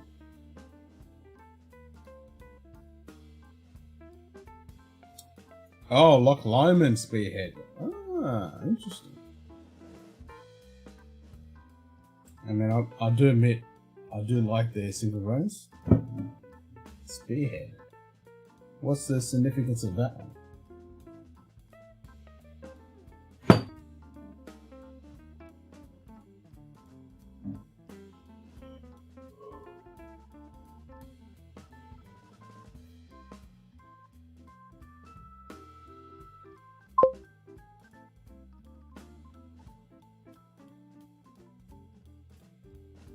Still kinda hear ya, bruv.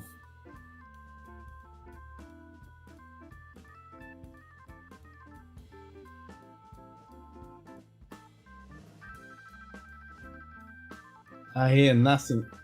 What the fuck's going on? Have you tried a different web browser?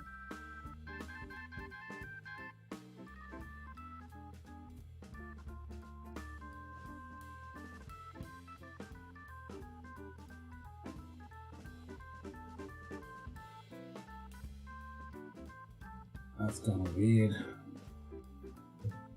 I'm gonna try it on my phone. Let's say I haven't changed nothing.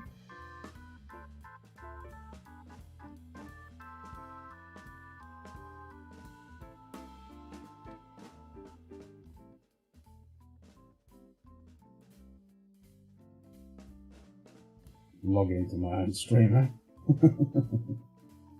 Click on that. Good day. Mr. Naming. Jigs. G'day, Cheers, Mr. mate. Jigs. Dropping in to say hi, leave a like, have a great day or night or wherever it is. Well, technically it's in the fucking morning now since it's 25. Oh, actually it's 20 to 1 in the morning. Computer time. Computer time.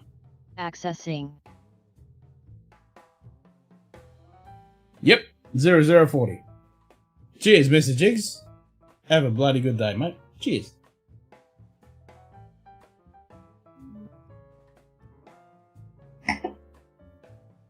Alright, join with camera.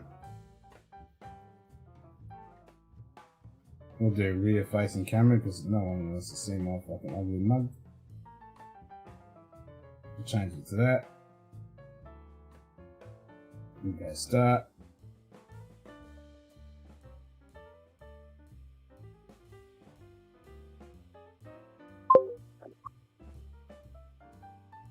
Boom. Welcome to the pub.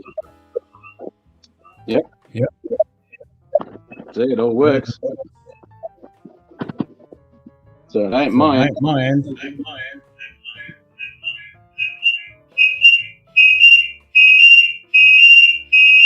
Alright, so we'll turn that off. So anyway, you can see, this is pretty cool because you can actually see what so this is behind the scenes kind of shit. So this is my fucking setup. So I got laptop, fucking screen, another laptop, which is remoting into the desktop, and then there's another screen there.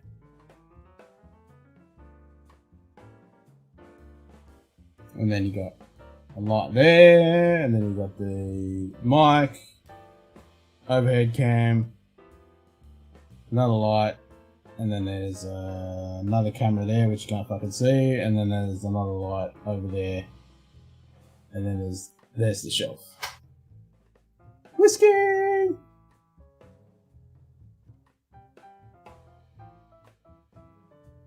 Ta-da! And then cue ball's in, and I still can't fucking hear him. He's broken it. Dorman, let 3 in. Welcome to the pub. And there we dropped out again. He's got gremlins.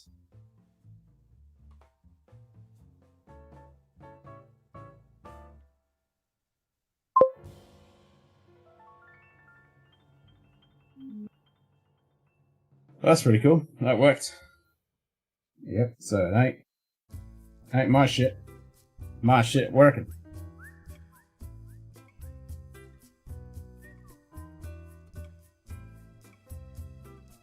Yeah, but you've had that laptop for a while.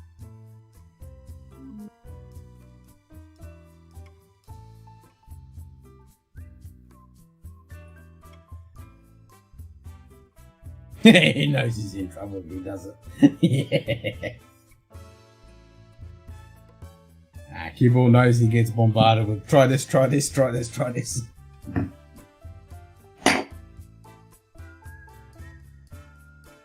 Yeah, exactly. You've had a couple months. You've been on here with that setup.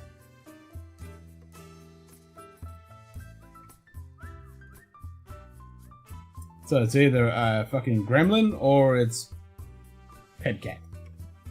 I don't know. It was working before.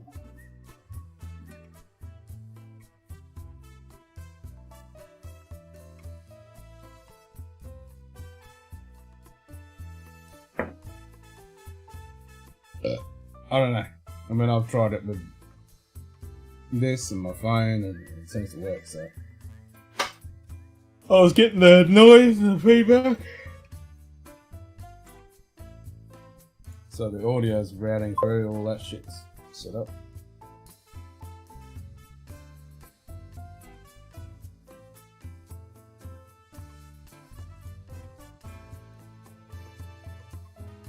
Yep, still can't hear you.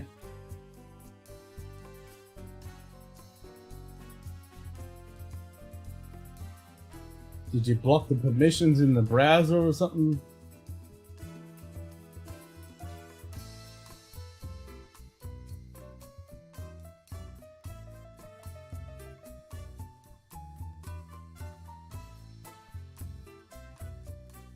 You just have to mime shit.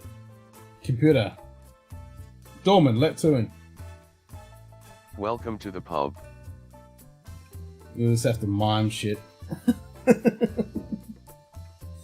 I mean, you can hear me, we just can't, no one else can hear you, yeah. Fucking weird.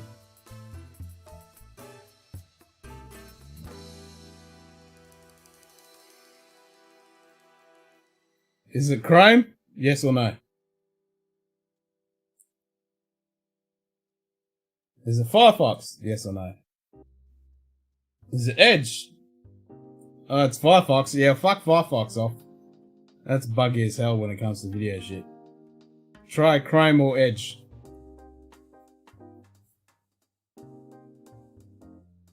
Yep.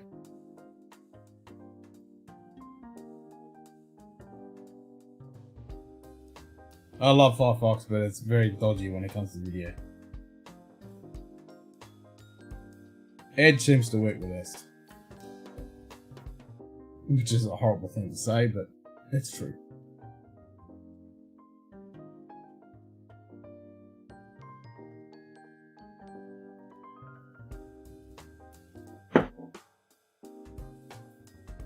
Back in 5. Well, it shouldn't be 5. You just close this and then open Edge. It's on the computer. don't have to install nothing. Only got to open the link.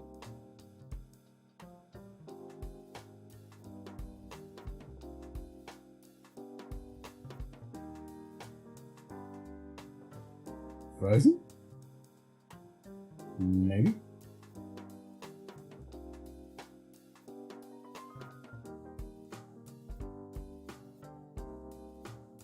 Bouncer, kick 2.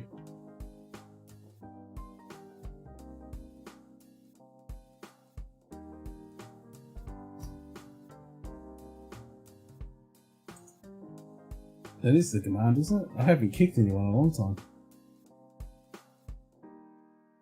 Oh, it's kick out.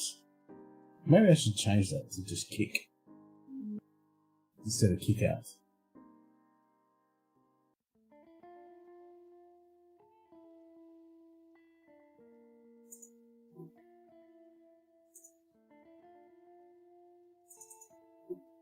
Guys, I've got to change 12 different fucking commands to make that happen. Means I just need to remember it. It's kick out, not just kick.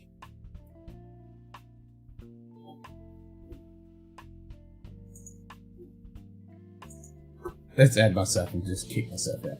Just because I can.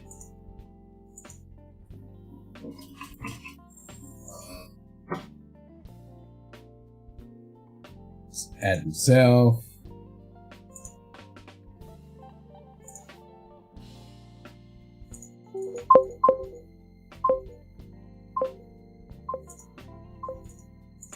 Fucking mute myself because I don't want that fucking repeating echo shit. Dorman, let 2 in.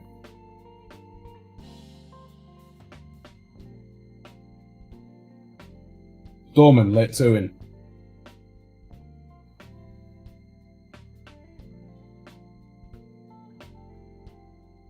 Dorman, let 2 in. Why isn't it letting 2 in? Welcome to the pub. There we go. Bit of a delay.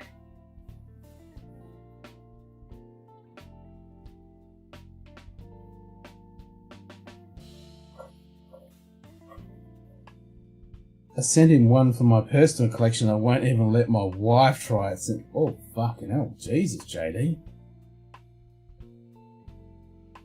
It's pretty bad. Damn, brother. What have you sent me? Alright, so let's kick 2 out, eh? Bye 2. Bouncer, kick out 2. You are out of here. Yeah, I need to get rid of the out bit. Right. Let's do it. Let's fucking do it. Otherwise, I'll never fucking do it. I'm gonna change all those fucking commands.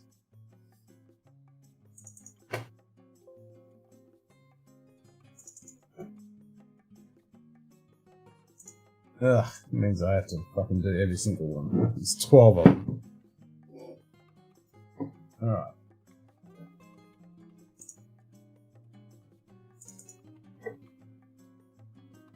That's 1.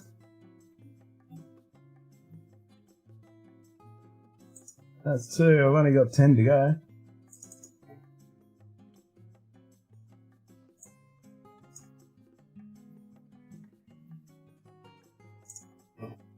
What a tedious fucking thing.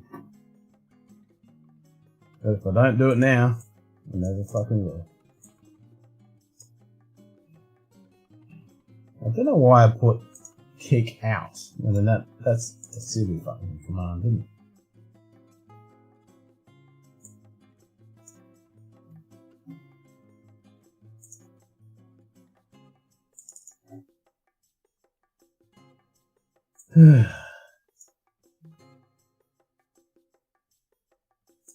Who the fuck wants to do this at 10 to 1 in the morning?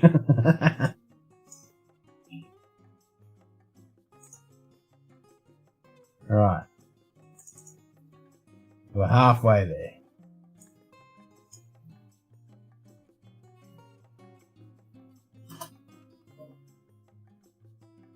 Down to kick 6. Okay, that's correct. You are out of here. What? That actually registered when I said that. Okay. Few more to go.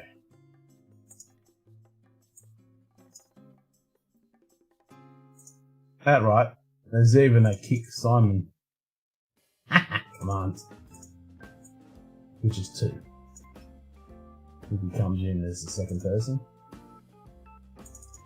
That's an extra one.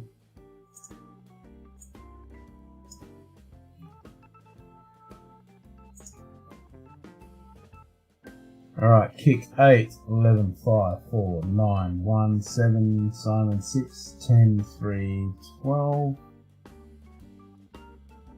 That should be all of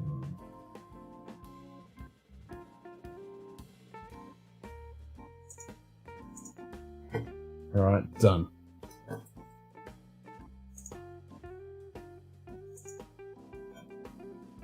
So let's try a refresh. Add myself again. Make sure I can just mute myself. Dorman, let 2 in.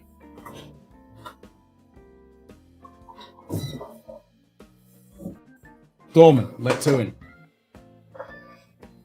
Welcome to the pub.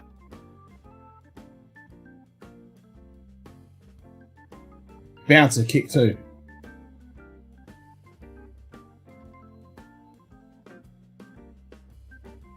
Bouncer, kick 2. Welcome to the pub. Bouncer. Oh, there we go. That's weird. It said, welcome to the pub, even though it kicked me out.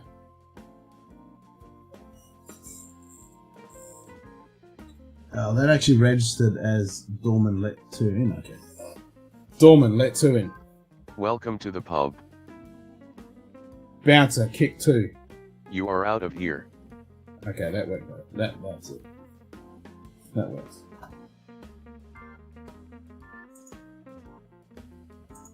So if it picks up the command, it actually ejects the person out pretty quick, which is not too bad. It's obviously not as quick as clicking on it, but it's good enough.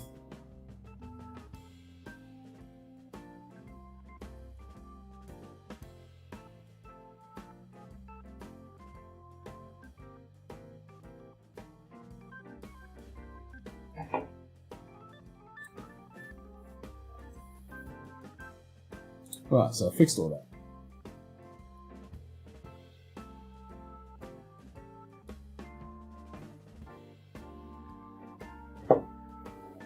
I should add all the other commands like doing dad jokes and all that stuff. I can make that automatic with voice commands, but I haven't got around to doing that yet.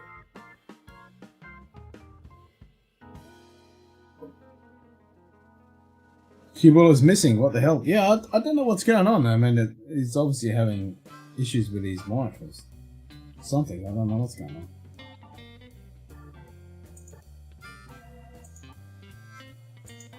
I do not know.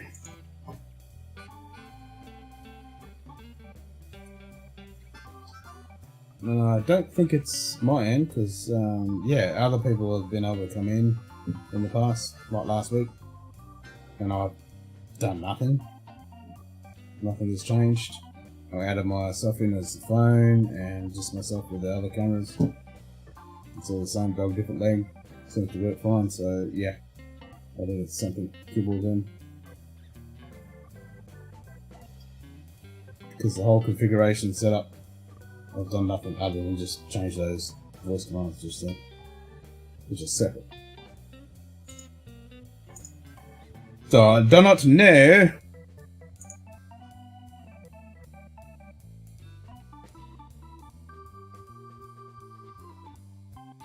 Yeah, could be. You never know. You still shouldn't have drugged me. No, I know, that was... Extremely uncool. That's not, though. Holy shit. Right? Glenn Cooley, for the best of times. Pounding 2 $300 bottles of Glengooley frickin' Blue? 2? I ordered 3. Then passing out on the bed, totally naked for what'd you call it? Power blackout, and you're welcome. Phrasing.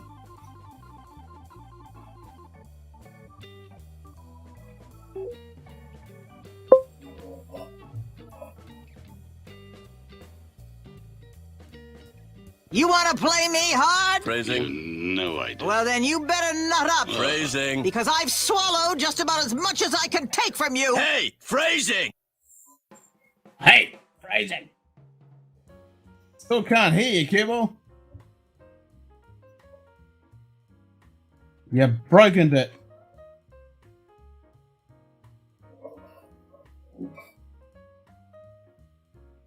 Like I ain't hearing nothing.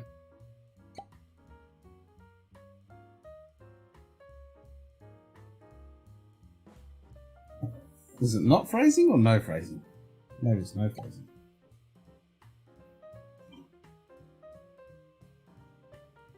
The problem is when you can't remember your own fucking bloody commands. No phrasing.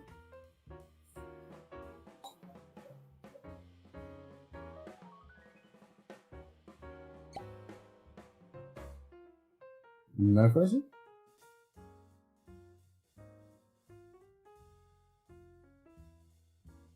Damn it! Who the hell There it is. drilled my box? So we're just done with phrasing, right? That's not a thing anymore? Thing anymore? Giggity.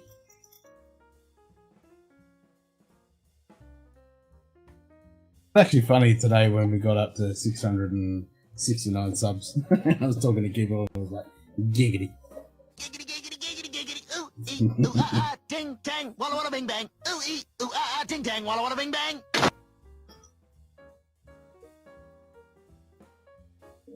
Him?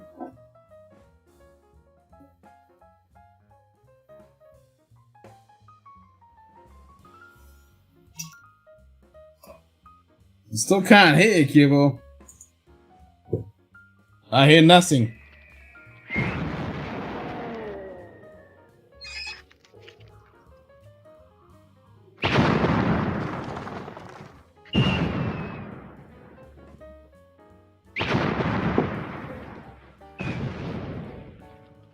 What manner of man are you that can summon up fire without flint or tinder? I am an enchanter. By what name are you known? There are some who call me Tim? Tim. So fucking funny. He was getting so pissed off when he was filming that scene. People were fucking interrupting and shit.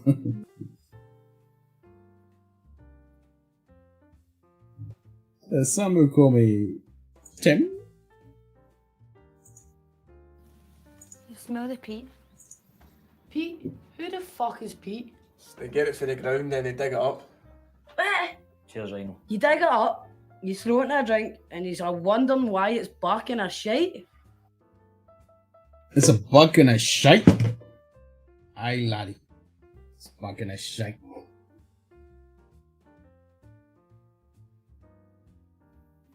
Ah, the Motley Crew.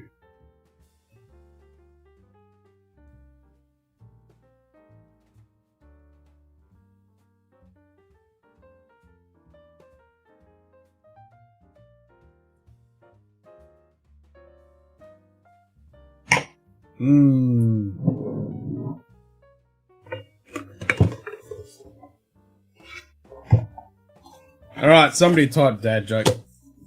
See if we get a fucking stinker.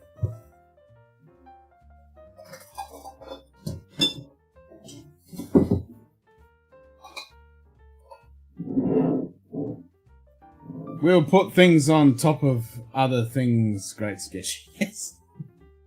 I fart in your dinner brush.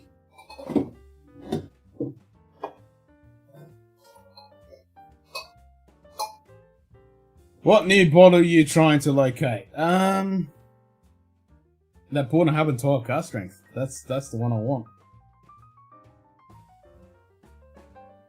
I mean, was it David who said he just fucking ordered it, or was it you, Daniel? You said you just fucking ordered it.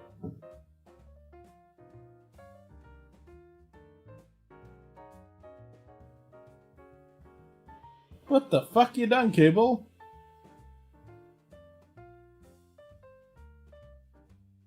I hear nothing.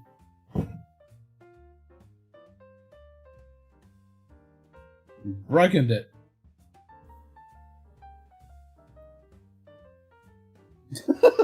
He's like, what the fuck? I feel the pain. I feel the pain.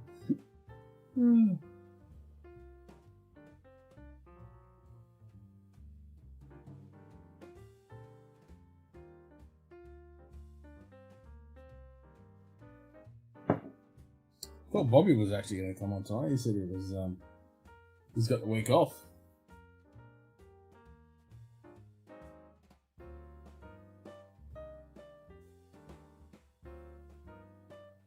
Yeah, so Born Happen 12, cast strength.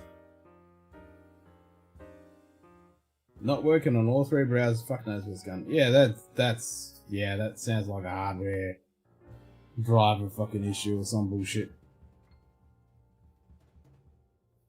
That's something going fucking screw with. What did I say earlier? What was the other one I was fucking looking for?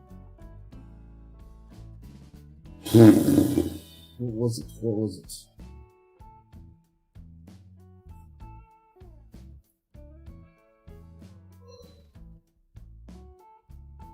Oh, the Aaron 25. I was going to get that. Oh, the new Starwood Christmas edition. I'm gonna get that one. Yeah, I think the one having 12 cast strength. That's the one I'm trying to get. I'm just waiting for that to pop up here in somewhere here in Australia to be able to grab it. It's about the only one, really.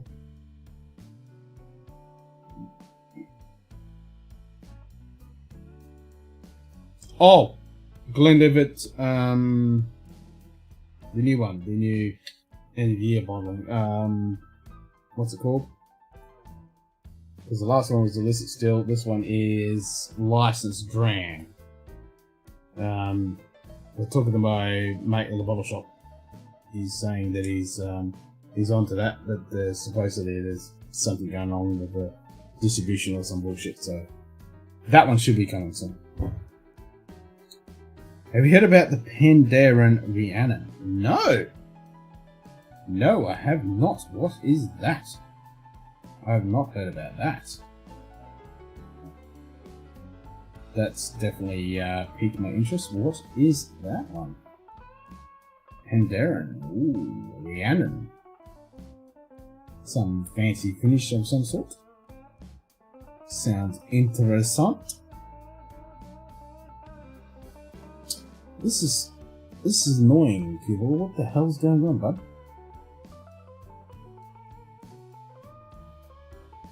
Dorman, let two in. Not that we can hear Welcome to the pub. What has you done, brother? What have you done? Shake your fist at the computer. That's the only thing that fixes it.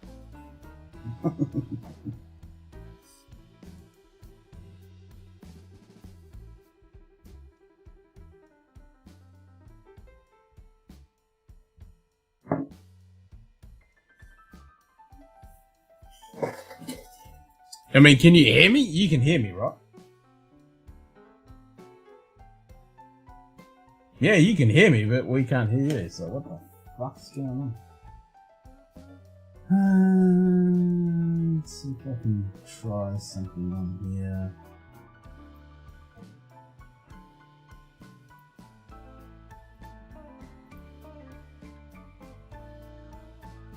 I've got audio settings. What can I fuck around here? Pandaren Rhiannon is a Grand Cru finish at 46% ABV. Interesting. Yeah, I wouldn't mind fucking having a go with that. God, why is this so fucking small? I can't see a jack shit. Default microphone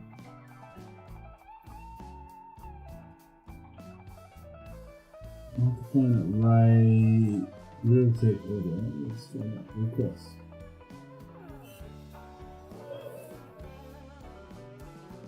Set that, see if that does anything.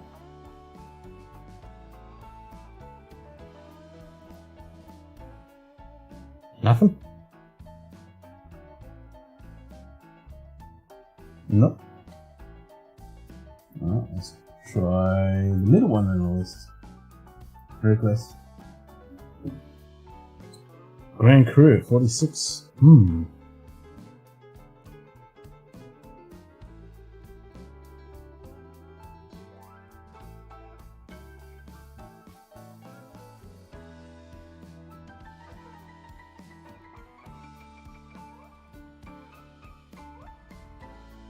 And it just shuts it. So, yep, fuck knows what's going on there.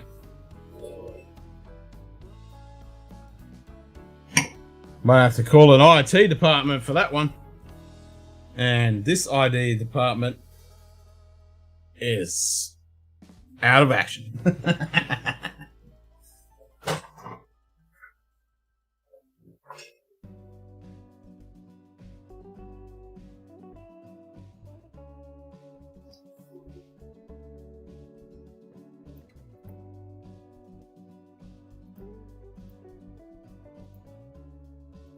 It's a broken-ended, brother. It's a broken-ended.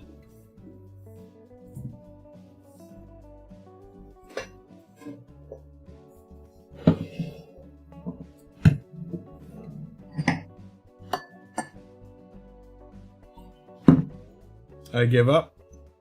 Yeah. I feel your pain. You'll have to bring that sucker around and I'll have to fucking try and fix it. Yeah, I'll bring it up tomorrow. Yep, that's what it's saying. I mean, we could crank up Discord and see if it fucking works through that. And I'm thinking it's Windows or fucking permissions or some bullshit like that, drivers or some crap.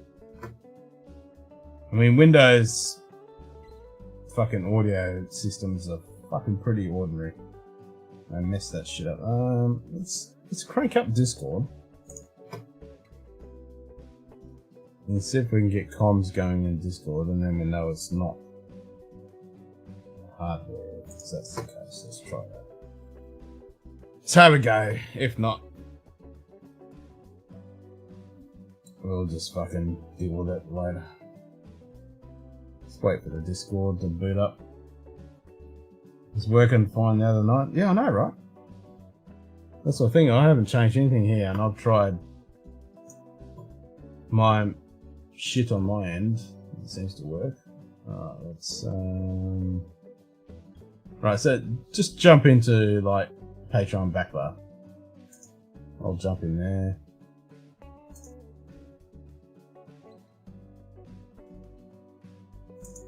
Turn my mic on. Change my audio, see if we can actually hear anything. Voice and videos, default, should be better. Yeah, so just, yeah, jump in the back bar in Discord.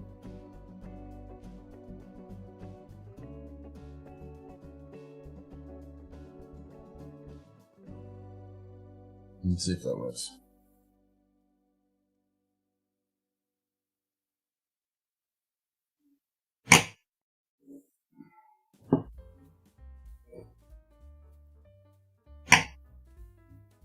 At least that eliminates me know if it's not fucking hardware, if that's the issue.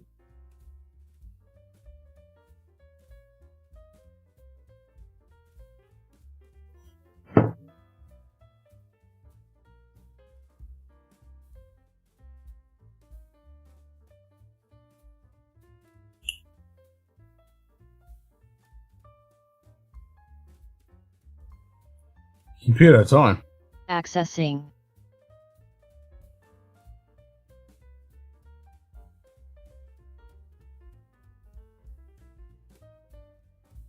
Yeah, oh, there we go. I was going to say Nightbot should pop up with the fucking time. There we go. Yeah, it is a command. It's just a little bit delayed. It did come up eventually. Yeah, it is a command. It should pop up.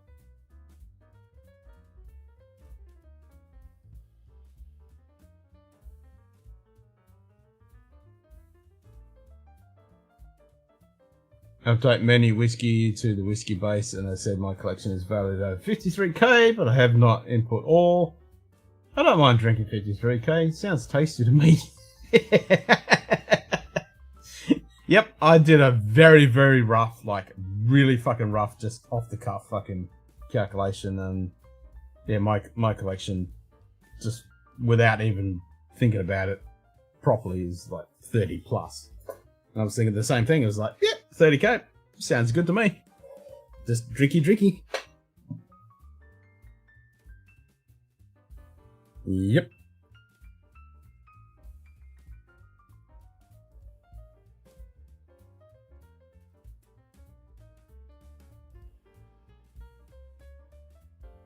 You in the Discord yet, Cuball, or what? Can't see you in there.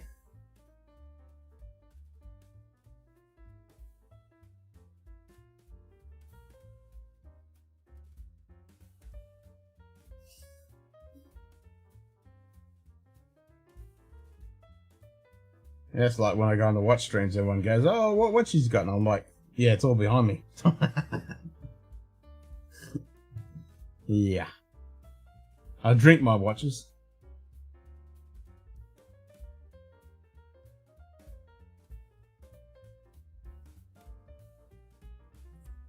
Still, I love my Laco. This Laco is sexy fucking watch. I do like it.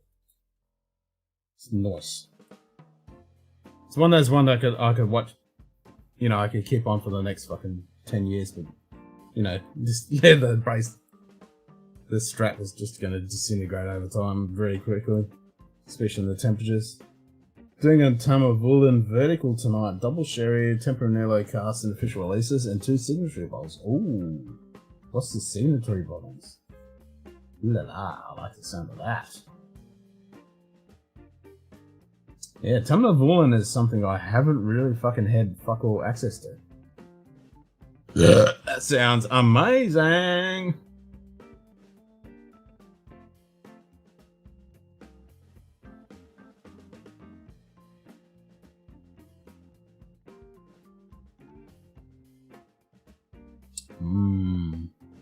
Tamavulin signatory. Hell yeah!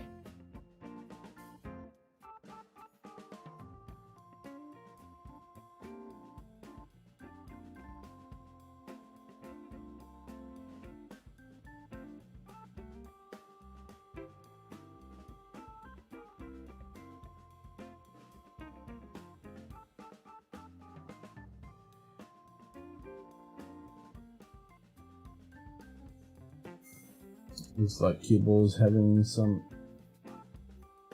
Well, I ain't hearing that, but we'll click on that anyway and see if it does anything. Well, I can hear you there. Well, that's on your phone though.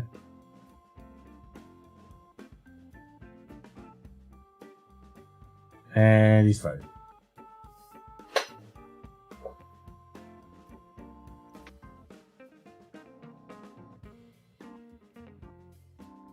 Thinking I need to buy more Scarpa? Yeah, well, I need to buy more Scarpa. I've only had... Like, we did the Scarpa... Arcadian. Yeah, you're on your phone, which doesn't fix the laptop issue. Now. I'm hearing one vowel every 2 seconds. 2 samples of the 1978 vintage. Holy fuck! A 17-year-old and a 22-year-old. Both more than 3 official volumes. Holy fuck. Damn, David. Damn, brother. Fucking enjoy that, man.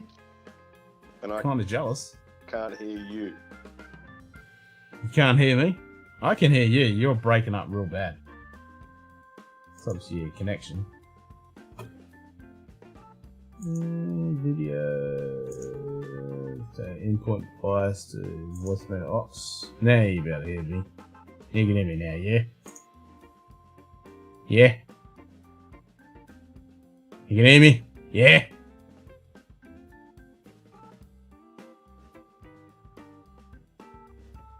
2 samples of 1978, 17-year-old, 22-year-old. Damn!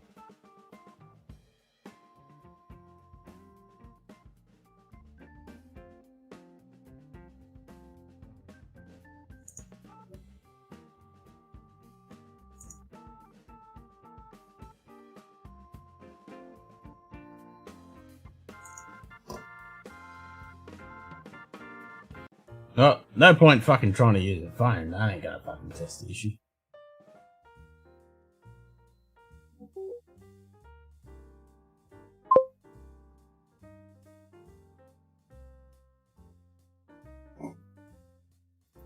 And we still hear nothing. So I heard you on the phone, so it ain't my shit my end.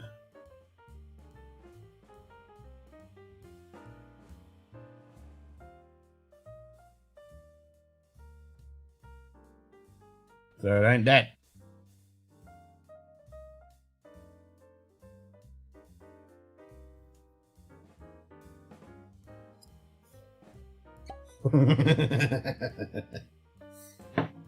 I fucking knows. Kinda know. Yep. Fucking knows. We'll have a look at it. We'll have a look at that tomorrow. Alright. It's fucking 1:20 in the morning. I'm gonna go fucking hit the sack of it. Kibble, try taking it off mute. Shouldn't be long before Tom of the Villain hits Oz, owned by Emperor White Mackay, so distribution should catch up. First official volume was only released in 2016. Sales of the brand grew 40%. And last year. Use your time. Yeah, use your time.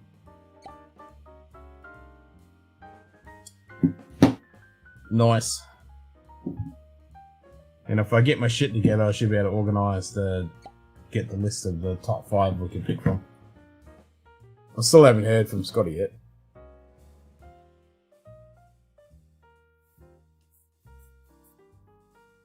We'll sort it out. I'll make something happen.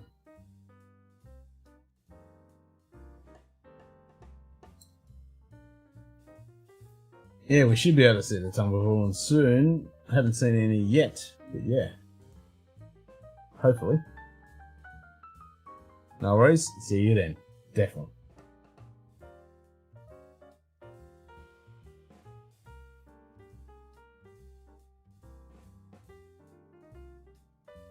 Definitely looking forward to the samples. Pulled plenty of strings for them. Fucking oath, man. On 1978, well, it's like, holy fuck that. I mean, that's the old shit. That's the original stuff.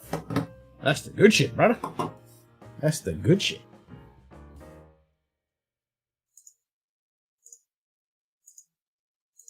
Yep. Take your time with that and fucking enjoy it. For sure.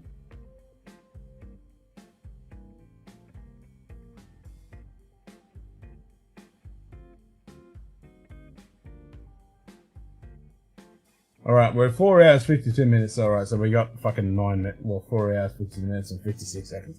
So we got fucking 7 minutes to punch it over to 5 hours, and we'll do that.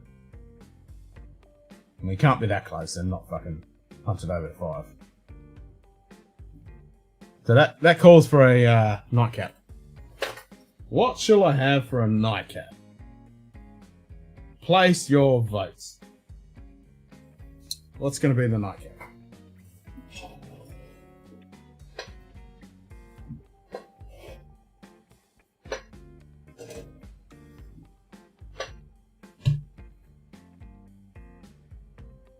Are you guys now 13 hours of Eastern? Yes, now they've changed their daylight savings bullshit. Yeah, we're 13 plus.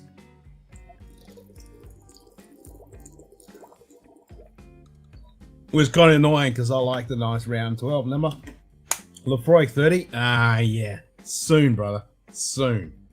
We were talking about that earlier with the keyboard.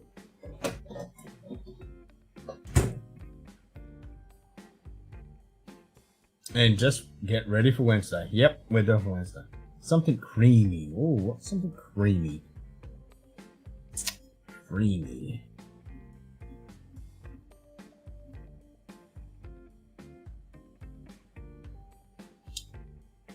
Good old Lager 16. Nothing wrong with Lager 16. That's always a good fucking nightcap. Anytime, all time. 13 has gone before I get working. Yeah, I know, that's the problem now. Now that you guys have jumped back an hour, it's fucking bullshit time for everyone in the States. I totally get that. Yeah, it's pretty fucking shitty time. Creamy's Lager 12. Well, that is true. That is true. I mean, I've only got a little tiny bit left of my 2017 Lager 12. I've got a fresh bottle, but I'm not going to waste that on my shitty palate right now. That would be a disservice to that deliciousness.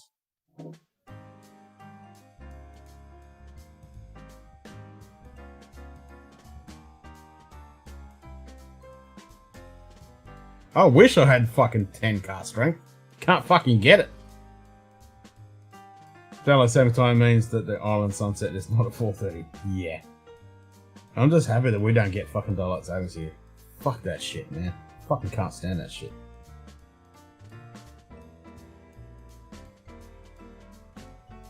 Oh, your sunset is at 4:30. Fuck me. Yeah, that's ridiculous. Fuck that. But that's bullshit, brother.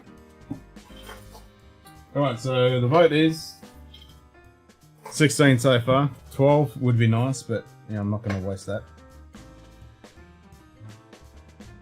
Needs to be 50.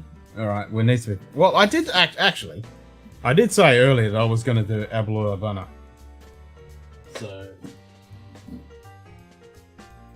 maybe we just do that, eh? I did say that. I need to remember I did say that, so yeah. That would make sense. We'll just have to have that then.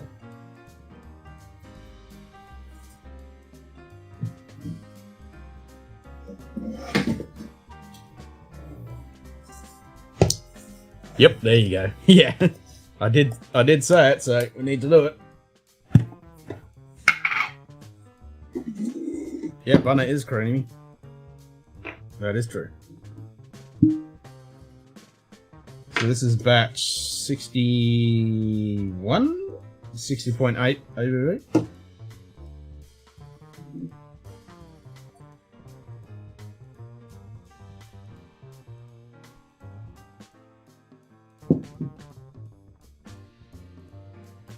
Wish the US would abolish daylight savings, but also keep daylight savings. Yeah. Well, just fuck it off. Not only the US, just globally. Just fuck that shit off.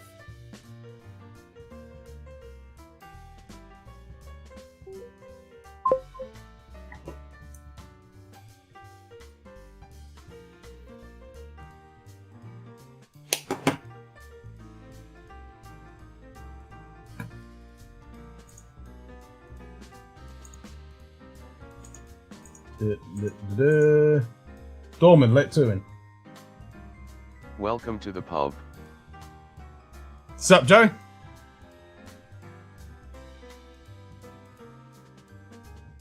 Oh, don't tell me there's no fucking sound. Don't tell me that.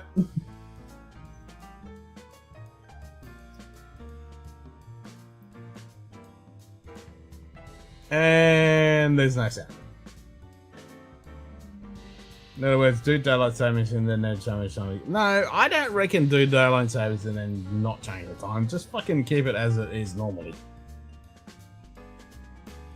What about now? Can you hear me? Can you hear me now? Oh, now I got you. There we go. Right. There we go. We got you. Does it sound good too? Is it quality sound? It's not like shit speaker sound, is it? Yeah, yeah. It's all not that. Yeah, it's not outstanding. That outstanding. Good. Yeah, yeah. Good shit, brother. Good shit. Exactly. Hell yeah, man. Hell yeah. So how's life, Ken? How you been? Oh, I can't fucking complain. I'm still kicking. That's the main thing. Hell yeah, I found that as I get older, the less I guess I complain, the better off it is usually. You know what I mean? Because complaining. Yeah, well, that's true. You complain, you just fucking get down, and then you're just whinging about the fucking ants crawling across your fucking sidewalk, you know? Right. it's a self-deprecating cycle of horribleness. You just start complaining. Oh, this sucks. This sucks. This sucks. This sucks. And Yeah, it's like that shade of fucking blue is not as good as this shade of blue. Why is that? Yeah, we've all been there, done that. Oh man. So what's you guys got? Did you guys get a? What's are you guys like in the summer now, or what's the temperature outside for you guys? Currently now it's probably about 15 degrees and about 75% humidity. Okay. Yeah, we're coming into the summer, so this weekend we're going to be like 104. It's going to be fucking shit. Okay, yeah, we were like right about freezing earlier. It's probably about 4. Yeah, Actually, you guys, your balls are fucking shrinking up and falling off, and ours are just exploding into fucking bursting into flames. So yeah. Oh yeah. I went to the Browns game there, the American football team right near me that I go to and support and all that.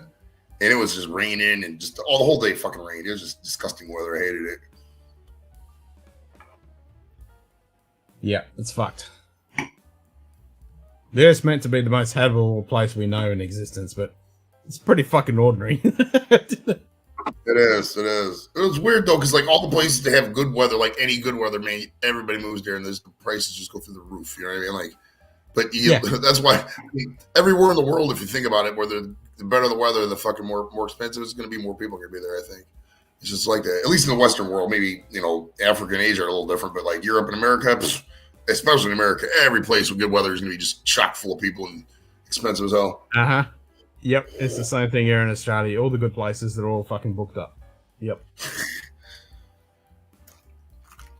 Like especially if you got ocean. No, forget about it. Americans freak out over the ocean, bro. They will spend all kinds of money.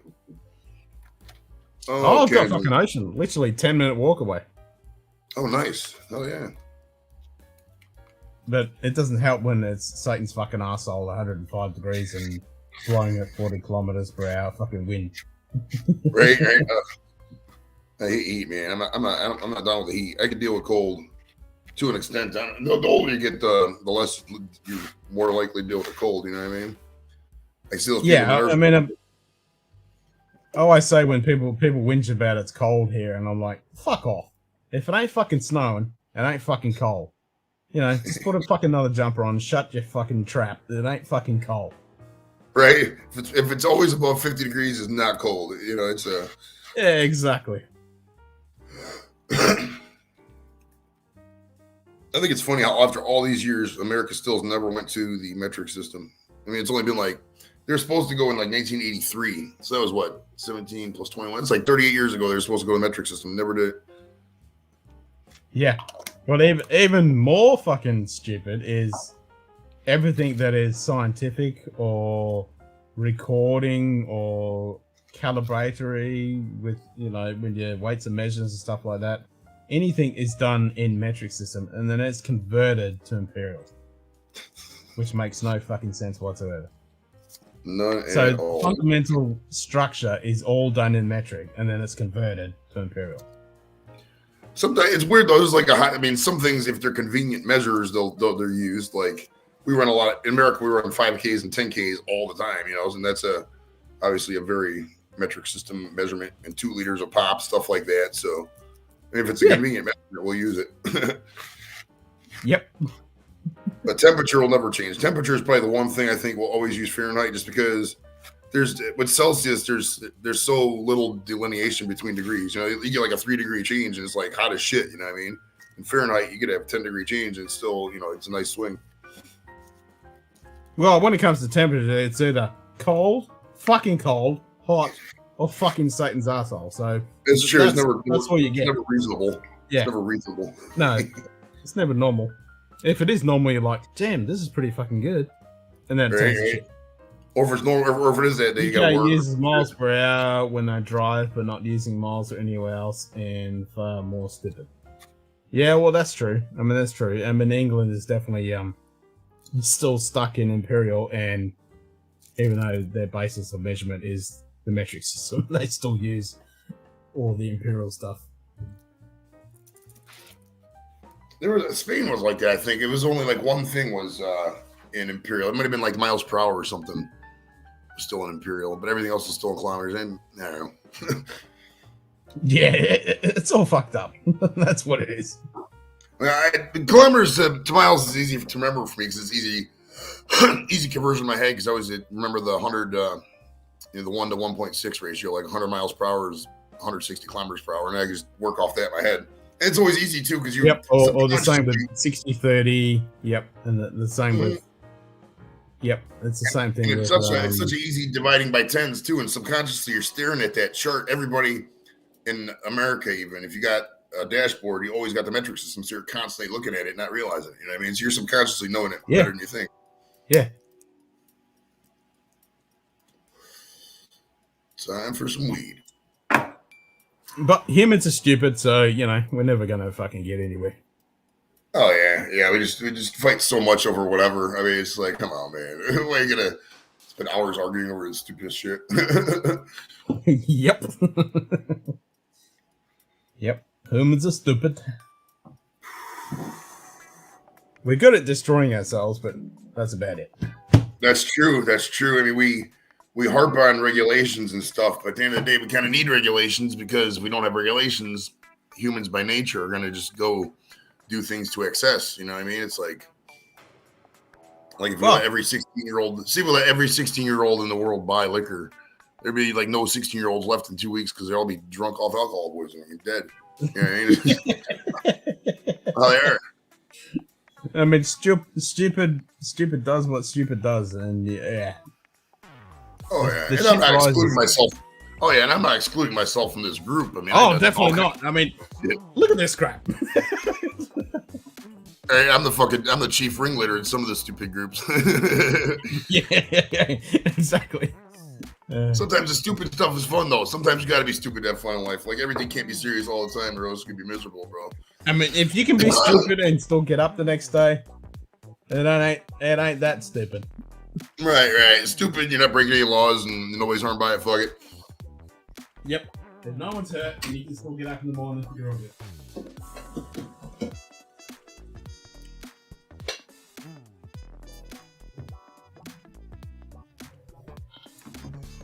Yep. Damn straight. So now it's fucking daylight savings bullshit time. What fucking crazy time is it where you're at now?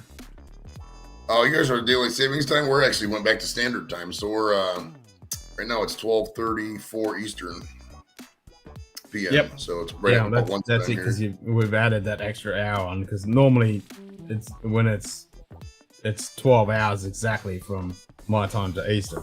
But now I've got to add that fucking extra hour, which is bullshit. When I was in Korea for 2 weeks, it was like that. We had when I would call home, maybe it might have been 13 hours, but like I'd always call home at like 3 a.m. because I couldn't remember what time it was back home ever. Like every time I remember back home, it'd be like fucking lunchtime or some shit, or people wouldn't be there or whatever. Yep. In the desert, it wasn't too bad because like I worked night shift, like in when we was in Kirkuk, Iraq. I worked night shift, so it was nice because like I worked in the passenger terminal too. So like I had access to the Wi-Fi, so I could like, my night shift was like 8 hours ahead of back home. So like it was right in the perfect time for like I could just always Skype with the wife and just talk with her. Yep. Like that Skype. Whenever I was just at work, it was really cool. And it was weird because like this is the weirdest thing ever to say, but like I talked to the wife more in the desert when I was in Iraq because she was just chilling here with the babies than I did when I got back because we were working stuff, different stuff like that. I get it. I fucking get it. There was times we kind of ran out of stuff to talk about because it's like you talk to somebody for 8-9 hours. It's like, what am I also going to talk about? Yeah, it's like we covered everything. It's like, it's a nice day today, isn't it? Every time people get into topics outside of their area of knowledge, and then I ask my opinion. I'm not an expert. Why would I have an opinion? If the experts say it, I'll go with that. Yeah. True that.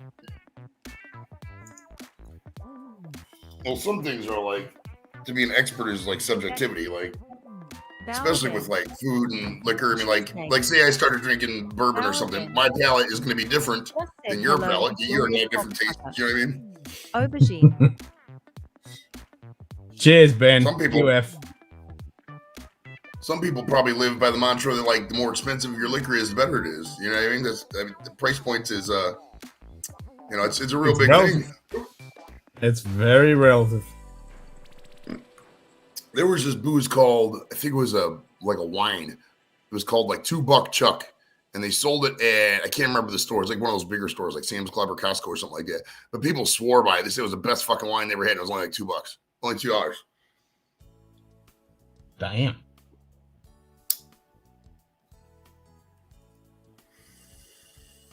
$2. It's probably got some extra shit in there to just make it taste good. Oh yeah, it's probably like half fucking kerosene in it. Exactly. This does not taste like anything, but it hits the endorphins in your brain that makes you think it fucking tastes like good shit, and you will buy it. Exactly. Right. Well, I mean, at the end of the day, people could say whatever. We're just taking their word for it. I mean, I'm not physically, like, say they got, oh, this is a single oak age barrel. I didn't go to the plant and expect the plant and see if there was a single barrel. It could all be a bunch of bullshit. You know what I mean? Yeah. Picking up a tail of winter? Nice. On average, more expensive is better, but there's a lot of noise. There's a fucking shitload of noise. I mean, yeah. Well, that's when after a while you start. I mean, with any product, not just bourbon and stuff like that, but like even like with weed is, for example. You know, I can sometimes, you know, a lot of these manufacturers will charge or try to justify charging more for their marijuana strains because it's this. No, man, it's like after a while, if your shit's not as potent, I mean, why am I going to pay more for your stuff? You know, it's kind of, I don't know, whatever. To each his own. I'm not the biggest. I'm not always the biggest on the most expensive is the best. You know what I mean? I'm just not. No, well, that's what Dustin just said. Yeah, normally it is, yeah. but there is a lot of fucking noise there where it's meant to be the best, but it's not. It's just going for that market that you think it is when it actually isn't. Yeah. For weed, especially, you got to watch out for like celebrity endorsements and shit like that because you get a lot of big heads like Mike Tyson and all these other people. Oh, this is Mike Tyson strain. It's so good. What's so different about Mike Tyson's weed and the rest of the fucking weed you're smoking? Get out of here with your, this is so much better. You know what I mean? It's got I know people. Right. Mike Tyson's label on it. Like I know people, they'll pay $130 for an eighth. And an eighth for just because it's got a, fucking celebrity endorsement or whatever. Get out of here with that, man. It's the same percentage as regular weed. It's $20 to $30 an eighth. You just got a fucking name on it. I've tried some of the, more expensive strains. It's all the damn same. After you've been it for a while, it's whatever. Yep, same dog, different leg. It's all the same fucking plant. Exactly. And I'll see if you're gonna get it, Glenmorangie Tail of Winter. Yes, if I see it pop up here with not exorbitant price, I will probably fucking grab it. As long as it's not anything like this fucking shite, I'll probably grab it. Mike Tyson's weed was branded by the man with a face tattoo. That's great. The ding dish. Oh, speaking of Tyson, I just got off instant messenger with Peter McNeely. I'm going to have him on we're going to do a Christmas special on December 17th. So I don't know how I'm going to work it yet, but I'm going to, because I had McNeely on a while back, so I already know him on Messenger. But I asked, because I was trying to think of just some fun way, because that's my birthday weekend too. I was trying to think of a fun way to do it. And I was like, let's bring on McNeely, because McNeely's a riot too. He gets on there, he gets drunk, he gets high. He's fun, man. And so we'll come up with talk about Christmas traditions and movies and shit like that. It should be a good time. Nice. No, Ben, I wouldn't say it's bad. It's just meh. And, I mean, it's not for us. It really isn't. It's these two right here. They're both sister company. They're owned by the same fuckers, and they're just bringing out fucking crap, which is a shame because Beg normally makes some good stuff. The same with Glenmorangie, but they're just bringing out this cheap shit that's just, well, it's actually not that cheap. It's just fucking shit. It's not good. Now, if you ever got to the point where people were like, "Hey, Ken, I want you to try this liquor for free and review it," now with that being for free, would that change the way you review stuff, or would you still be like, "Okay, this stuff sucks," even though you give it to me for free? You know what I mean? Like, no, if you give it to me and you expect me to fucking give it a great review, nah, fuck off. I'll tell you exactly what I nice. Hell yeah. Yeah, I ain't gonna be fucking twisted, and I'll tell you. I will tell you straight up. It's like, yep, no, this is shit. It's young. It's boring. Fuck off. It's young. I love it. Right, you can tell people. Some people try to like fake it and buy their way into the liquor business. And Oh yeah. I mean, you get that across the fucking board. I mean, looking into the watch community, you get all these people that fucking ranting and raving about these stupid, fucking shitty, crappy, fashion brands, and they're just saying they're the best thing ever since sliced bread, when they're fucking garbage. They're absolute pieces of shit. But these fucking people are just on Instagram or whatever and saying they're amazing and stuff. It's not. Nah, fuck off. I will never bullshit like that. Yeah. Yeah, that's why I try to. I don't like Instagram for that reason. Like Instagram, in my opinion, at least. I mean, some people have good engagement. I'm not saying people aren't making money out there on Instagram, but in my opinion, Instagram engagement, a lot of it's just really artificial. You know what I mean? There's a lot of fake bullshit on Instagram. Yeah. Especially in a lot of the women's sphere and a lot of the female beauty products and whatever they do. It's discount code this and that, and it's all a bunch of people following each other in a weird labyrinth of. Yeah. I don't know what the fuck all this shit is about. You know what I mean? So. and Dustin's definitely got a good point. I mean, if you review something that's free, you'll be biased no matter how honest you will be, and that is very true. So I think the way I would do it, if that situation was coming up regularly, I'll do it blind. That way. Oh, I see what you're saying. Get like three whiskeys, do them without knowing what it is, and at the end, you've got no idea. So you're fucking saying what you get and not have any fucking idea of what's what, and that way you're giving it even across the fucking board.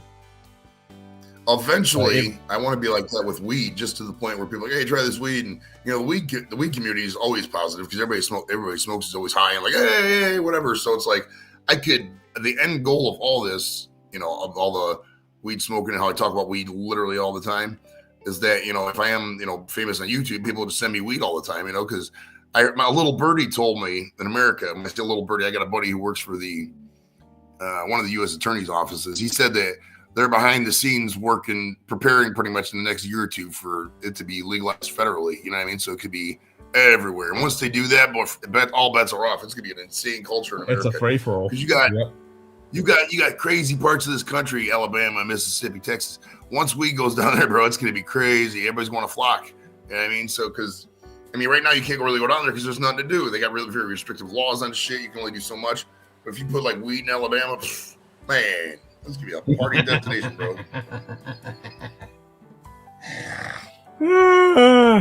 Season 54 of fucking Tiger fucking King. Riding around on fucking tigers with. You know, I still haven't seen that movie. I don't think I haven't seen any of that. It just doesn't interest me at all. Is there any? There's so many things people the trend chases. I like people talk about not the Hunger Games, but there's some kind of other games movie that came out. Squid Games, yeah. No, I'm just not. Whatever, man. I'm too old to. If it became so big, if it was like Star Wars big or something, then maybe. But to me, it just sounds like another whatever kind of thing. It's not like. But maybe as you get older. The big thing about Squid Game is it was quite shocking, but the main thing was it's not fucking the typical Hollywood agenda woke bullshit. It was something refreshing, so that's why everyone gravitated towards it. I watched 3 episodes of it. I haven't watched the rest of it. It is different and it is unique and it's definitely a refreshing kind of show without the bullshit, which I definitely it's definitely appreciated, but it's still just a show, you know. Right. I mean, it's like we need to have a talk off between Joey and Eric. Well, that would be fun. Is there any tight, large area of women's sphere that's not a bit shallow and false? Oh, that is true. Boy, I don't know. What's the sphere you speak of? Knob Creek 18. Oh, hello. Pick any social media driven sphere dominated by women. Yep. That's true. Well, they like to your prior statement. Well, like if you get a guy, like say you posted a selfie, or I posted a selfie, like, hey, look at you ugly fuck. That's how guys are, you know. We're not calling each other ugly. It's just the way guys embrace by negative. You know, it's negative embracing kind of. You know what I mean? Hey, what's up, you piece of shit? Hey, what's going on? You know, that's just how we are. Women will just be like, oh my god, you're so beautiful. We need to talk, and then they'll 1, the second they get off the message, they'll start talking shit. 2, then they'll never talk to each other. 3, they're not really friends. They're just, you know, it's women have a weird catty dynamic. I just can't figure it out. It's like, I don't know what them people, man. They're weird creatures. You never will. They're so emotional. They're so emotional. Like, why are they so emotional over everything? Like, my God, how many times a day are you gonna cry? Fuck. 50 at least. Sounds like every chick out there, they get off work and they just park their car and they just cry in their car for 20 minutes. It's like, what are you crying about? You have a nice house, a beautiful car, and a family. Like, come on, man. Let's get with the game. But the sun's 5 degrees from where it was yesterday, and I'm disturbed by that, so I need to cry about it. Yeah. Then they'll make up shit. They'll be like, "Oh, Mercury's in retrograde. What the fuck is this? This isn't a thing. You know, the planet's still a thing." The planets and the stars aren't affecting your fucking mood. You're in a bad mood because you're depressed and this all you talk about. Astrology. Like, I'm into astronomy, and whenever fuckers go on about astrology, I'm like, okay, so you're one of those people that believe that some arbitrary fucking orbit of a planet or a star position that is made up, by the way, influences your fucking personality or your future. Yeah, good luck with that. See you later. Right? Good luck for the next 30 years not finding a mate because you're fucking stuck on something that nobody knows about. Like, I will 100% of the time. I mean, I know I'm a Sagittarius just because, but like, I couldn't tell you. Like, if somebody says, "Oh, my birthday's on April 15th," well, I couldn't tell you what sign they were, nor do I care. Whatever. I mean, who cares? Yep. Fuck it. It's not. And then they'll find the thing that's funny to me, because they'll find memes of like, "Oh, the signs that are the savagest," and they'll put all the signs up, and it's just totally made up shit, and they'll act like it's gospel. Yeah, like, what the fuck's wrong with you? Come on. Yep. You can make that shit up out of anything. It's like, oh, you fit into the fucking box, this little category, and if you cast a wider net, everybody fits in there somewhere. So you think, oh, this is true. Yeah, fuck off. Right, like traits for each sign of like Sagittarius, loyal, Capricorn, faithful. It's like everything's good no matter what it is on the chart. It's like. Yeah, we all have those traits, you fuckwit.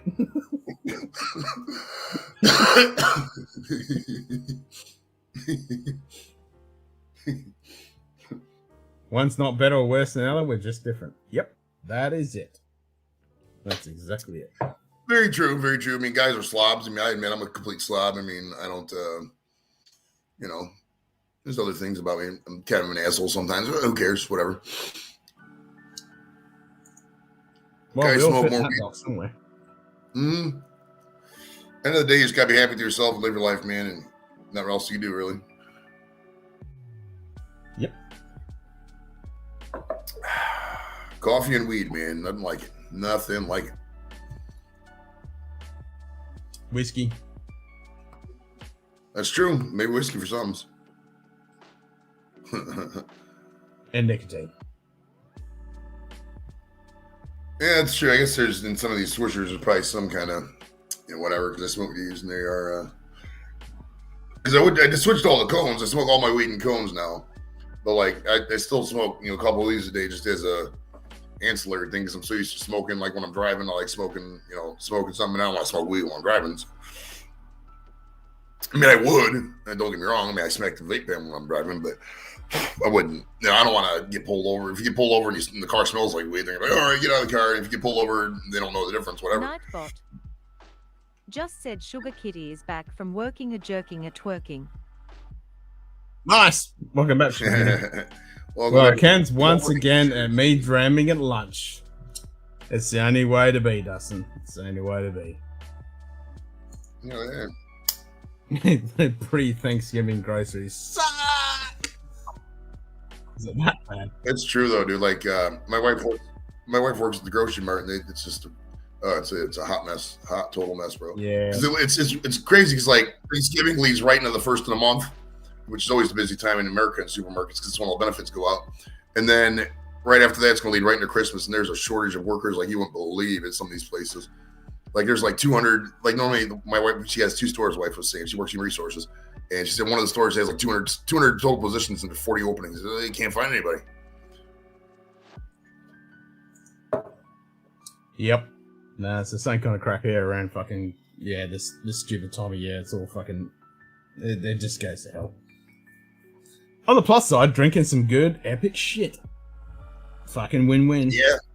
they haven't ran out of anything to smoke or drink yet. So I think if that ever happened in the world, like, oh, there's a shortage on blah blah blah, then people would freak the fuck out. But until then, I think we're gonna be all right. You know, as long as you have your escape. As long as blah blah blah can be replaced with another blah blah blah, then you're all good. But if it's all blah blah blah, then you're fucked. Yeah. Right. If they're like, all right, we're locked down and that other women. Yeah, why they stuck up and complain about everything. Life is too short to always be negative. She says she's down to earth and she enjoys life. Fucking oath. And what I always say, if you wake up fucking still breathing, that's a good one. Oh yeah, man.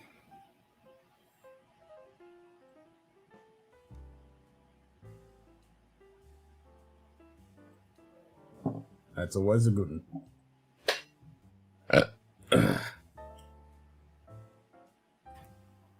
Fucking dinner's repeat, mummy. I was gonna get some. I got my coffee from the McDonald's. I was gonna get some food, but dude, I'll tell you what, man, the prices are at the McDonald's. For some reason, only McDonald's. Like the other stores, like I went to the Burger King this morning and I got the Burger King app, and I got 2 croissant sandwiches, 2 hash browns, and 2 small coffees for $5. Normally, I think it's like a $7 or $8 meal, whatever. That's still a decent deal, you know what I mean? I went to the McDonald's. The coffees are $2. I like their coffee, so I don't mind paying the $2. At the end of the day, $2 for coffee ain't shit. But you know, like the medium fries is like $3, and it was normally like $1.50. And I never heard of the prices of potatoes going up. So why is the fries so expensive now? You know what I mean? It can't all be fucking because of the price of diesel. Whatever, man. At the end of the day, we don't really need fast food. We really don't. No, we certainly do not. That is true. I mean, I have a McDonald's, literally, I could walk out of my front door right now and it's 10 minutes away. I never go there. Ever.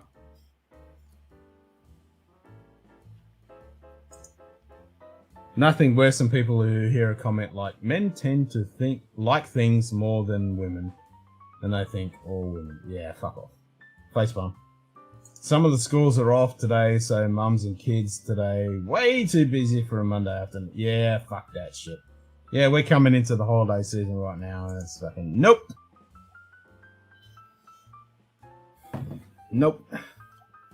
I hate that shit. Yeah, we got a lot of holidays coming up. So you got Thanksgiving and Christmas and New Year's Day and all that stuff. Man, I like the holidays. I hate the holidays. I hate Christmas. Bah humbug. I don't mind. It depends. No, don't get me wrong. I'm not going to sit there and spend, 20 hours meticulously decorating a scene. But I'm not above, I'll fucking hang up a wreath, put up a tree, whatever. And it's fun. It's more the present stuff is more for kids. I mean, I'm not going to, at this stage of my life, people are like, oh, what can I get for Christmas? I'm like, just don't. I got more than enough crap. You know what I mean? I don't need. Just go away. He says, the real man drinks. Let's just give. She asked me what she can bring me. Thanksgiving is the worst. Yeah, it's all fucking. Yeah, Thanksgiving in the States, especially if you have a family that really doesn't get along. Oh my God, sometimes it can be death, dude. Some of these people, they don't, and they force it too. They force it so much because they'll have you always have one matriarchal figure, like a mom or grandma or whatever, that wants to still get everybody together, and then they just get everyone together and do the whole family thing. Yep. Mm-hmm. All it takes is one dysfunctional person, bro, and it's ridiculous. Like my wife's brother, my brother-in-law, Mike. He's a nice guy, I guess, at times, but in reality, he's a complete loser. I mean, he's like 50-something years old. He still lives at home. He's never really had a job, and he just drinks all the time, whatever. And one time we were over there, and he made up some fight out of nowhere. He just made up some accusation about me. He's like, I want you to fight right now. You told my mom that pit bull, because he had a pit bull that he brought home, and he made up something about it. He's like, you told my mom that pit bull was a pit bull and it wasn't, or something. I was like, dude, what are you talking about, man? I'm not going to waste my energy on you. And to be honest, if we did fight, I would put you into the fucking ground because I'm 260 pounds and you're 150 pounds and you're fucking drunk. So I suggest you fucking leave me alone. I think you I'm going to fuck your shit up. Right, don't come at me with that. I'm not a fighter. I've been to maybe one fight my entire life that was serious. Actually, none if I count when I'm drunk because I talk my way out of everything. But if somebody does want to come throw fists at me, just don't, man. Fuck out of here with that. Stupid shit, bro. Fighting is wasted energy. I do not like fighting. I don't really like arguing. But sometimes I like arguing if it gets discussion flowing. You know what I mean? I don't like arguing just to argue. You know, it makes no sense. That's more ways. Well, that's the difference. Like if you're having a heated argument, but you're actually diving into the subject and you're actually going backwards and forwards, that's fair enough. But if it's just pitiful, pathetic argument, I mean, yeah, fuck off. Yeah. Right. Like, oh, you're an idiot. No, you are. Get out of here. Yeah. You fucking suck. No, you fucking suck. No, fuck you. No, fuck you. Fuck you. I'll kick your ass, man. You don't even know. That's all, like all these fucking fights start. It's like, get off your fucking pedestal there, drunken McDrunkerson, and let's fucking all hang out and just chill. Yeah. Oh my goodness, bro. Is it cheap? So funny. No. Is it good? No. Is it fast? Yes. That's all there is. What? Thanksgiving has one of the highest death rates due to stress. Really? That's true. That's very true. The people's stress levels are amped during the holidays because people, you ever have a girlfriend or wife or a mom, maybe a woman, you notice, and they got somebody coming over and they're cleaning and they're obsessive to the point where it's like, oh, they've got to have the house ready and they've got to have the meal ready and make sure everyone's there and everyone's happy. And I get that. Yeah. They'll nitpick the details to such fucking inaneness that you're like, okay, I can't even deal with this. You just want to leave. You know what I mean? So that does seriously cause a lot of stress on a lot of people. And there's sometimes like people feel like they'll come home and see, and they'll feel like they need to impress or something. Like, oh, what'd you do over the past year? And then have to like feel like it's a job interview or something. So that's why at the end of the day, man, if you don't your family, don't force it. I mean, my brother, God bless him, I can still hang out with my brother, but my sister-in-law, I don't like her at all. I'm not gonna lie. I mean, there's a place for her in this world, I guess, but I mean, I don't have anything in common with her. She's probably thinks I'm a dumbass, and fuck that. I'm not gonna hang around with somebody who just fucking look down at me and shit, So, I mean, it's just you gotta live your life with the best you can, man. Family's not all blood. It's just sometimes family can just be random people around the globe and shit. Yep, exactly. You can pick your enemies, but you can't pick your family. G'day, Donald. Good to see you, bud. First Horton's break of the day. Nice. Going out for a rip?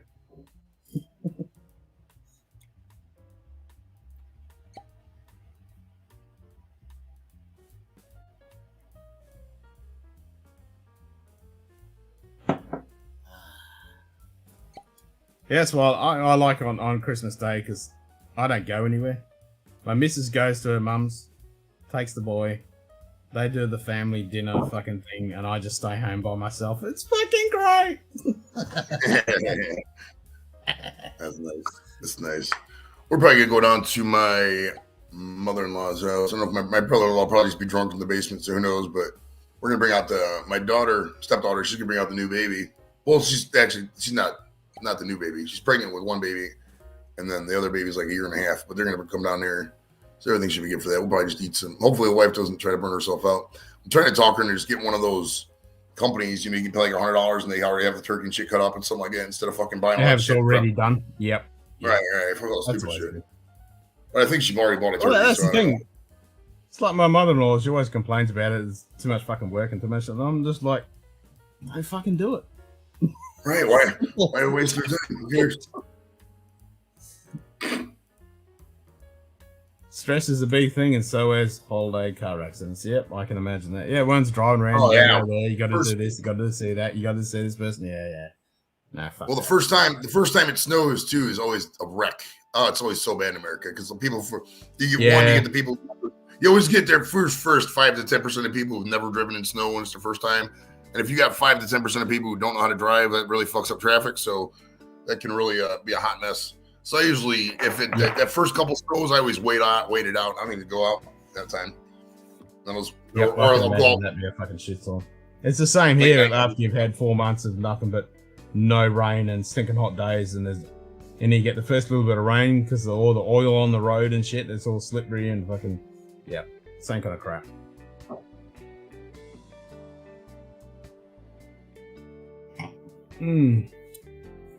That's why we just drink whiskey.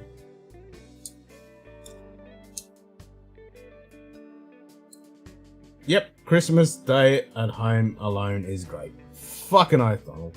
Fucking oath. I fucking love it. It's great.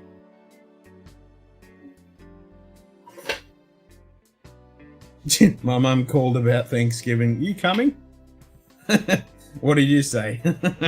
Nope, gotta work. That was always my excuse. And it was a legit excuse. I'd have to go in and fucking actually work because Thanksgiving, well, not Thanksgiving, Boxing Day was always the biggest day, and I'd have to prep all the shit ready for Boxing Day for the movies and stuff. Yeah. Nope. Nice.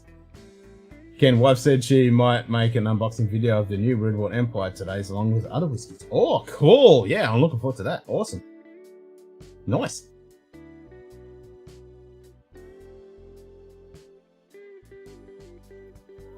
Not even saying work. Just nope. Yeah. I hear ya.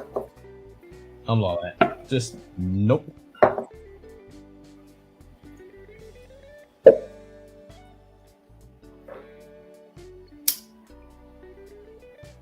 Well, my missus doesn't even ask me anymore. The mother-in-law doesn't even ask me. Because they know I just don't want to do that shit. I just want to stay home and just chill. It's a normal day. It's just a fucking normal day. I'll do a bit of work, chillax, do what I ever normally do. It's just a normal fucking day. Oh, that's why people are like, oh, you're gonna do a show on Christmas or this and that. It's like, I mean, I'm gonna be sitting around anyways, so why wouldn't I? You know what I mean? It's not like, you know, for something like the YouTube show, you got to go, you know, to the studio 5 miles away. Yeah, still spinning.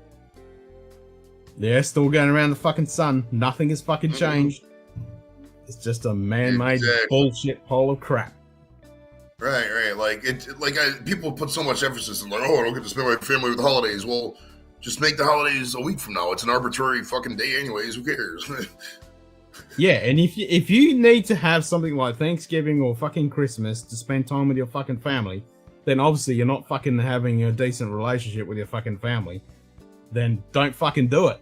You know, if you can't spend time with your family on any other fucking day of the year, then, you know. Right. Like, what the fuck? Damn ridiculous. All right, brother. I think I'm going to jump off. I'm getting fucking hungry, all this weed I've been smoking. So I don't know what I'm going to eat, man. I kind of want Thanksgiving food, all this fucking talk about turkey. Just get a fucking steak. Ooh, it is Steak Monday up at Travelers. That's not a good idea. That's not a bad there idea, you actually. go. Fucking good fucking steak. There you go. Good fucking steak and a beer. Done. They got $1.99 steak on Mondays. It's fucking amazing. I love America. I love it. Oh, that sounds... Yeah, I could fucking do that. It's actually a good cut of meat, too. You'd be surprised. It's a great cut of meat for $1.99. It's awesome. For like $10 with tip, I get a fucking great meal, and then I fall asleep for a couple hours. It's awesome. Hell yeah. That all right, brother. Yep, sign me up. Heck yeah, man. All right, you can. Appreciate it. All right, man. Take it easy, bro. Cheers. View it small. Switching to Christmas used to be 2 hours of fun opening stuff, 8 hours of nothing, and then we'd go see a movie and then more nothing. Yeah, that's it. You'd get up in the morning, you'd fucking open all the prezzies, you'd fucking hang around for a bit, and then you'd fucking have a feed, pass out because you ate too much, go watch a fucking movie or some shit, and then pass out. Yep. Sounds about fucking right. My grandmother didn't go to Thanksgiving dinner with the family this year. When the family said they had a spot for her, her response was, "That's nice." I love it. My mum was one of 9. Oh, shit. Yeah. Oh, my God. I don't even want to read the rest of it. I can imagine. When we were kids, the grandkids and everyone was 45. Holy fucking hell. We hired Firefalls for it. Only fight would have been if some food ran out. Holy shit. 45 fucking people. Fuck. I mean, you see that in like photos and stuff of these massive extended families of like fucking 100 people and shit. And you're like, holy crap. Pretty much everyone's a fucking stranger and shit. I mean, it's cool once in a time, but you don't have to have it at Thanksgiving or at Christmas, you know. I mean, I saw something. I mean, what was it? Actually, no, someone discovered some of their ancestors or something. Yeah, that they didn't even know about in their family, and it was something within history that was pretty significant. I can't remember exactly what it was, but it was pretty cool that all these people from all over the world came together. I think it was actually something to do with like the DNA kits you send away. Anyway, they found out some shit, and all these people from all over the world got together because they're all fucking related, and they were able to take some photos with these their ancestors of the graves and stuff. That shit is fucking cool. That shit is fucking cool. But if you need to have it around an event, then like Christmas or Thanksgiving or any of that kind of crap, nah. It's meaningless. Christmas was fun when I was a kid and there were grandparents. Exactly. And it's the other way around. We know when you become a grandparent kind of thing, it's kind of cool for the grandies and the great-grandies and stuff, you know. But yeah. Oh, I totally agree. You know, when we were kids and stuff. And you with your grandparents and yeah. And that was always cool. You know, and obviously most of it is because not only did you get to see your grandies and stuff, but you got cool shit.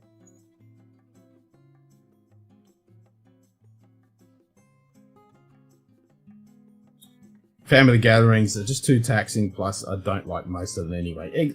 Exactly. Yep, you can pick your enemies, but you can't pick your fucking family. That's it.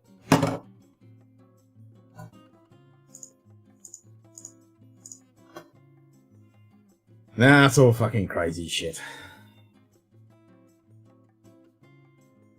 It's like, I fucking hate Christmas and shit, and people look at me sideways like, are you fucking alien? You know, are you a subspecies? Are you a fucking anti-human or something? I'm like, I just don't like that shit. I just don't understand it. I don't get it. It's not for me. Just fuck off, you know? I don't like my sisters and I don't like their kids. Today everyone talks on the phone or Zoom calls all the time. No longer a big push to see people. When we lived 4 hours away from the other 45, it meant something to see cousins. Yeah, exactly. And that was the thing when I was a little kid. You know, you'd see your cousins and your rallies and shit you'd never see. It was only once in a year thing you would actually meet up. But that's the thing. That's the sad thing. Like, if it takes something like Thanksgiving or Christmas for you to actually get together with those people, that's pretty fucking sad. I hate the Christmas mode as well. Like, I can't fucking stand it. I fucking hate everything about it. There's nothing I like it. I fucking hate the whole thing. It just drives me out the wall. Can't stand it.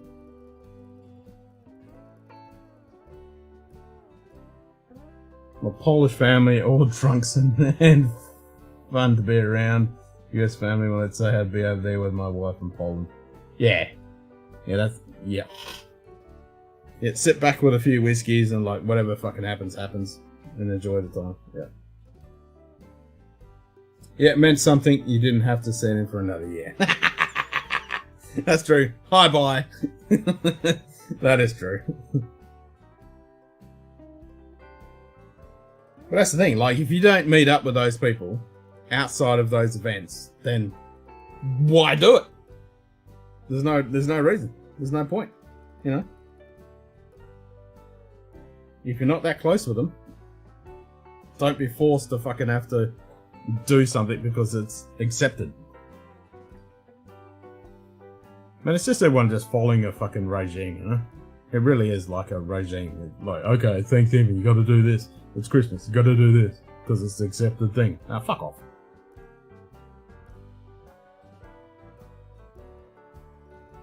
Don't be a sheeple. Think for your fucking self.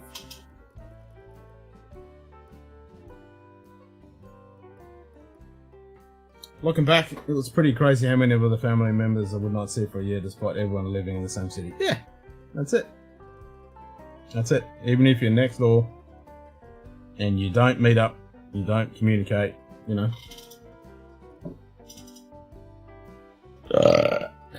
Just because they're family, you know. You get along with people, you don't get along with people, whether they're family or not.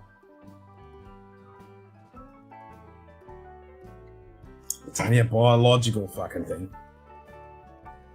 That means different things to different people.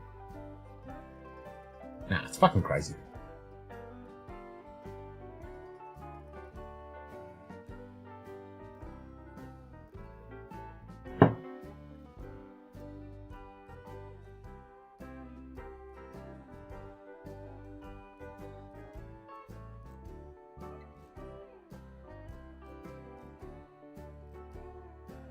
Well, I did say it was going to be just before the 5 hours to kick over, and now we're 5 hours and 44 minutes, so now we're 15 minutes away from 6 hours now. And this is usually what happens. That's how the streams end up being fucking ridiculous. Okay, so it's 12 past 2. So we'll go to 0230, which will push us to the 6 hour mark. And then that's it. Done. Exactly. If you can't spend the rest of the year, then spending what's supposed to be a holiday and spending time with them is madness. Give me a holiday drinking scotch in my boxes at home. Yeah, fucking oath, brother. Fucking oath. Yep. Yep. Totally fucking agree. Exactly. That's it. I mean, the only thing about Christmas time is, well, actually, it's kind of a pain in the ass because, you know, I'm self-employed. It's like, it's just another fucking day. The year still spins around. Sun comes up, sun goes down, all that bullshit, you know, nothing is fucking changed. And if you want to actually do any fucking work, you can't, because no one's fucking working. I'll make a small video of the stores and what they have on the shelf. Yeah, that'll be awesome. Yeah, fuck yeah, that'll be brilliant.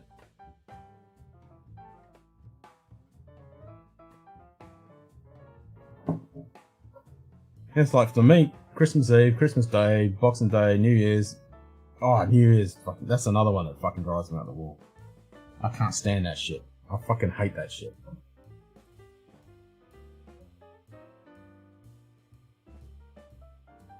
Like everyone says, oh, this year was shit, next one's gonna be better. It's like, fuck off! Nothing has changed. Nothing! It's not even set on an actual, like, real actual point in time other than the stupid Gregorian calendar. There's no point in the orbit of the fucking sun that it's actually a point in time that you can actually pinpoint to. It's only a human-made concept. If you're going to go with the solstice or the equinox, that's an actual point in fucking the rotation of the sun or the orbit of the sun around. I mean, rephrase that. That is the point in time of the fucking sun going around the orbit of... Why do I keep saying sun? The point of the Earth going around the fucking orbit of the sun that you can actually say, okay, that is a point where something actually does actually happen. Not the fucking New Year's. That's nothing. It means absolutely fucking nothing. Stupid Christian fucking bullshit. You usually have to work Christmas Day, but I'm off this year. It's going to be weird. Yeah, and that's the thing. I've always worked Christmas Eve, Christmas Day, Boxing Day, all that bullshit. I've always worked. Whether it's been security or fucking astronomy. I mean, not astronomy. Working at the cinema, retail, all that crap. I love Hoggerman. Let's get pissed up to celebrate the changing of a day. Yep. And even that's a silly thing, you know? It's daylight the other side of the fucking planet. Yeah. Fucking stupid. Stupid! That's why I always say Happy Earth Orbit Day. That's what I always say. I never say fucking Happy New Year's. I always say Happy Earth Orbit Day. Or Arbitrary Earth Orbit Day. That's the one I always use. Arbitrary Earth Orbit Day. And it should be on the fucking equinox or the solstice. That's the point. That's the point where it actually is something actually happens. I love New Year's because everyone else is doing something. I go to bed and get up early and the rest of the day sleep. I'm the same. It's just, yeah, I'm exactly the same. It's just the same fucking shit. I mean, this year I'll do a few streams. We need to actually get with the Whiskey 2 community and actually make it that we can just do that 72-hour constant fucking stream, and we'll just keep going. Just for the fucking hell of it. It's an excuse to get drunk. That's all it is. That's all everyone does. I mean, it was driving me up the wall when people at the beginning of this year was like, oh, 2020 was so bad. 2021's going to be so much better. You think this strike at midnight's going to change everything. Fuck off. Fucking idiots.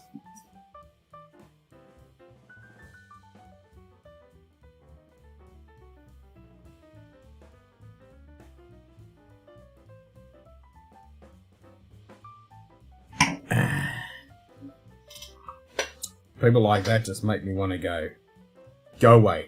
You're sucking up my oxygen, go away.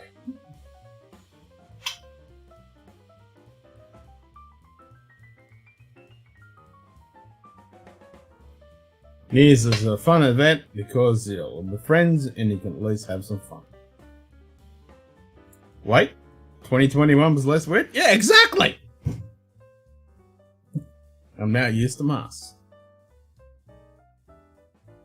Exactly.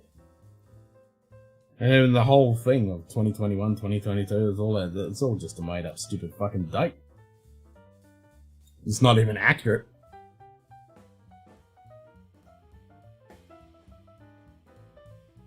New Year's is the opposite of Christmas. You pick who you're with. That is true. I mean, at least you pick who you're going to be with and what you're going to do. At least that is a good thing about it. It's a good excuse to fucking hang out with your good buds and do whatever the fuck you want, you know? Whether you just want to sit back and fucking get smashed or go out and party or whatever. At least that's that.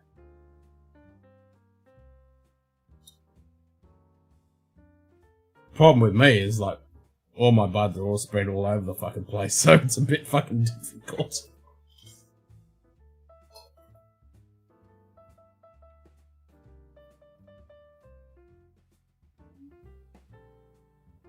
And I just look at the whole thing and it's like, whatever. It's another day. They're still fucking spinning.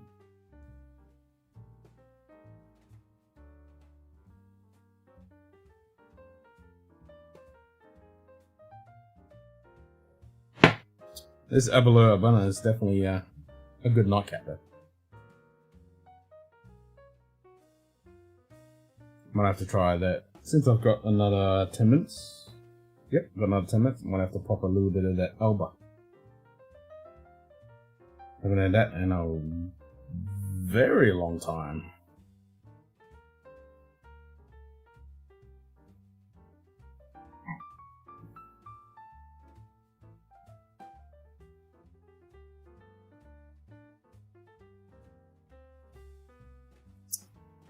Went from doing crazy parties on New Year's to doing nothing.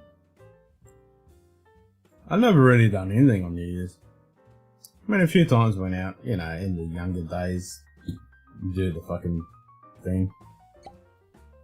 Standing around in a crowded fucking bar or whatever, fucking yelling, screaming when it's fucking the countdown.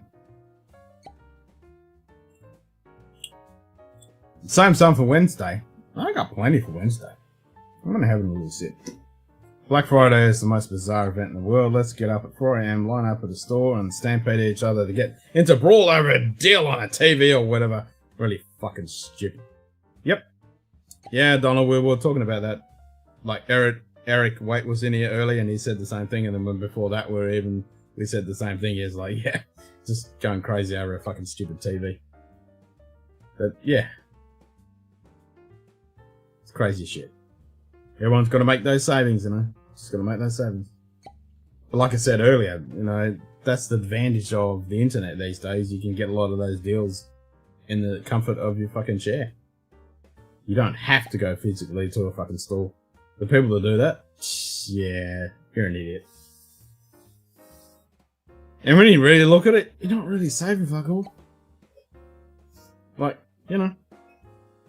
Just wait till Cyber Monday, you'll get more deals, or the weekend, you know, the week before. You know, the whole Friday fucking deal thing is pretty much pushed out to like fucking a month now. It's a month either way, you know, it's fucking crazy. I mean, I just bought a watch today that was fucking discounted because it's Black Friday. You know, it's not even fucking Black Friday yet. And it'll be like the same thing with Cyber Monday, and it'll be extended out and pushed out because, you know, they haven't made a lot of sales, so they just keep pushing it out and they just keep extending it and blah, blah, blah. It's like, yeah, whatever. Fuck off.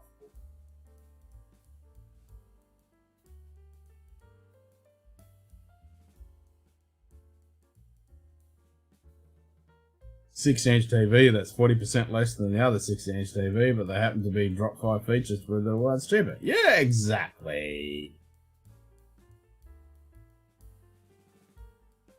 Just because it puts a big fucking sticker on it and drops fucking $50.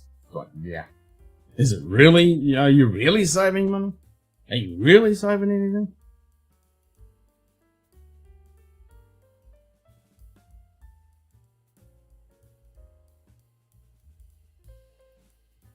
It's Black Friday and places don't even know what Thanksgiving is. That's not... Yeah, exactly. I mean, it's fucking huge here in Australia. No one celebrates Thanksgiving. We're in fucking Australia. And Black Friday and Cyber Monday are fucking massive. I mean, every store has Black Friday specials, Cyber Monday specials. It's all fucking every store. Every store, man.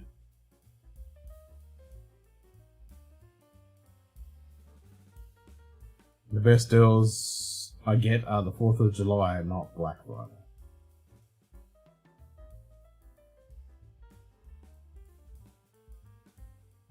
Ridiculous fucking stupid thing. It's funny to watch the madness on YouTube on the news. Yeah, I find that fascinating. G'day, Donna Pass. G'day, buddy. Steve Broskiewicz. Best deals are getting a spring release in the UK. Spring bank releases, yep. Nah, it's fucking crazy. It really is. Cheers, Steve. Thanks for the sub.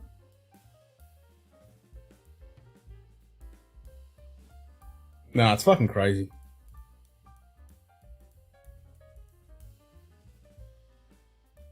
Does anyone ask ever why it's called Black Friday? No. Everyone just knows it as deals. No one really asks why it's Black Friday. Yeah. And it's only been a phenomenon since pretty much the internet, really. Before that, it didn't exist.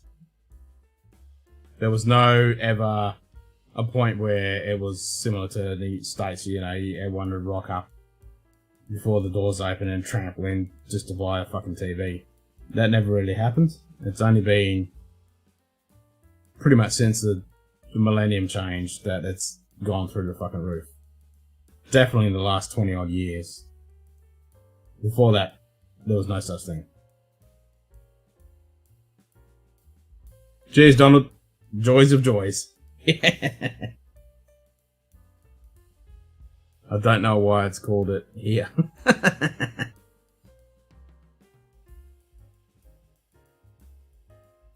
I get great deals in Glen Scotia and Poland. Fucking that's the win-win.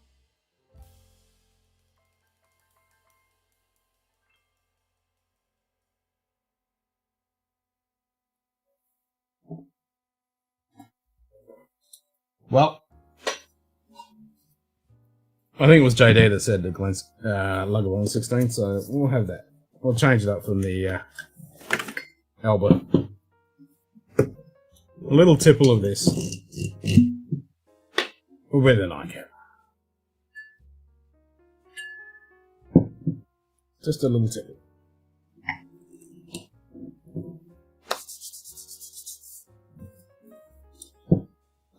Fills the room full of lovely smelling deliciousness.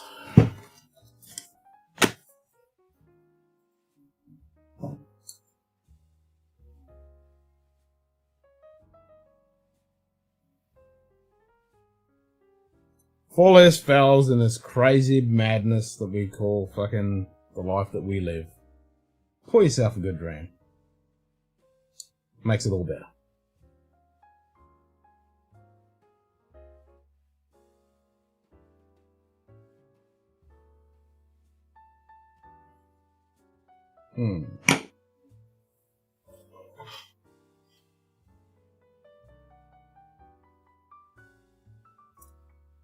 Damn price is crazy for the 16, about 80 euros. Yeah, it's 140 bucks here in Australia. 139 on all the stores whenever I look, which is ridiculous. I will not pay that at all. When it goes on special, for like 90 bucks, if not less, I buy as much as I can. That's what I've been drinking. Well, that is on special. I ain't paying 140 for it. Used to watch the evening news on the Friday to see the security camera footage of people trampling each other. Yeah, I always watch that after fucking Yeah, fucking Friday. You watch it the next day and you're like, fucking hell. People trapping each other when the doors open with the battle of the place with all the discounted TVs and the toys. Just picking them up in 65 USD all day long. Yeah. Yeah, it used to be like 120 bucks here and then it went up to 100. At least I will give it like the last year and a half, like 18 months, even a bit more. It's been solid at 140. Still available, but it's been constant at 140. I'm waiting for it to go up through the fucking roof and the availability to drop off, like it's happening in other places, but it's still sitting at 140 and still available, so at least that's something. But yeah, I just wait for it. Steve Bruskiewicz subscribes to the channel. Bit of a die there, but cheers, Steve. So yeah, when it actually drops below, you know, you get the $90 special, I'll buy up.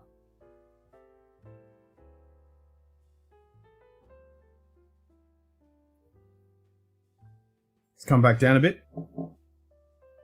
Okay, so maybe it has flipped around a little bit. I don't see the price ever dropping here, unless it's on special. 3 broken bones over a Cabbath batch, yeah, and fucking Beanie Buddies and all the rest of the shit.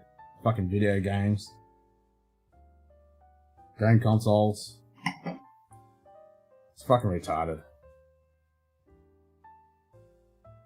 That was after the tariffs. Ah, okay, so it's just gone back to pre-tariff.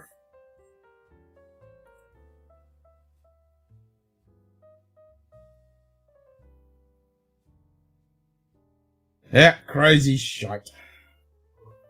Alright, we're at 6 hours, 1 minute. Alright, let's call it quits. Otherwise I'll be sitting here dribbling. Alright, well, we've got fucking a minute and a half. So it's exactly 0230, so we'll wait for that. Oh, it's more than pre-tariff? Pre-tariff? Okay. So, yeah. Less than peak. Well, that's something, I suppose.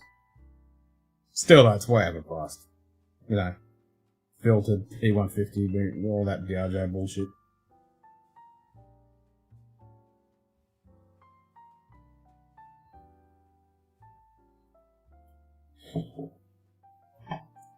The crappy thing is, even with all that bullshit, it's still a fucking good dram.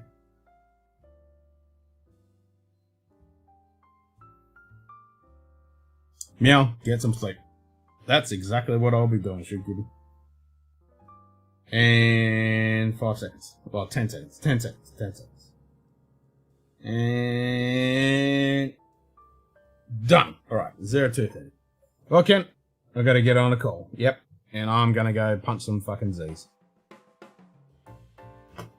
Cheers, everybody. Thanks for joining us on this Monday evening. Morning. Afternoon. Wherever it is in your neck of the woods. And we'll catch you all on Whiskey Wednesday. Hopefully I have something new to fucking pop or share or something. If they'd up the ABV on this, yeah, if they up the ABV, you know, and got rid of the filtration and the colouring, it'd be fucking amazing. I'd happily pay the 140 bucks if they did that. But then you're just pushing in the 12 fucking Distillers Edition era. Anyway. Cheers all. Catch us all on Wednesday. Have a good one until then. Cheers. Slancha.